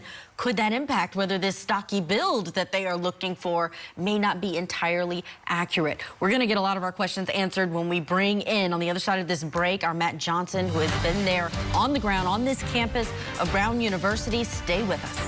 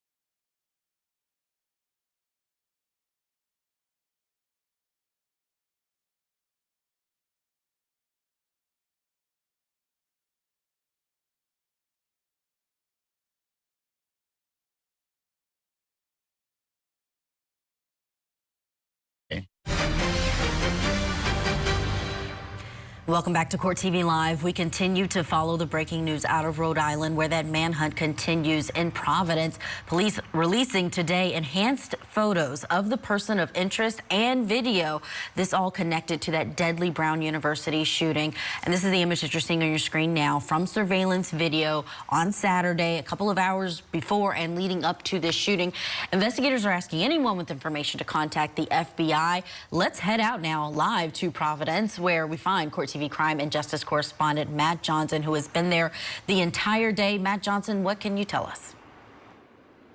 Yeah, authorities just wrapping up that news conference just moments ago, Julia. We have been here at the scene of the crime all day long, where police and FBI working hand in hand, taking several boxes out of this building that has been closed ever since this shooting on Saturday. This manhunt intensifying at this hour. Authorities telling our cameras that they're following up on more than 200 leads. Meanwhile, authorities and also students here at Brown University grieving and tell us that they are on edge. Take a listen. It's definitely heavy. It makes me scared to want to go outside in the first place, but I just have like errands I know I need to run. That's why I'm out right now, but otherwise I really haven't left my apartment the past couple of days. I hope they do catch the shooter like quickly, as soon as possible, to restore some sense of like community, with like, yeah, some sense of safety within the community.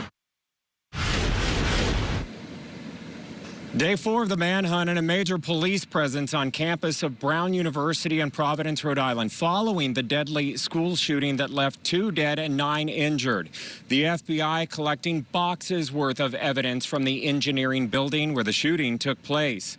Investigators releasing new enhanced video of a person of interest, of a man described approximately 5'8" with a stocky build, who police believe was casing the area up to a week prior. Now investigators asking for the public's help.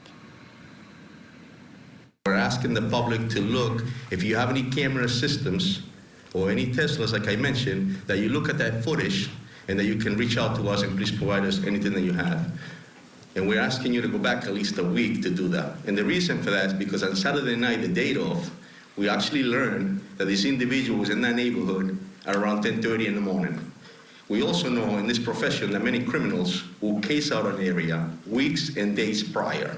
And so it's important for us to ensure that we can have you look at that and help us. And the reason for that is because our offices, our agents, are looking at terabytes of data.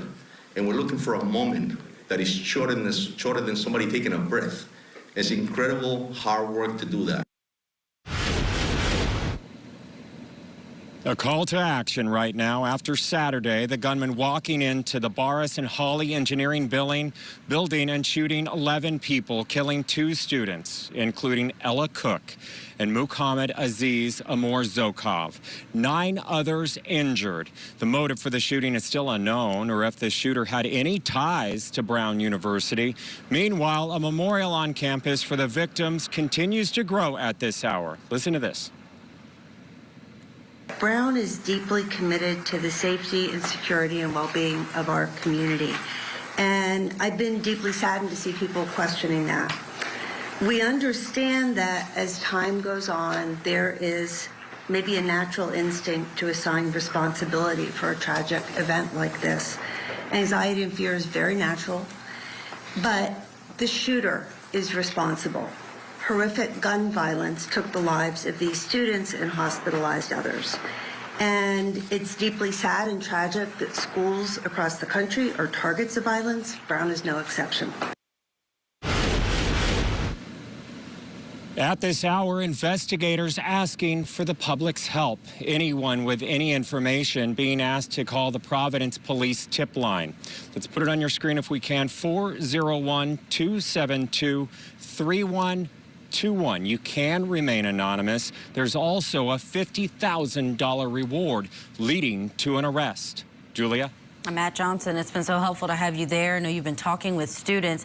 What's the status of classes at Brown University right now? I know they were under that lockdown over the weekend and that had been lifted, but where do we stand in terms of exams and winter break at the university? There is confusion at this hour, Julia, because a lot of the students that I've spoken with continue their studies and they are preparing to end classes for the semester. However, there's been bulletins that classes may be postponed until a couple weeks from now. Oh, wow. Well, Matt Johnson, thanks so much for that information. We'll let you go. I know we'll be checking in with you throughout the day today and into the evening. We do have to take a break, and when we come back, we're going to pivot to California. We've been following this case against Maya Hernandez. The jury continuing to deliberate at this moment. We'll get an update on what is happening there and take a look back at what her defense said to this jury to try and convince them to find her guilty of one charge, not the top one. Tonight on Closing Arguments, a deadly shooting at Brown University and a killer at large. Court TV's Matt Johnson is on the ground with the very latest. Closing Arguments with Vinnie Politan, tonight at 8, 7 Central, only on Court TV. These are the cases that captivated the world. Couldn't keep my life straight. They were killed by their own children. That challenged the legal system and ourselves. Court TV, Legendary Trials.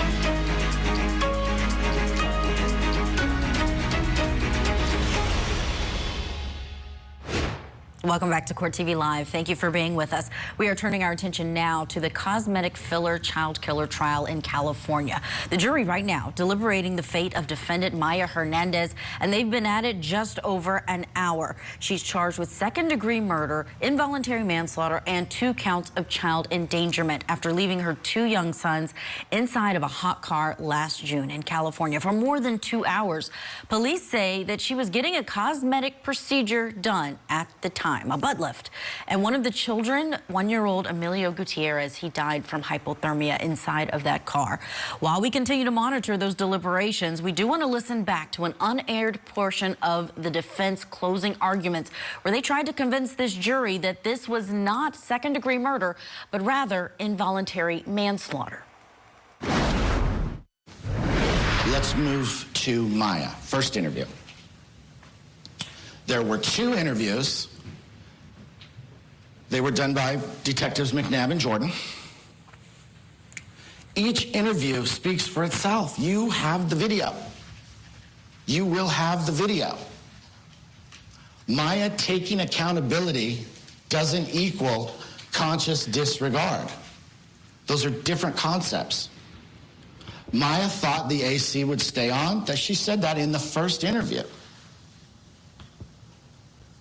She didn't know the car would turn off. She left the fob under the seat. She left cookies, bottles, a fruit roll-up, an iPhone for Mateo, and she left them in car seats. That's what she testified to. She also said she never read the manual. She bought it, and she started driving it. So again, do with that what you will. You already heard the 911 call, and I hope you'll listen to it again. That call was frantic. Listen to her voice in that call. She tried to ride in the ambulance, and she was not allowed.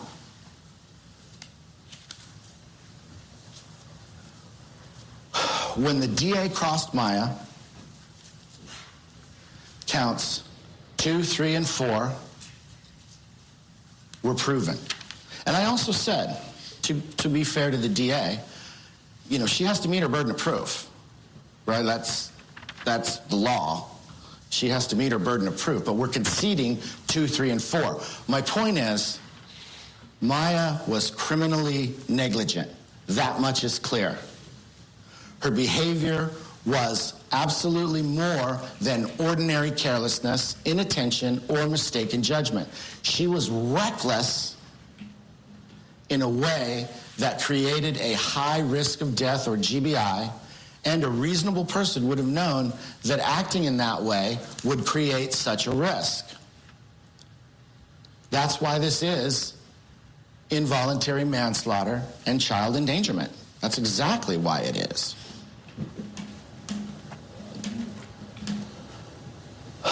Maya didn't know time of death for Emilio.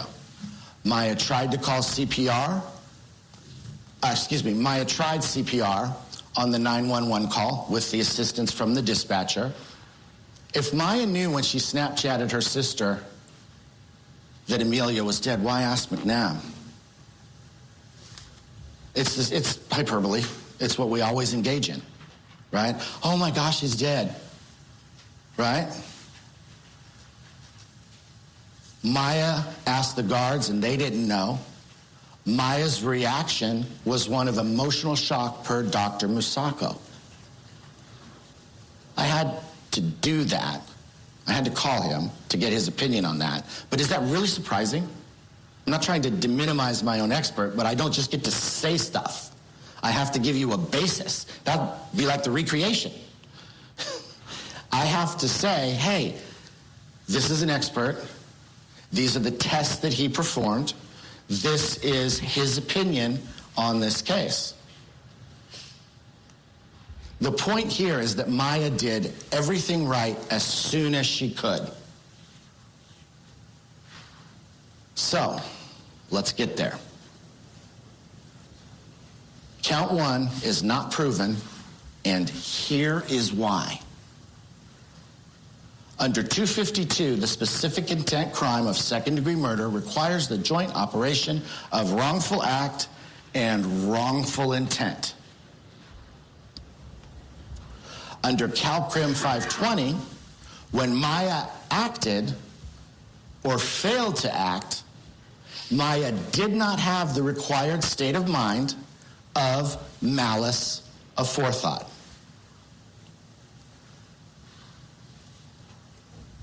Implied malice is the type of malice here, and implied malice requires conscious disregard. That's what's missing in this case. Conscious disregard is missing because Maya thought the air conditioner would stay on. And this is true no matter how you factor in 252. Okay? You have that union of act and intent, right? Act. Let's go back to the definition of implied malice for a moment. At the time Maya acted, Maya knew her act or failure to act was dangerous to human life, and Maya deliberately acted or failed to act with conscious disregard. So we are at the time language here. Scenario number 1. Maya left the AC on and the fob under the seat. She left the cookies, she left the candy, she left them in the car seats, etc. But she left the AC on and the fob under the seat when she went into the office for the procedure. She was conscious of the heat and did the opposite of disregarding. That's why Maya left the AC on in the first place. Now I'm going to back up for one slide, because I want to bring to your attention,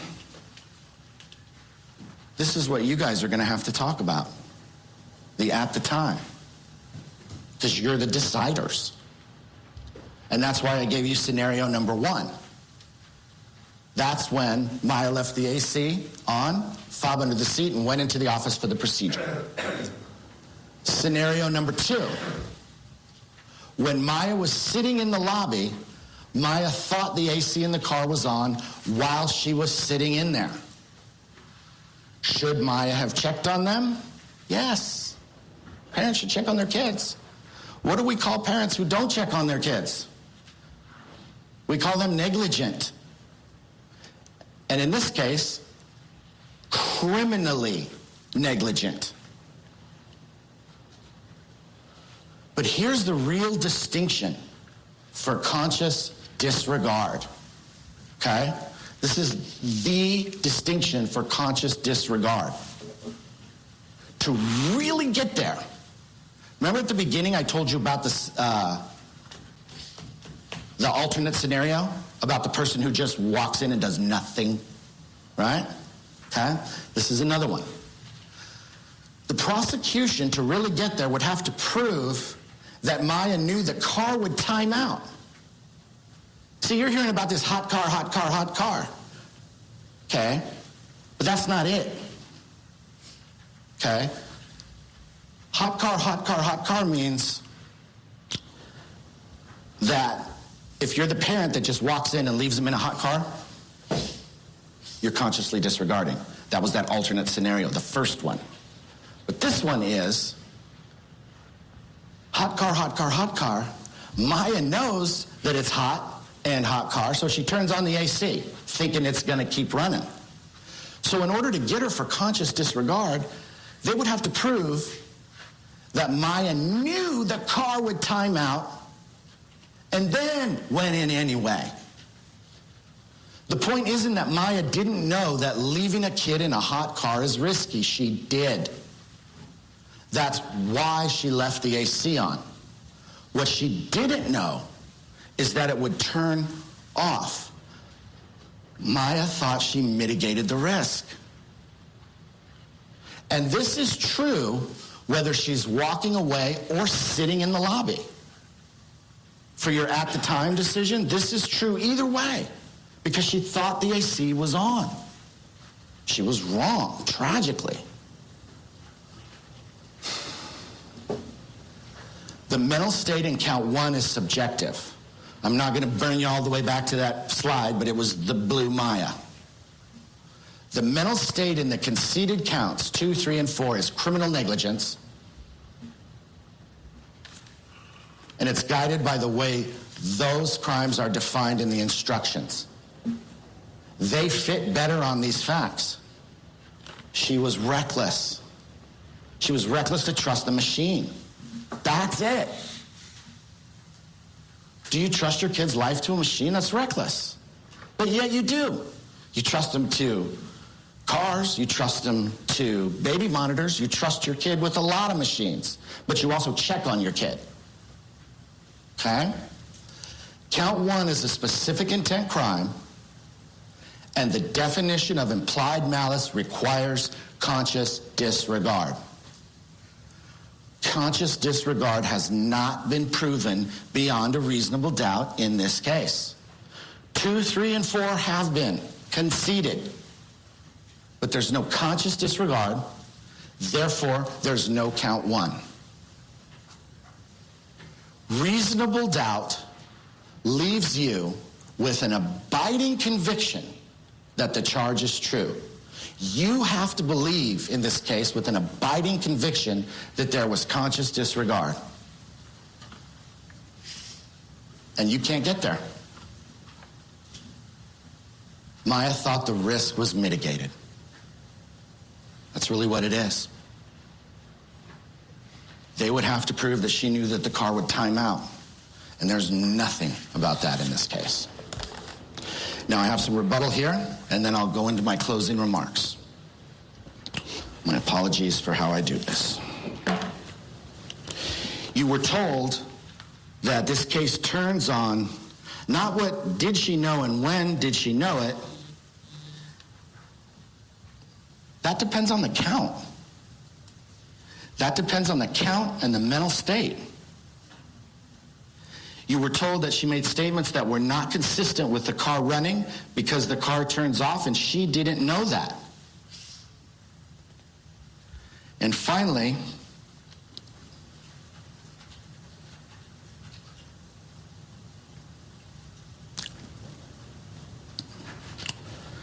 it was asserted to you that she didn't tell any of the patrons in the spot.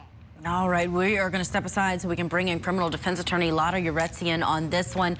The defense there trying to get this jury to see that this was not something that had the required intent for the top count of second-degree murder. They are trying to go with involuntary manslaughter for this jury. What's your take on this case, Lara?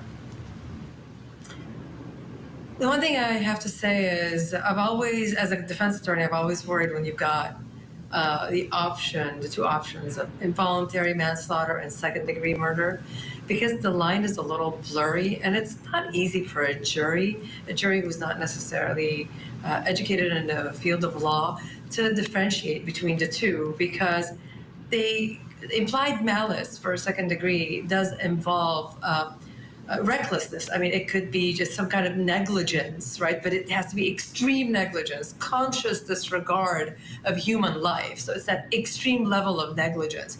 And then you've got involuntary manslaughter, on the other hand, that requires criminal negligence. And I have to admit, this lawyer is doing a great job trying to differentiate between the two, because it could get really confusing. And a jury can easily convict someone of second-degree murder where the person could be looking at life, versus an involuntary manslaughter, which is, you're not looking at life at all. It's just a few years, right? And there's a huge difference between the two. So again, it's in this case, a jury can go either way. A jury can say, you know what, it's not just about a timeout. The idea that someone leaves their child in a car for several hours while they get a procedure done is a conscious disregard for human life. But at the same time, a jury can say, that's not a conscious disregard for human life. Why would this woman have known that the car would time out? Most people don't know about that. Lara, we have to hit a break. But thank you so much for weighing in. I'm glad we got your California expertise on this one. We will see you next time. Coming up after this break, the conversation continues. Join me as our power panel is gearing up to be ready for Court of Opinion. They'll take on the tough questions, defend their opinions, and it's all on the most talked about trials and cases. We'll jam together next. Stay with us.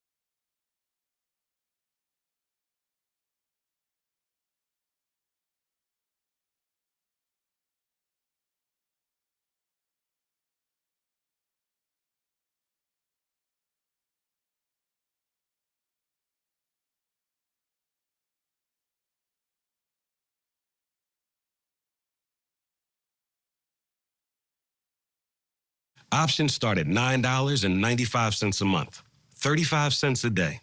And the good news is, your rate will never change. A built-in rate lock guarantees it. But finally, something we can all agree on.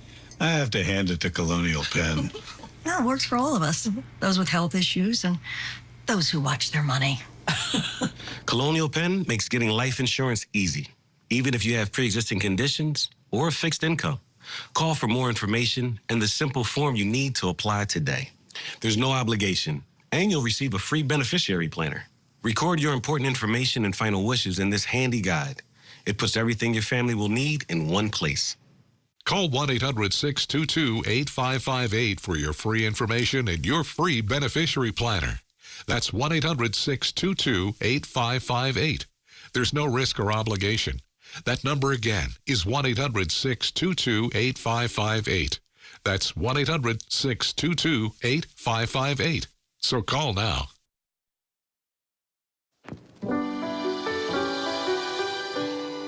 I'll be home for Christmas. You can plan on me.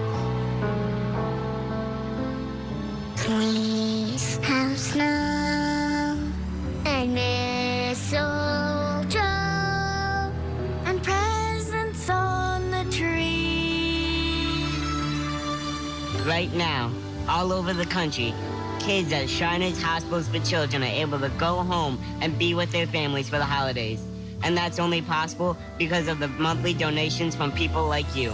Thanks to a generous donor, your first gift of $19 a month will have 3 times the impact to help more kids.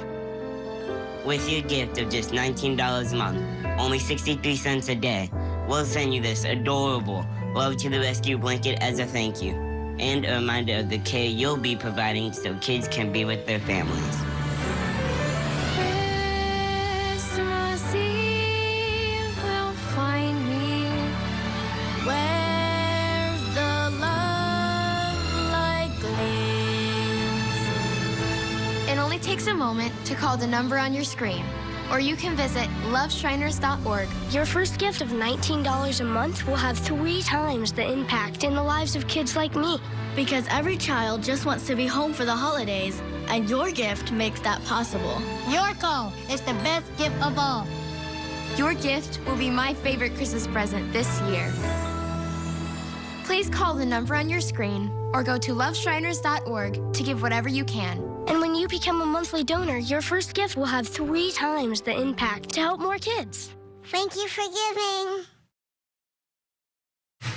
A jury is deliberating the fate of a mother accused of fatally leaving her baby in a hot car during her spa appointment.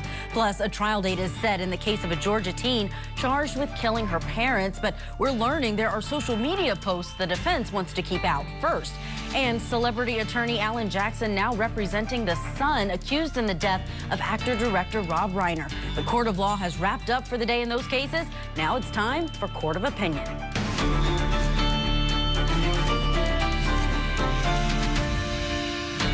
Welcome to Court of Opinion. I'm Julia Janae. Thank you for being with us this hour for something a little different here at Court TV. We know in a court of law, it's all about the law and the facts. This hour, we've got a fantastic panel for you, and they'll let their opinions run free, all based on the most pivotal facts in the cases that we are tracking across the country. Let's quickly get to our first case, where right now a California jury is pouring through the evidence in the trial for Maya Hernandez. She's charged with second-degree murder after leaving her children in a hot car while she was at a med spa cosmetic filler appointment. Her 2-year-old survived, but her 1-year-old did not. This case has been unique for us because cameras were not allowed inside of this courtroom for testimony, only for the openings and the closings today. And in case you missed it, here are the highlights from closing arguments.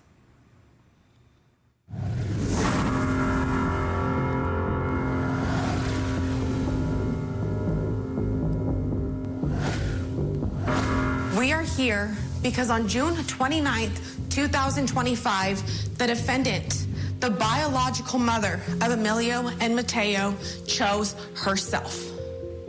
She chose herself at the expense of her children. She chose herself at the expense of Emilio's life. We are here because on June 29th, 2025, the defendant chose her looks. She chose to make an appointment in Bakersfield, a cosmetic procedure. In her words, a procedure to make her feel more beautiful. The choice for her to feel more beautiful, to focus on herself, to focus on her looks, killed Emilio. What was happening to Emilio as she sat in the building and ignored her responsibilities? He was burning from the inside out. His body was rising to temperatures that are not compatible with life. After the defendant's procedure, the defendant left the building and went outside. Shortly after, a few minutes later, the defendant came in carrying Emilio. Emilio, who was completely limp, turning colors. This case is not about accidents or mistakes. The defendant did not accidentally leave her children in the car. She did not forget they were there. The defendant purposefully, willfully, and intentionally left her children in the car. And she did so knowing what could happen.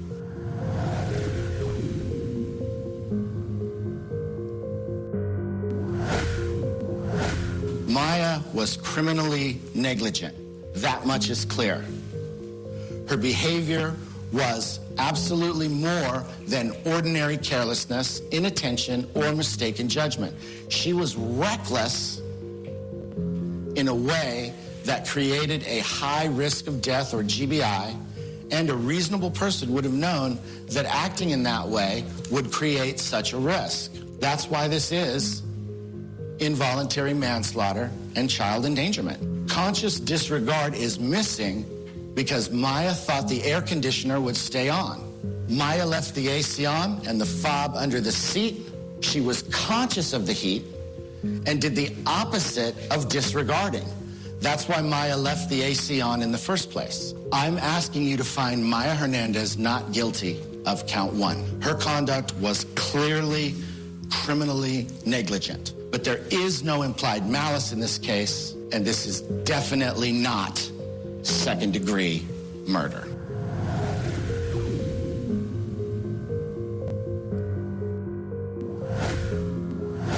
Ladies and gentlemen, you just heard a lot from Mr. Wakeman about not checking on her kids, being criminally negligent, essentially being a bad mom.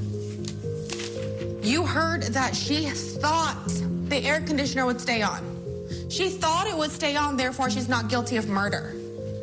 But again, what you never heard is she knew it would stay on. 2.5 hours without checking on her children who were in a car. Ladies and gentlemen, had the defendant, Emilio and Mateo's mother, given her children so much thought that day as to go check on them once every 30 minutes, we would not be here today.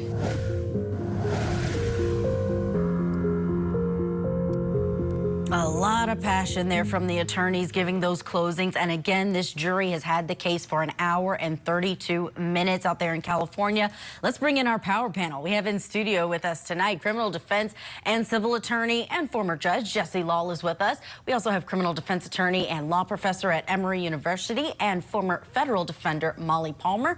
And also joining us remotely, we have clinical and forensic psychologist and author Dr. Leslie Dobson. So great to have you all here. Jesse Lahl, let me start with you. My question, when you're hearing that passion from the prosecutor, this is a case that really can bring some outrage in those jurors if they are watching this. What's your opinion on it? I think it's pretty clear there's going to be a lot of outrage. I mean, whether it is a little baby in the car or whether it's even a little puppy dog, you are going to bring those feelings straight out of individuals. And the first thing they're going to, when they hear the prosecutor, they're already on the prosecutor's side. They're going to have outrage. They're going to be looking at the defendant as if she's some kind of monster. And they'll probably be hoping that they not only get to decide guilt or innocence, but they also want to be participating in the sentencing phase. Because no punishment can ever be enough for someone who let a little baby die, a little innocent child, or even a little puppy. I mean, when I see those things, I get outraged when I walk by a car and see that. I really don't care. But that's going to be the initial reaction in that jury when they hear that. And the defense counsel is going to have such an uphill battle to tone down that passion, to tone down that anger, and to tone down that defiance and to try to portray his client as a very young, immature person who simply didn't know what she was doing. And that's a tough fight. Molly, you had an interesting opinion on this one, that it may be different if she had a different kind of appointment and she was a single father, not a single mother. Absolutely. I mean, this is what the law is actually about. If you're a practicing trial lawyer, you know, we say, okay, well, is this negligence? Is this a mistake? Or is there some intentionality behind this? And those are, I guess, the legal questions. And the statute would apply the same, whether it was a young man or a young woman, a single mother or a single father. But I think if you're a smart lawyer, what you have to counter here when it comes to saying this is an accident or this is a mistake is this idea of, well, those things we can forgive, right? A jury in this case is going to have such a more difficult time forgiving somebody who leaves children in the car, not for a medical appointment to pick up a prescription, to go to the grocery store, to do something along those lines, but to do something that society sees as vain and unnecessary. The statute doesn't contemplate what you're doing. It doesn't say if you leave the kids in the car for this long and go here versus there, that's what you should consider, but I guarantee that is what is being considered more than anything else. And the prosecution spent a lot of time with that buzzword, vanity. She did this over vanity. She cared about that more than her children. Let's bring Dr. Leslie Dobson into the conversation. When you're looking at this, I know you assess people all the time as a behavioral specialist. What do you see? What stands out to you about this defendant in this situation? It's not just that she went in for lip filler, which I have it. It's about 20 minutes. It's the additional butt lift that she got. It's the timing. It's the planning. It's the not using her sister for babysitting. But for me, it's the additional factor of I know exactly where she went, and it's a very dangerous area. I would not leave my children in the car because it's dangerous. And she left them in an unlocked car.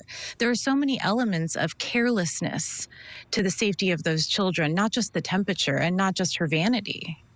That's very true. And that's something that she was actually questioned about on the stand, whether or not she even thought about the other factors that could have been a problem, because she did think that the AC was running. I want to play a soundbite from Ian Blue. He's someone who was interviewed by the media there in Bakersfield, California, after this happened. He was actually in that medical spa at the same time. He remembers seeing her.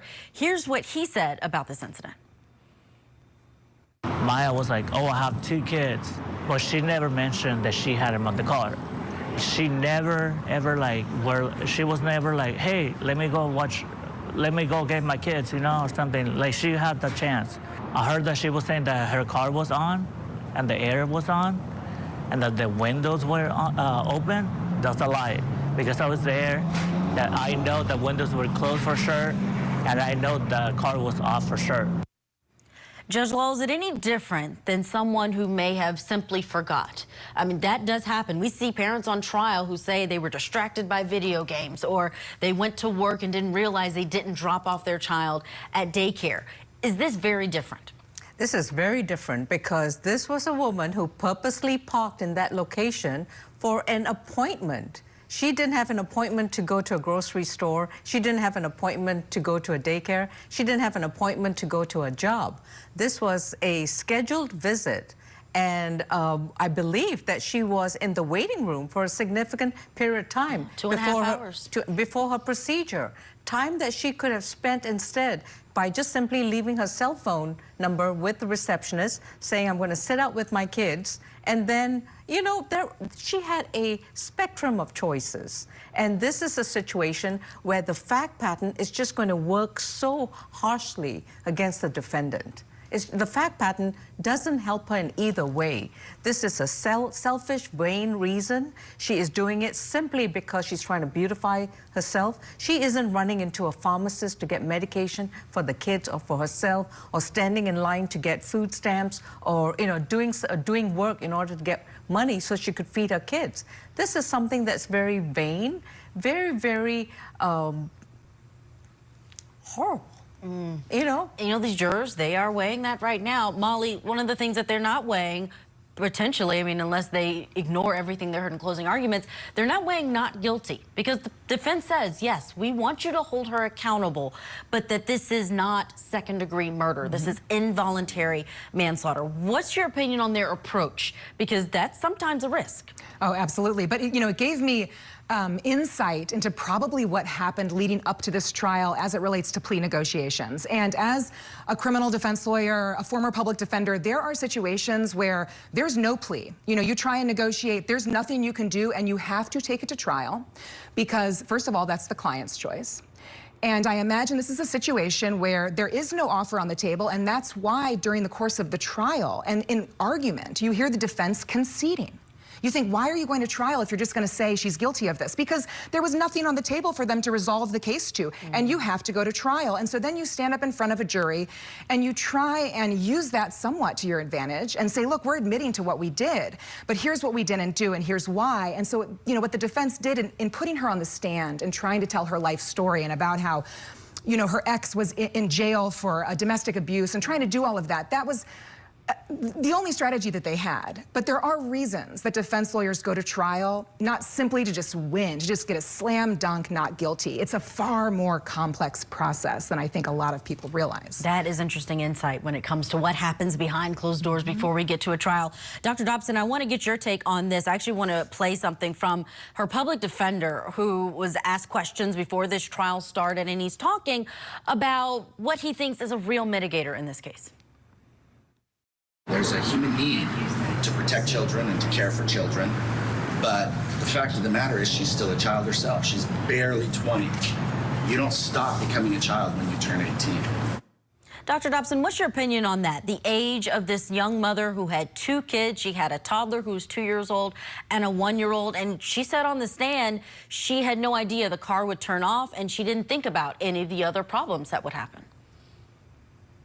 But she thought about the cost of lip filler and butt filler, and she put herself on a payment plan to pay for that. As a single mom, you'd think she'd save that money to help care for her children in the future. She shows her IQ is too high. She is too aware of too many things to be unaware of this. It doesn't make sense, and it doesn't align. What do you think if the jury is weighing, Dr. Dobson, to follow up with you, for jurors, if they're looking at this case and they're wondering whether or not this should be something to the level of second-degree murder or involuntary manslaughter, what do you think the feelings about hot cars and the push that there is publicly that we want to make sure people know, don't do it. It is the worst decision. Find another option. Do you think they'll be wanting to send a message with a case like this? Definitely. And I think it's, as a jury of her peers and in that area and in that population, a large amount of farmers, a lot of poverty, a lot of gang, a lot of crime activity. I think people are going to look at this and say, you are so selfish. You should be lucky that you have 2 beautiful babies and you are choosing to puff up your lips. And she appears to be sitting there kind of trying to suck them back in and look like hell, but you can't hide the puffy lips sitting there on the stand. She looks like she is vain, and then they are acting like she looks worse, like when Sean Combs wore his cardigans every day. It didn't fly. Thank you all for your opinions on this one. Again, the clock is still ticking there. Hour and 42 minutes. This jury has it. If they come back with a verdict, we will break in and bring it to you live there out in Bakersfield, California. We have to get to our break, but when we come back, we're going to take a look at a decades-old evidence that's shown in court today. This is in the drowned wife murder trial for Paul Hicks, and that evidence, it included divorce papers that he filed on a suspicious date. And we'll have our pick for today's best evidence next.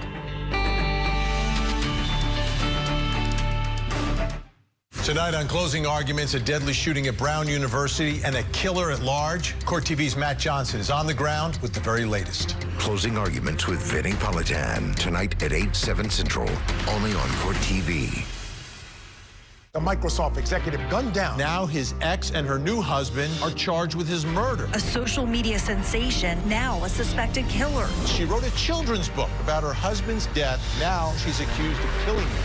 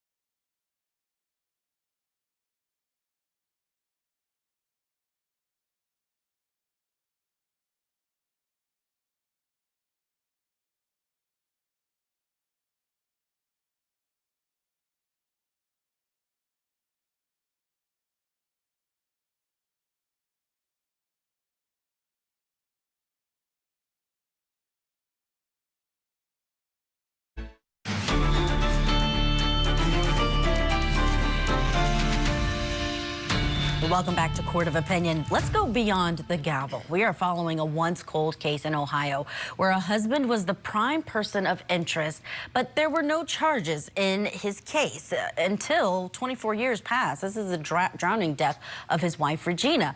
Paul Hicks was charged after his close friend came forward to say he wants to tell the truth about what he really witnessed back in 2001. This is a man, Stephen Gates. He's expected to testify tomorrow. Everything hangs on his testimony. And he's expected to say that Paul pushed his wife's unconscious body in a vehicle into a pond. Now, this is a trial that can be tricky because the evidence is all over 2 decades old. And today, the jury saw some difficult photos of the victim. Here's what our Court of Opinion team chose as the best physical evidence presented for trial day 5. This photo of Regina Hicks's body in the car pulled from that pond. And the important thing that the investigator wanted to draw out is that she was located mainly on the passenger side, but seemed to be slumped a little bit over the console that was in the middle. Let's bring in our power panel to see what they think about images like this shown to the jury. We have with us Jesse Law, Molly Palmer, and Dr. Leslie Dobson. Molly, let me start with you. Seeing that, the passenger side of someone who's inside of a pond, how does it move the needle, in your opinion, when she could have moved inside of that vehicle, but the prosecution wants to say she's in that passenger side because he was on the driver's side? I mean, I think it's interesting because, you know, you have a situation where, like you just referenced, there's so much time elapsed, and the jury is going to be grappling with that, right? They're going to want to know, why is there a delay here in terms of this individual being indicted and charged? And this is evidence that, you know, would not change over the course of 20 years, right? This is not a situation where we have an advancement in DNA technology, and now we can say, oh, scientifically speaking, we're at a different point in the modern era where now we know. This has remained the same, right? But it's also the kind of thing where it is arguably very compelling evidence. It is very compelling evidence. And things like photographs, juries love photographs. They latch onto this much more so than testimony usually at trials. Judge Law, what do you think? Well, I think that gives a lot of room for the defense to argue a good reasonable doubt as to why that body is in the rear seat. I mean, the body was submerged. There doesn't seem to be some kind of restraint over the body, like a seatbelt or something. It is possible for the defense to argue, and if they can bring in an expert to explain to the jury what happens to a human body, a corpse once it's underwater and submerged, there's a very good argument that the body could have floated and relocated. And it would be very hard for the prosecution to say, yes, she was definitely in the passenger seat at that time. I think there's a lot of room for a defense to argue there. I'm going to bring in Dr. Dobson to ask her about something. Molly Palmer mentioned that things could have changed in 25 years. And I want to ask you about the change perhaps in sentiment. This case back 24 years ago, they had basically everything in terms of the past between these two, the alleged domestic violence at his hands against his wife, the issue where she was wanting to leave him, the dangerousness of that situation, but it did not lead to charges. Do you think the sentiment has changed 25 years later to where they were very ready to accept the testimony that we are going to hear from this friend? I think the field of psychological assessment and lie detection has significantly advanced. If you let me in a room with this guy, give me 20 hours, let me do every test I want on him, I can tell you if his answers are consistent, if they're frequent, I can tell you if he's lying. I can tell you what he's telling that is true, as well as the man who is wanting immunity to come forward. But we have advancements where our normative samples are so vast, the analytics are significant, and you can't beat the test anymore, and we didn't have that 20 years ago. That's a good point. There was even an attempt at a polygraph test in this case. But I do want to get to something else that we saw that was really compelling evidence that came out today. This is a copy of the divorce papers filed by the defendant, Paul Hicks, on October 19, 2001. And why that's important is this is the day after Regina was last seen alive by her boyfriend. She was leaving his home. Now, these two were allegedly estranged, but they were together in a sense in terms of their marriage. But he filed these papers right after she was missing, and so that would be before her body was pulled from that pond. And another note that came out in court today is that he claimed to police that they were living together when apparently that was untrue, that he was living with his parents at the time. What do you think about the divorce filing, Molly? Is that something that can move the needle? Or if they were already estranged, does that really mean anything? Just a coincidence? It really depends on your jury, but I do think in general, juries are always going to consider motive. And if you don't have anything that could conceivably be a motive, you have a problem as the prosecution. And so it's not so much whether these divorce papers were in fact the motive. Who knows what the dynamic was here, right? This is, again, a long time ago. These are interpersonal relationships. We can only speculate. But if you have something that can create the idea that maybe there's a motive, then all you need is one or two jurors to latch onto that and start that conversation back in the deliberation room for it to actually kind of catch fire and go somewhere for the prosecution. Judge Law, why would he be filing it the day after? Two things come up for me. First of all, okay, as the defense, I'm going to argue, so what? If he was estranged, he may have been hanging on to those divorce papers for a while when he had been living with her, when he filled out those papers. And then things worked out that he said, no, I'm done with you. And he moved out and moved in with mom and dad. But he still had those papers. He didn't revise them. And then he filed them. The fact that he filed a divorce indicates that he wants to do, he wants to be separated with her. He doesn't want to be with her anymore. Where's the motive to kill her? He's taking steps to move away from her. So I think that divorce motive can work, for the prosecution or against the prosecution. And I've seen lots of divorce filings where the fact pattern they've set forth in their pleadings don't necessarily match when they file the paperwork. So the fact that he lives separately from her at the time that he filed it may not be to his veracity, just to the way things happened. Could be the argument that we will hear from the defense. They reserved their opening statement, so we don't know really what their theory of the case is. Dr. Dobson, they may call to the stand someone like you with your expertise. What's your take on this relationship between the two? Because there's this allegation of not only them being estranged, but that there may have been abuse there. And this can be a very dangerous time for a partner when they are separating from a relationship. Definitely. I think we need to know if he has narcissism, if he's psychopathic. Did he have a fleeting mood disorder, psychosis, depression? We need to know, because however he was 20 years ago, he likely still is today. And with those diagnoses comes a desire for vengeance and harm and callousness and a true desire to end a life or hurt a woman who might have hurt him in some way, that narcissistic wound. So I think the psychological aspect of him, his collateral information, people he's been with and known over the 20 years, I think it's brilliant. We have so much more information that we can get rather than a case that is more recent. So it will be a beautiful 100-page report probably from a psychologist just dictating what this man's mind is and the likelihood that he did something out of vengeance. Dr. Dobson bringing up something that would be the rare benefit of a cold case here. Talk about that. I mean, there's so much that's usually lost when you have 24 years in between the incident and when a jury gets a case. Right, and I think that kind of develops a little bit of skepticism.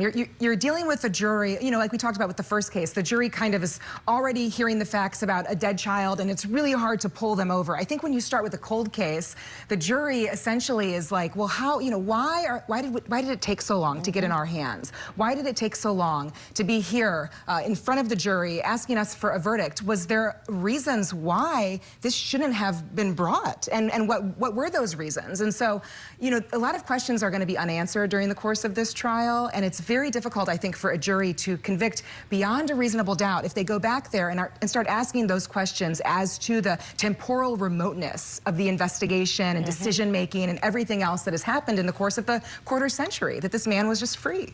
absolutely. Tomorrow's going to be a huge day inside of that courtroom. We have to leave it there. But again, that key witness, Stephen Gates, he is expected to testify tomorrow. You can watch that, of course, on Court TV Live.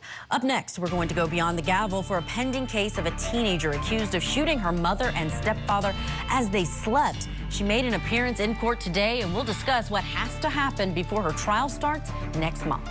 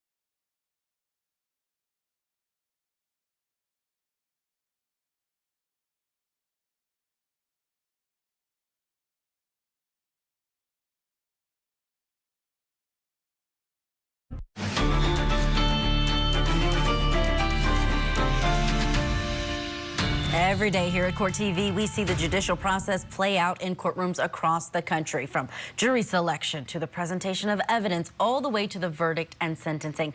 But what happens before a case makes it to court and after a case is adjudicated? That's what lies beyond the gavel. And we're taking you now to Georgia, where an alleged parent killer, Sarah Grace Patrick, was back in court today for a calendar call. She's a 17-year-old who's accused of killing her mother and stepfather, Kristen and James Brock, who can be seen in this image that was posted to Daniel Patrick's Facebook back in February. And here's a recap of this case. Investigators say the parents were shot to death while they slept. Patrick called 911. She reported the deaths and went on to post on TikTok about it. She was arrested in July and charged with 2 counts of aggravated assault and 2 counts of murder.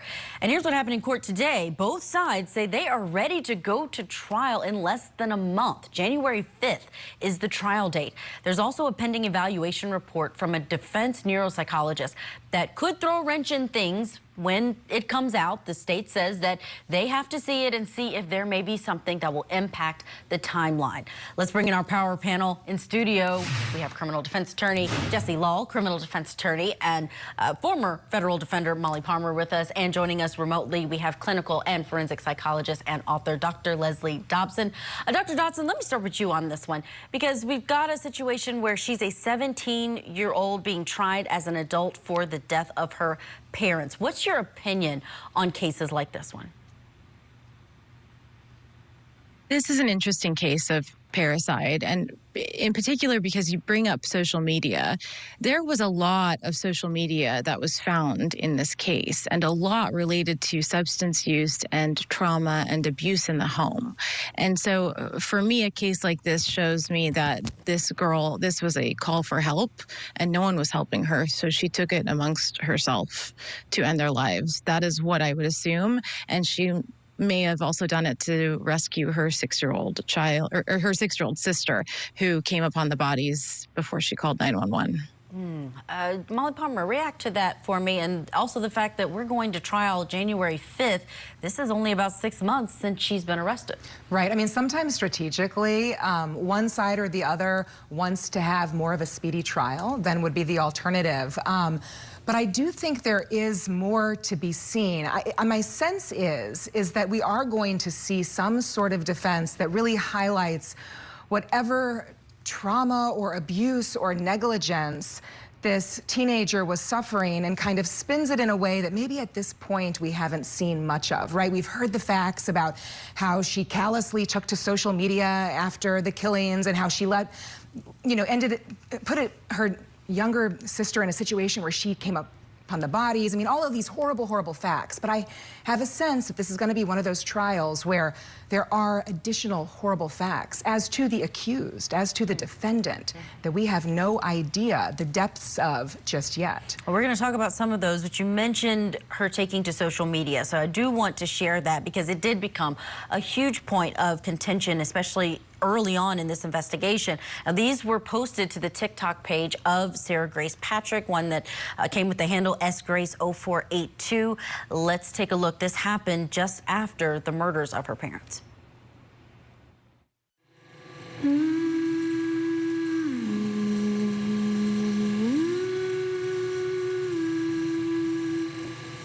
He doesn't know it, but a year from now, our family will be torn apart, and I will move far away and won't see or talk to him for 5 years. I'm feeling so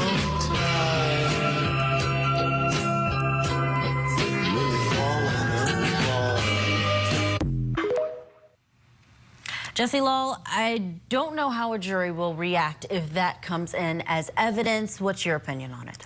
I really don't know how to react myself. I mean, it showed a family, it showed her crying. It didn't really point to any kind of issues of abuse or domestic violence. It just showed a regular family, and then it showed the defendant crying. I mean, and then there was a comment that they're going to be torn apart. Is that some kind of doomsayer saying that she plans to kill him? Is that how they're going to be torn? I mean, there's a lot of implication in there without any readable conclusions. This is a trial. If the state is ready to go to trial with this, they better have a lot more solid, tangible evidence to lead to believe the jury to believe that she could be convicted of murder beyond a reasonable doubt. If they're relying on her callous attitude, I mean, there's a lot of room for the defense to argue that this is a very young girl who was just engaging in conduct that most young girls engage in. I mean, the fact that they use TikTok or Instagram or whatever social media in there is not necessarily because they are trying to show how callous and insensitive and unfeeling they are. This is just their second nature. Dr. Dobson, can you weigh in on that? I think definitely. I mean, I think we have to also focus on the criminal history of the parents. There's a known history on the record that they had abuse claims against them and substance abuse claims. So I don't think we can take what this girl was posting on social media seriously and as anything necessarily factual, but it shows me that it is a young girl in an abusive environment, distressed, shouting out for help and not getting the help that she needs. Molly, I want to get your take on this because Dr. Dobson's talking about something that may be kept out. The background of the victims, maybe even the background of the defendant, because we do have this latest motion in limine that was filed by the defense. I want to put it up on the screen. This is the defense trying to keep certain evidence out at trial. In particular, all videos, posts, or pictures depicting or alluding to sexual behavior of the defendant, meaning the 17-year-old in this case, and any comments related to illicit drug use or hiding drug paraphernalia. They say this information is irrelevant to a determination on guilt or innocence on the charged offense. Do you think the judge is going to allow that in or keep it out as it relates to perhaps what the tension was between this parent and their child? Well, this type of motion is supposed to be decided on a case-by-case basis, right? And so the judge is going to have to weigh a few different factors and consider it under what we call the totality of the circumstances. But this is a routine thing that good defense lawyers do because the idea is this. Juries are supposed to decide a case based on the elements and the burden of the prosecution. But what happens, as you know, we see all the time, is that we develop certain, I don't know, kind of visceral reactions to the defendant. And it has nothing to do with the elements of the crime. It has nothing to do with the evidence as it relates to murder. It has to do with the fact that maybe she was a promiscuous teenager who used drugs. And now we think, oh, it's not so much that there's proof that she killed these people, but there's proof that she's a bad kid and we don't like that. And so, you know, I think it's always a good idea for the defense to not only file this, but for judges to err on the side of not allowing this type of evidence to come in. And oftentimes, if this evidence does come in at the trial court level, this is exactly the kind of thing that gets reversed on appeal. Jesse, I see you shaking your head. Well, it's true. I agree with Molly that the judge could err on the side of caution and not let the evidence in. But the beauty of a motion in limine is that it's not the be-all and end-all. Just because there is, as we said, we don't know what the defense intends to introduce. And there is a possibility that the defense will always ask the judge to revisit the motion. And if there's evidence in there that shows that such evidence could be relevant to either a defense or to a point being made, or something that the prosecutor inevitably let out during cross-examination, yeah, the judge can always revisit and let the evidence in. So it's a real tough call to say just because the judge is going to rule it out at the beginning. I mean, I've seen trials where they've come in during the course of mid-trial and changed the tune or changed the tenor of the whole course. Oh, absolutely, and that trial is nearing. January 5th, again, is the date that they are set to trial, both sides saying that they are ready to go forward. That neuropsychologist report's still pending, so we'll bring you the updates here on Court TV. We've got to get to a break, but coming up, we've got our hot takes and cold facts. Our panel giving us their opinions on today's biggest cases, including Rob Reiner's son, who now shares an attorney with Karen Reed, 2 men sentenced for a hit and run, and a doctor who played a role in the death of beloved actor Matthew Perry. Stay with us. We'll get into all of it next. Tonight on Closing Arguments, a deadly shooting at Brown University and a killer at large. Court TV's Matt Johnson is on the ground with the very latest. Closing Arguments with Vinnie Politan, tonight at 8, 7 Central, only on Court TV. A Microsoft executive gunned down. Now his ex and her new husband are charged with his murder. A social media sensation, now a suspected killer. She wrote a children's book about her husband's death. Now she's accused of killing him.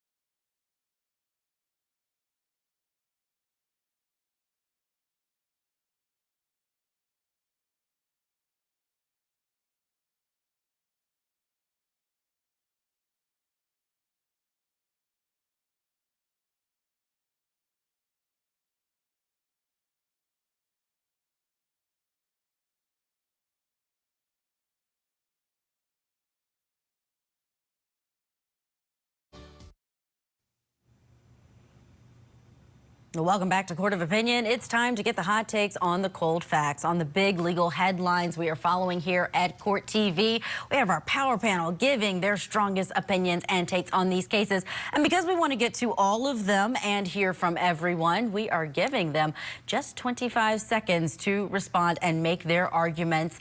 Let's get to our first case. This one out of California. Famed Karen Reed attorney Alan Jackson, he is representing Nick Reiner. We learned that today.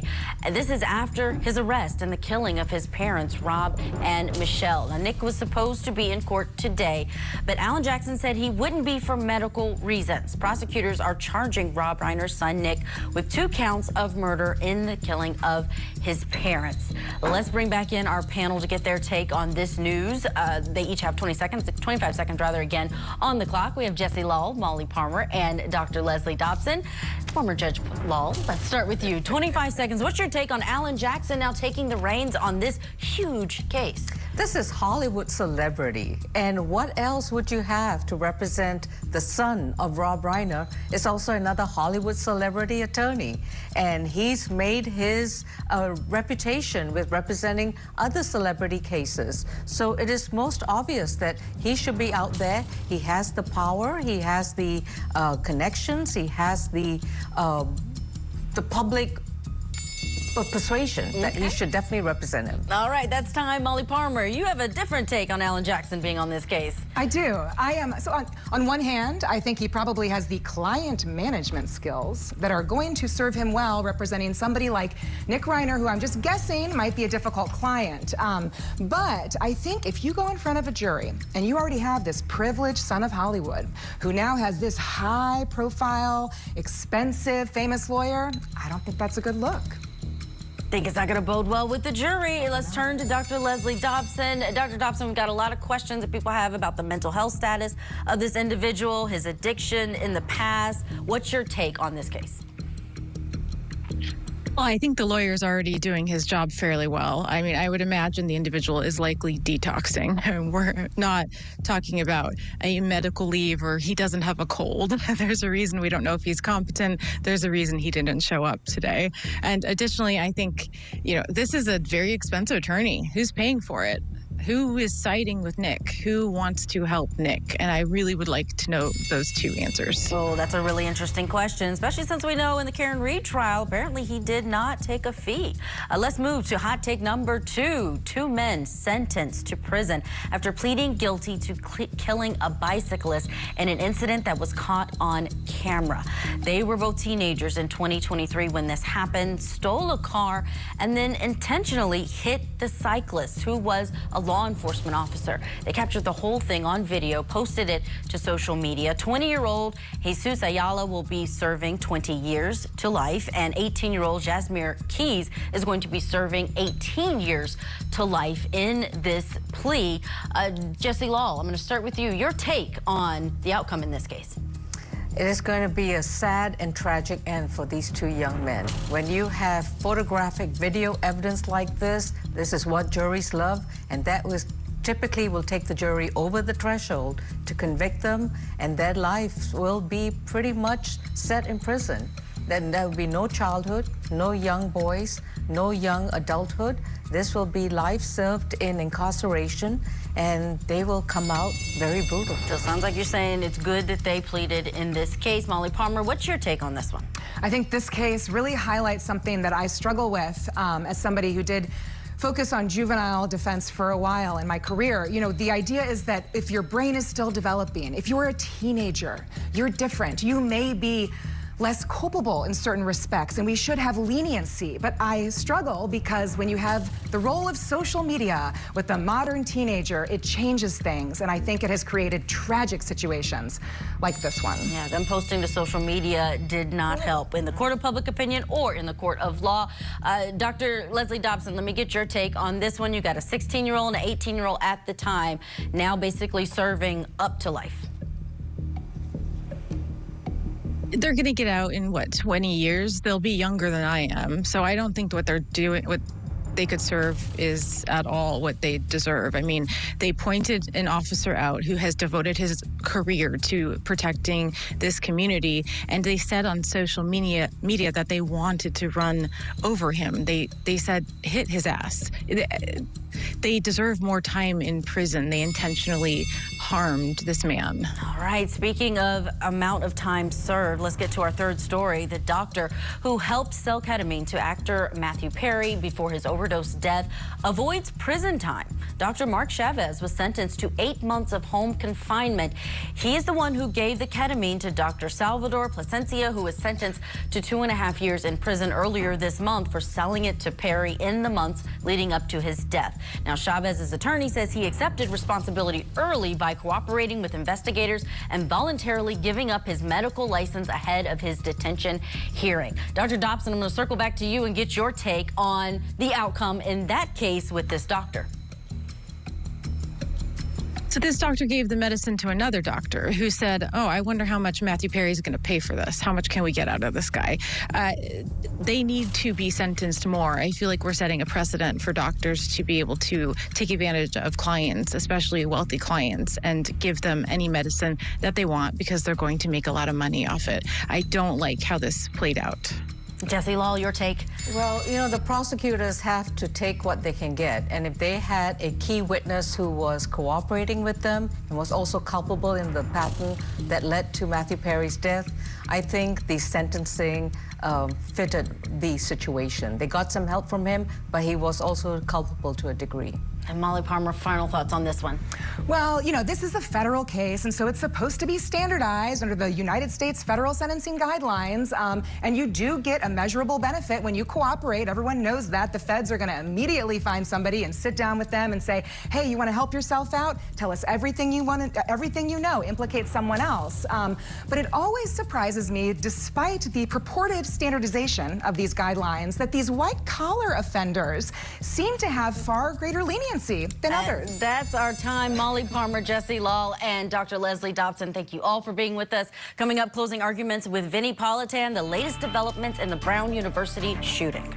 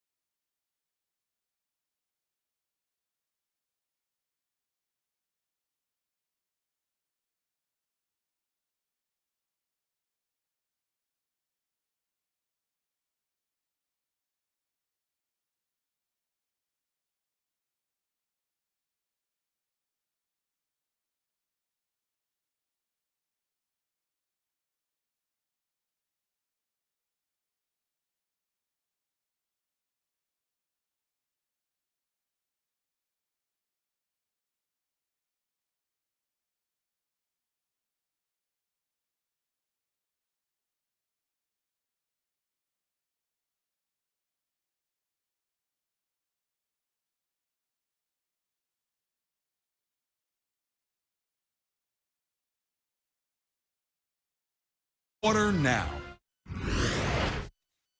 The shooting at Brown University unfolded in minutes but changed Providence for days. On a quiet campus near College Hill, gunfire erupted inside an academic building, sending students running and others barricading classrooms as emergency alerts lit phones across the city. Sirens converged, officers swept hallways, and the university locked down while hospitals prepared for the wounded.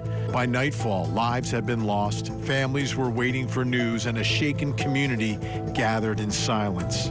As dawn came, the investigation widened beyond the gates. Detectives reviewed surveillance, traced movements through streets and buses, and followed tips pouring in from the public. A shadowy figure captured on video became the focus of a manhunt, but certainly proved elusive. Leads were checked, a person of interest questioned, and then released, underscoring how fragile answers can be in the first hours after violence. Classes paused, vigils formed, and Providence held its breath. The search continues, driven by evidence, patience, and the urgent need to restore safety to a campus still echoing with questions. Tonight, we are live from Providence, Rhode Island with the latest in the investigation of the Brown University shooter. I'm Vinny Politan. Thank you for joining us tonight here on Closing Arguments. This hour, we will go in depth into the case out of Brown University in Rhode Island. The search for a killer continues tonight. We've got all the latest details for you and analysis. Let's begin, though, by talking about two bright, innocent lives that were taken. The victims who lost their lives in this act of violence. You have Ella Cook, a sophomore from Alabama, member of the Brown University College Republicans, church-going, wonderful, passionate. People loved her, and people obviously heartbroken and miss her incredibly, and especially, you know, this time of year. And you've got Muhammad Umarzakov, who is from Virginia. He's just a freshman. Just a freshman. Think about that, right? You know, this is it. I'm heading off to college. This is my big year. And this young man, extremely smart and so disciplined and had such a future.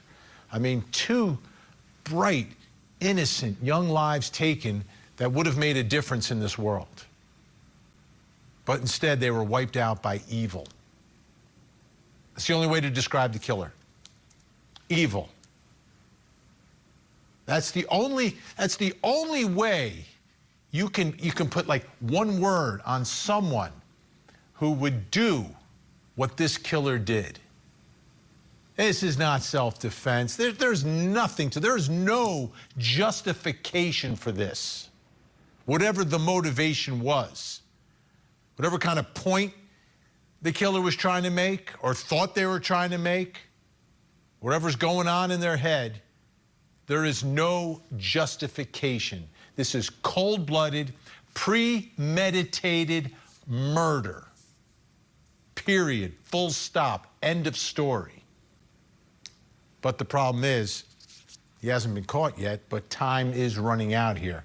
I've got to believe time's running out on this killer as we sit here tonight. With the spotlight on this case, obviously, number one, the danger still associated with it. We don't know who this person is. They don't know who he is. So how do we know he's not going to strike again?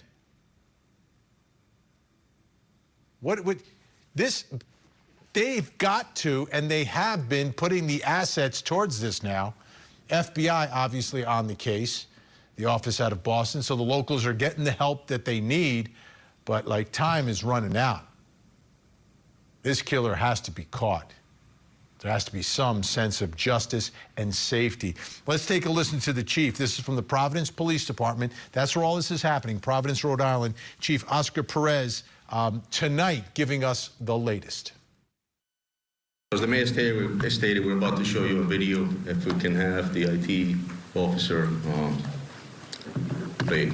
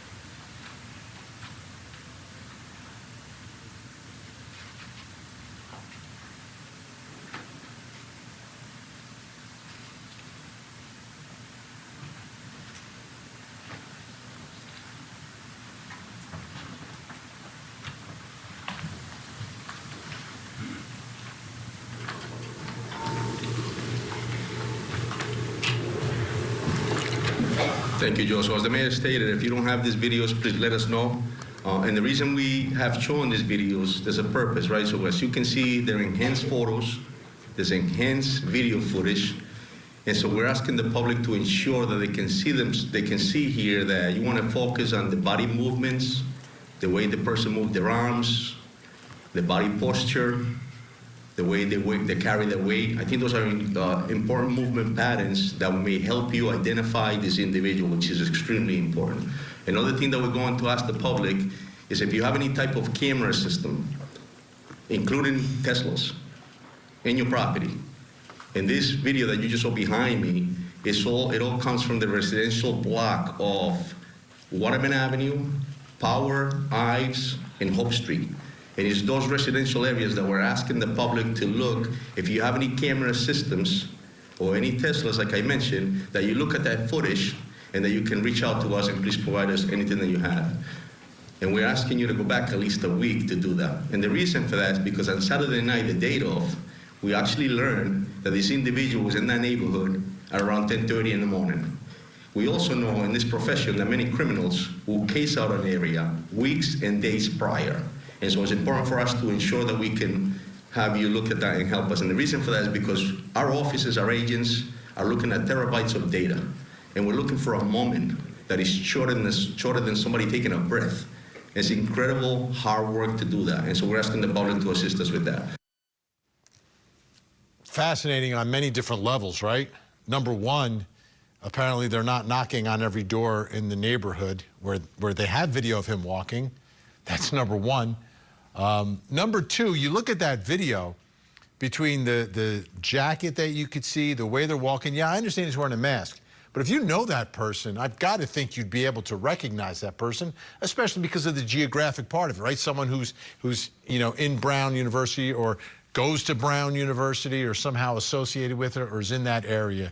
I think you would recognize him. The question is, though, if someone knows who that is and they recognize him, will they make the call? Will they make the call? All right. Let's bring in Court TV crime and justice correspondent Matt Johnson is joining us live from Providence, Rhode Island tonight at the Engineering Hall where the shooting occurred. Matt, thanks so much for joining us tonight. What else are we hearing about this investigation? There's a lot of, I think, frustration from the public right now and a lot of surprise in the way things have gone. But what's the latest? Yeah, Vinny, frustration, anxiety. People are telling me that they're in fear. And then we're also seeing a lot more police presence. The intensity of this investigation is off the wall. We have seen a lot more police patrolling on the streets, and that's not only local, but state officers, as well as canine officers walking up and down the sidewalk. Not to mention all the FBI that we've seen here at this crime scene behind me. This campus shut down. Classes are canceled through the holiday.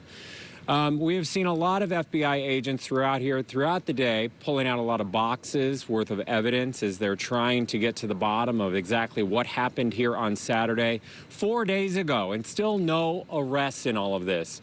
And then that video, so critical to this investigation, that was released hours ago, a clear snapshot of, quote, a person of interest that they have yet to locate that might hold the key to all of this, if not be the suspect that is responsible. Police believe that the person could have been casing this area up to a week prior. And that's the reason why there's the call for action tonight, asking this community to review not only Ring and doorbell surveillance cameras in the area from businesses and homes that are wrapping around in this university, but also Teslas that may have cameras connected to them. Anything that could hold a clue and give a snapshot as to where this person, this suspect, could be and where they went. Up to a week before this tragedy unfolded, Vinny, because they believe that this suspect could have been casing this place here behind me for up to a week. Wow. All right. How about the campus? You mentioned that it's closed down. What's been happening around the campus? There's still a lot of people here. I mean, people weren't planning on traveling home if they live on campus until next week. There's no final exams. That's been all canceled. There are people milling around everyone is very scared and they're grieving the loss of loved ones. There's been 2 people that are killed in this tragedy. There's 8 others. We know now that there's a 10 total of victims in all of this, and those people are still recovering. The students, they're searching for answers tonight. There's a memorial on the other side of this building, this engineering building, that is growing. Just dozens and dozens of bouquets and flowers there for the 2 victims, 2 dead. We can't forget them. Ella Cook, who was a sophomore here, Republican Club at Brown University. She was a member of that, also a member of Alpha Chi Omega sorority. And then we have the other victim, a freshman, Muhammad Aziz Umar Zokov, and he was a dual citizen with Uzbekistan, biochemistry major, dreams of becoming a doctor, helping other people. Both described as being brilliant and beloved members of the campus. Meanwhile, with no arrests, the students are anxious. Earlier today, I spoke with a student who works in this building now turned crime scene. She says that she's in fear. She has a lot of questions. And then earlier today, we also heard from the university president. Let's listen to both. It's definitely heavy. It makes me scared to want to go outside in the first place, but I just have like errands I know I need to run. That's why I'm out right now, but otherwise I really haven't left my apartment the past couple of days. I hope they do catch the shooter like quickly as soon as possible to restore some sense of like community with like, yeah, some sense of safety within the community. Brown is deeply committed to the safety and security and well-being of our community. And I've been deeply saddened to see people questioning that. We understand that as time goes on, there is maybe a natural instinct to assign responsibility for a tragic event like this. Anxiety and fear is very natural, but the shooter is responsible. Horrific gun violence took the lives of these students and hospitalized others. And it's deeply sad and tragic that schools across the country are targets of violence. Brown is no exception. All right, and in light of all of that, it's not just here, Vinny, not just here at Brown University, the epicenter of this latest school shooting that has increased security, but also Yale and Harvard. They're stepping up security as this suspect is still at large. And again, one of the main questions that everybody has, of course, why? What was the motive in all of this? And we don't know if there was any connection to this university, if this was a former student, a current student, or had any connection to any of the victims. All of these questions still unanswered at this hour, Vinny. Yeah, Matt, walking around the campus there, I mean, you're at the scene, right? The building there. I mean, I'm thinking about this. Does it seem like it would have to be targeted? Would you have to know about this building, or would you just randomly go into this building? Like, I don't know what the layout is of this whole campus. It feels like an open campus, as universities really should be in America. And you're able to walk on. There are other businesses. There are houses where people may not be associated with this historic university. This is such a gem in this Boston, New England area. And there's a lot of history here and homes that may not be associated with the campus, so it feels open. This particular building that was targeted, this engineering complex, we heard earlier today that there is a part that was an addition that is newer, and there were more cameras in that area. But where these victims were and where this shooting took place is in the older wing of this building. And for the most part, even on a Saturday, from what I can tell, you can get access to these buildings. It's something that's being reviewed by this university. All right, Matt Johnson in Providence. Thank you so much, Matt. All right, let's bring in our think tank. Joining us tonight, criminal defense attorney Josh Colesrud, along with former law enforcement officer and host of the Strong Enough podcast, Claudia King, and national parenting and family relationship expert, Dr. Sue Kornbluth. Great to see everyone tonight. Claudia, let me begin with you. Are you surprised that we're sitting here without an arrest? Are you surprised there's not better video? Are you surprised there's no video from being inside the building where the shooting took place? Is this shocking to you, or is it just us, the public? I'm completely shocked, Vinny, to be honest with you. In this day and age where there are cameras literally everywhere, how are there not more shots of this individual where we can get a better look at him, his gait, as you mentioned before? It's completely shocking to me, and I'm sure that the police right now are backtracking his movements through cameras to see if they can get to a point where he gets in a car, goes in a house, something like that. But I mean, this has gone on too long that we don't have a solid suspect at all. Yeah, Josh, I'm thinking about this story, and there's similarities to other ones. This almost seems different than a school shooting. And I'll tell you why. This reminds me also a little bit more of the Idaho 4 killer, where someone comes onto campus, they may know their way around, they may not, I'm not sure, but there seems to be a level of targeted, of where he went, or she went. I don't know.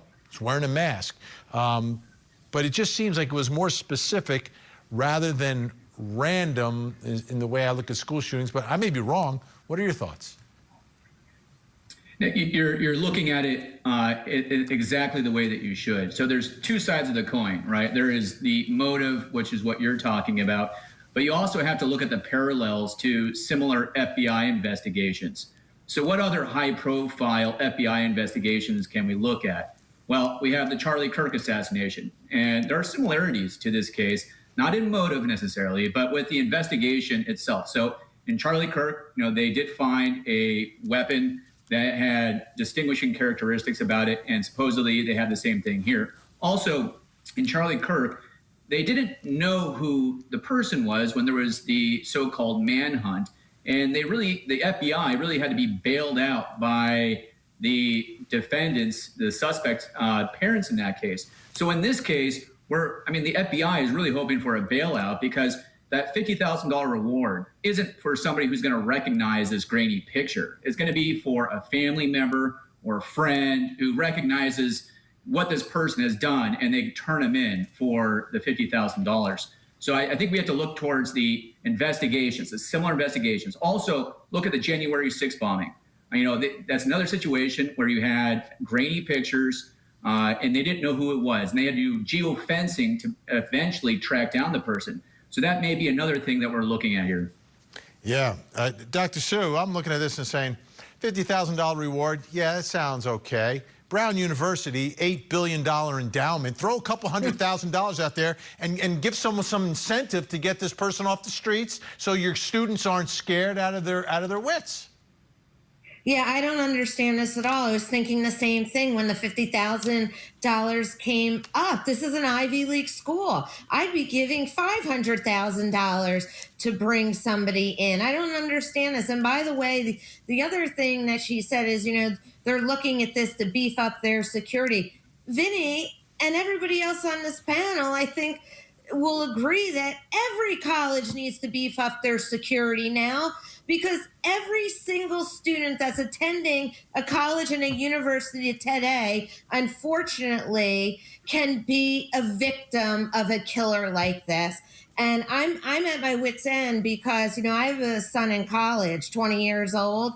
This is scary to me as a parent, and I'm sure it's scary to every other parent that is going through this at Brown University and all these other universities where this has taken place, and wondering today, am I going to send my student back to Brown for the next semester? Yeah, I went back to my law school over the summer.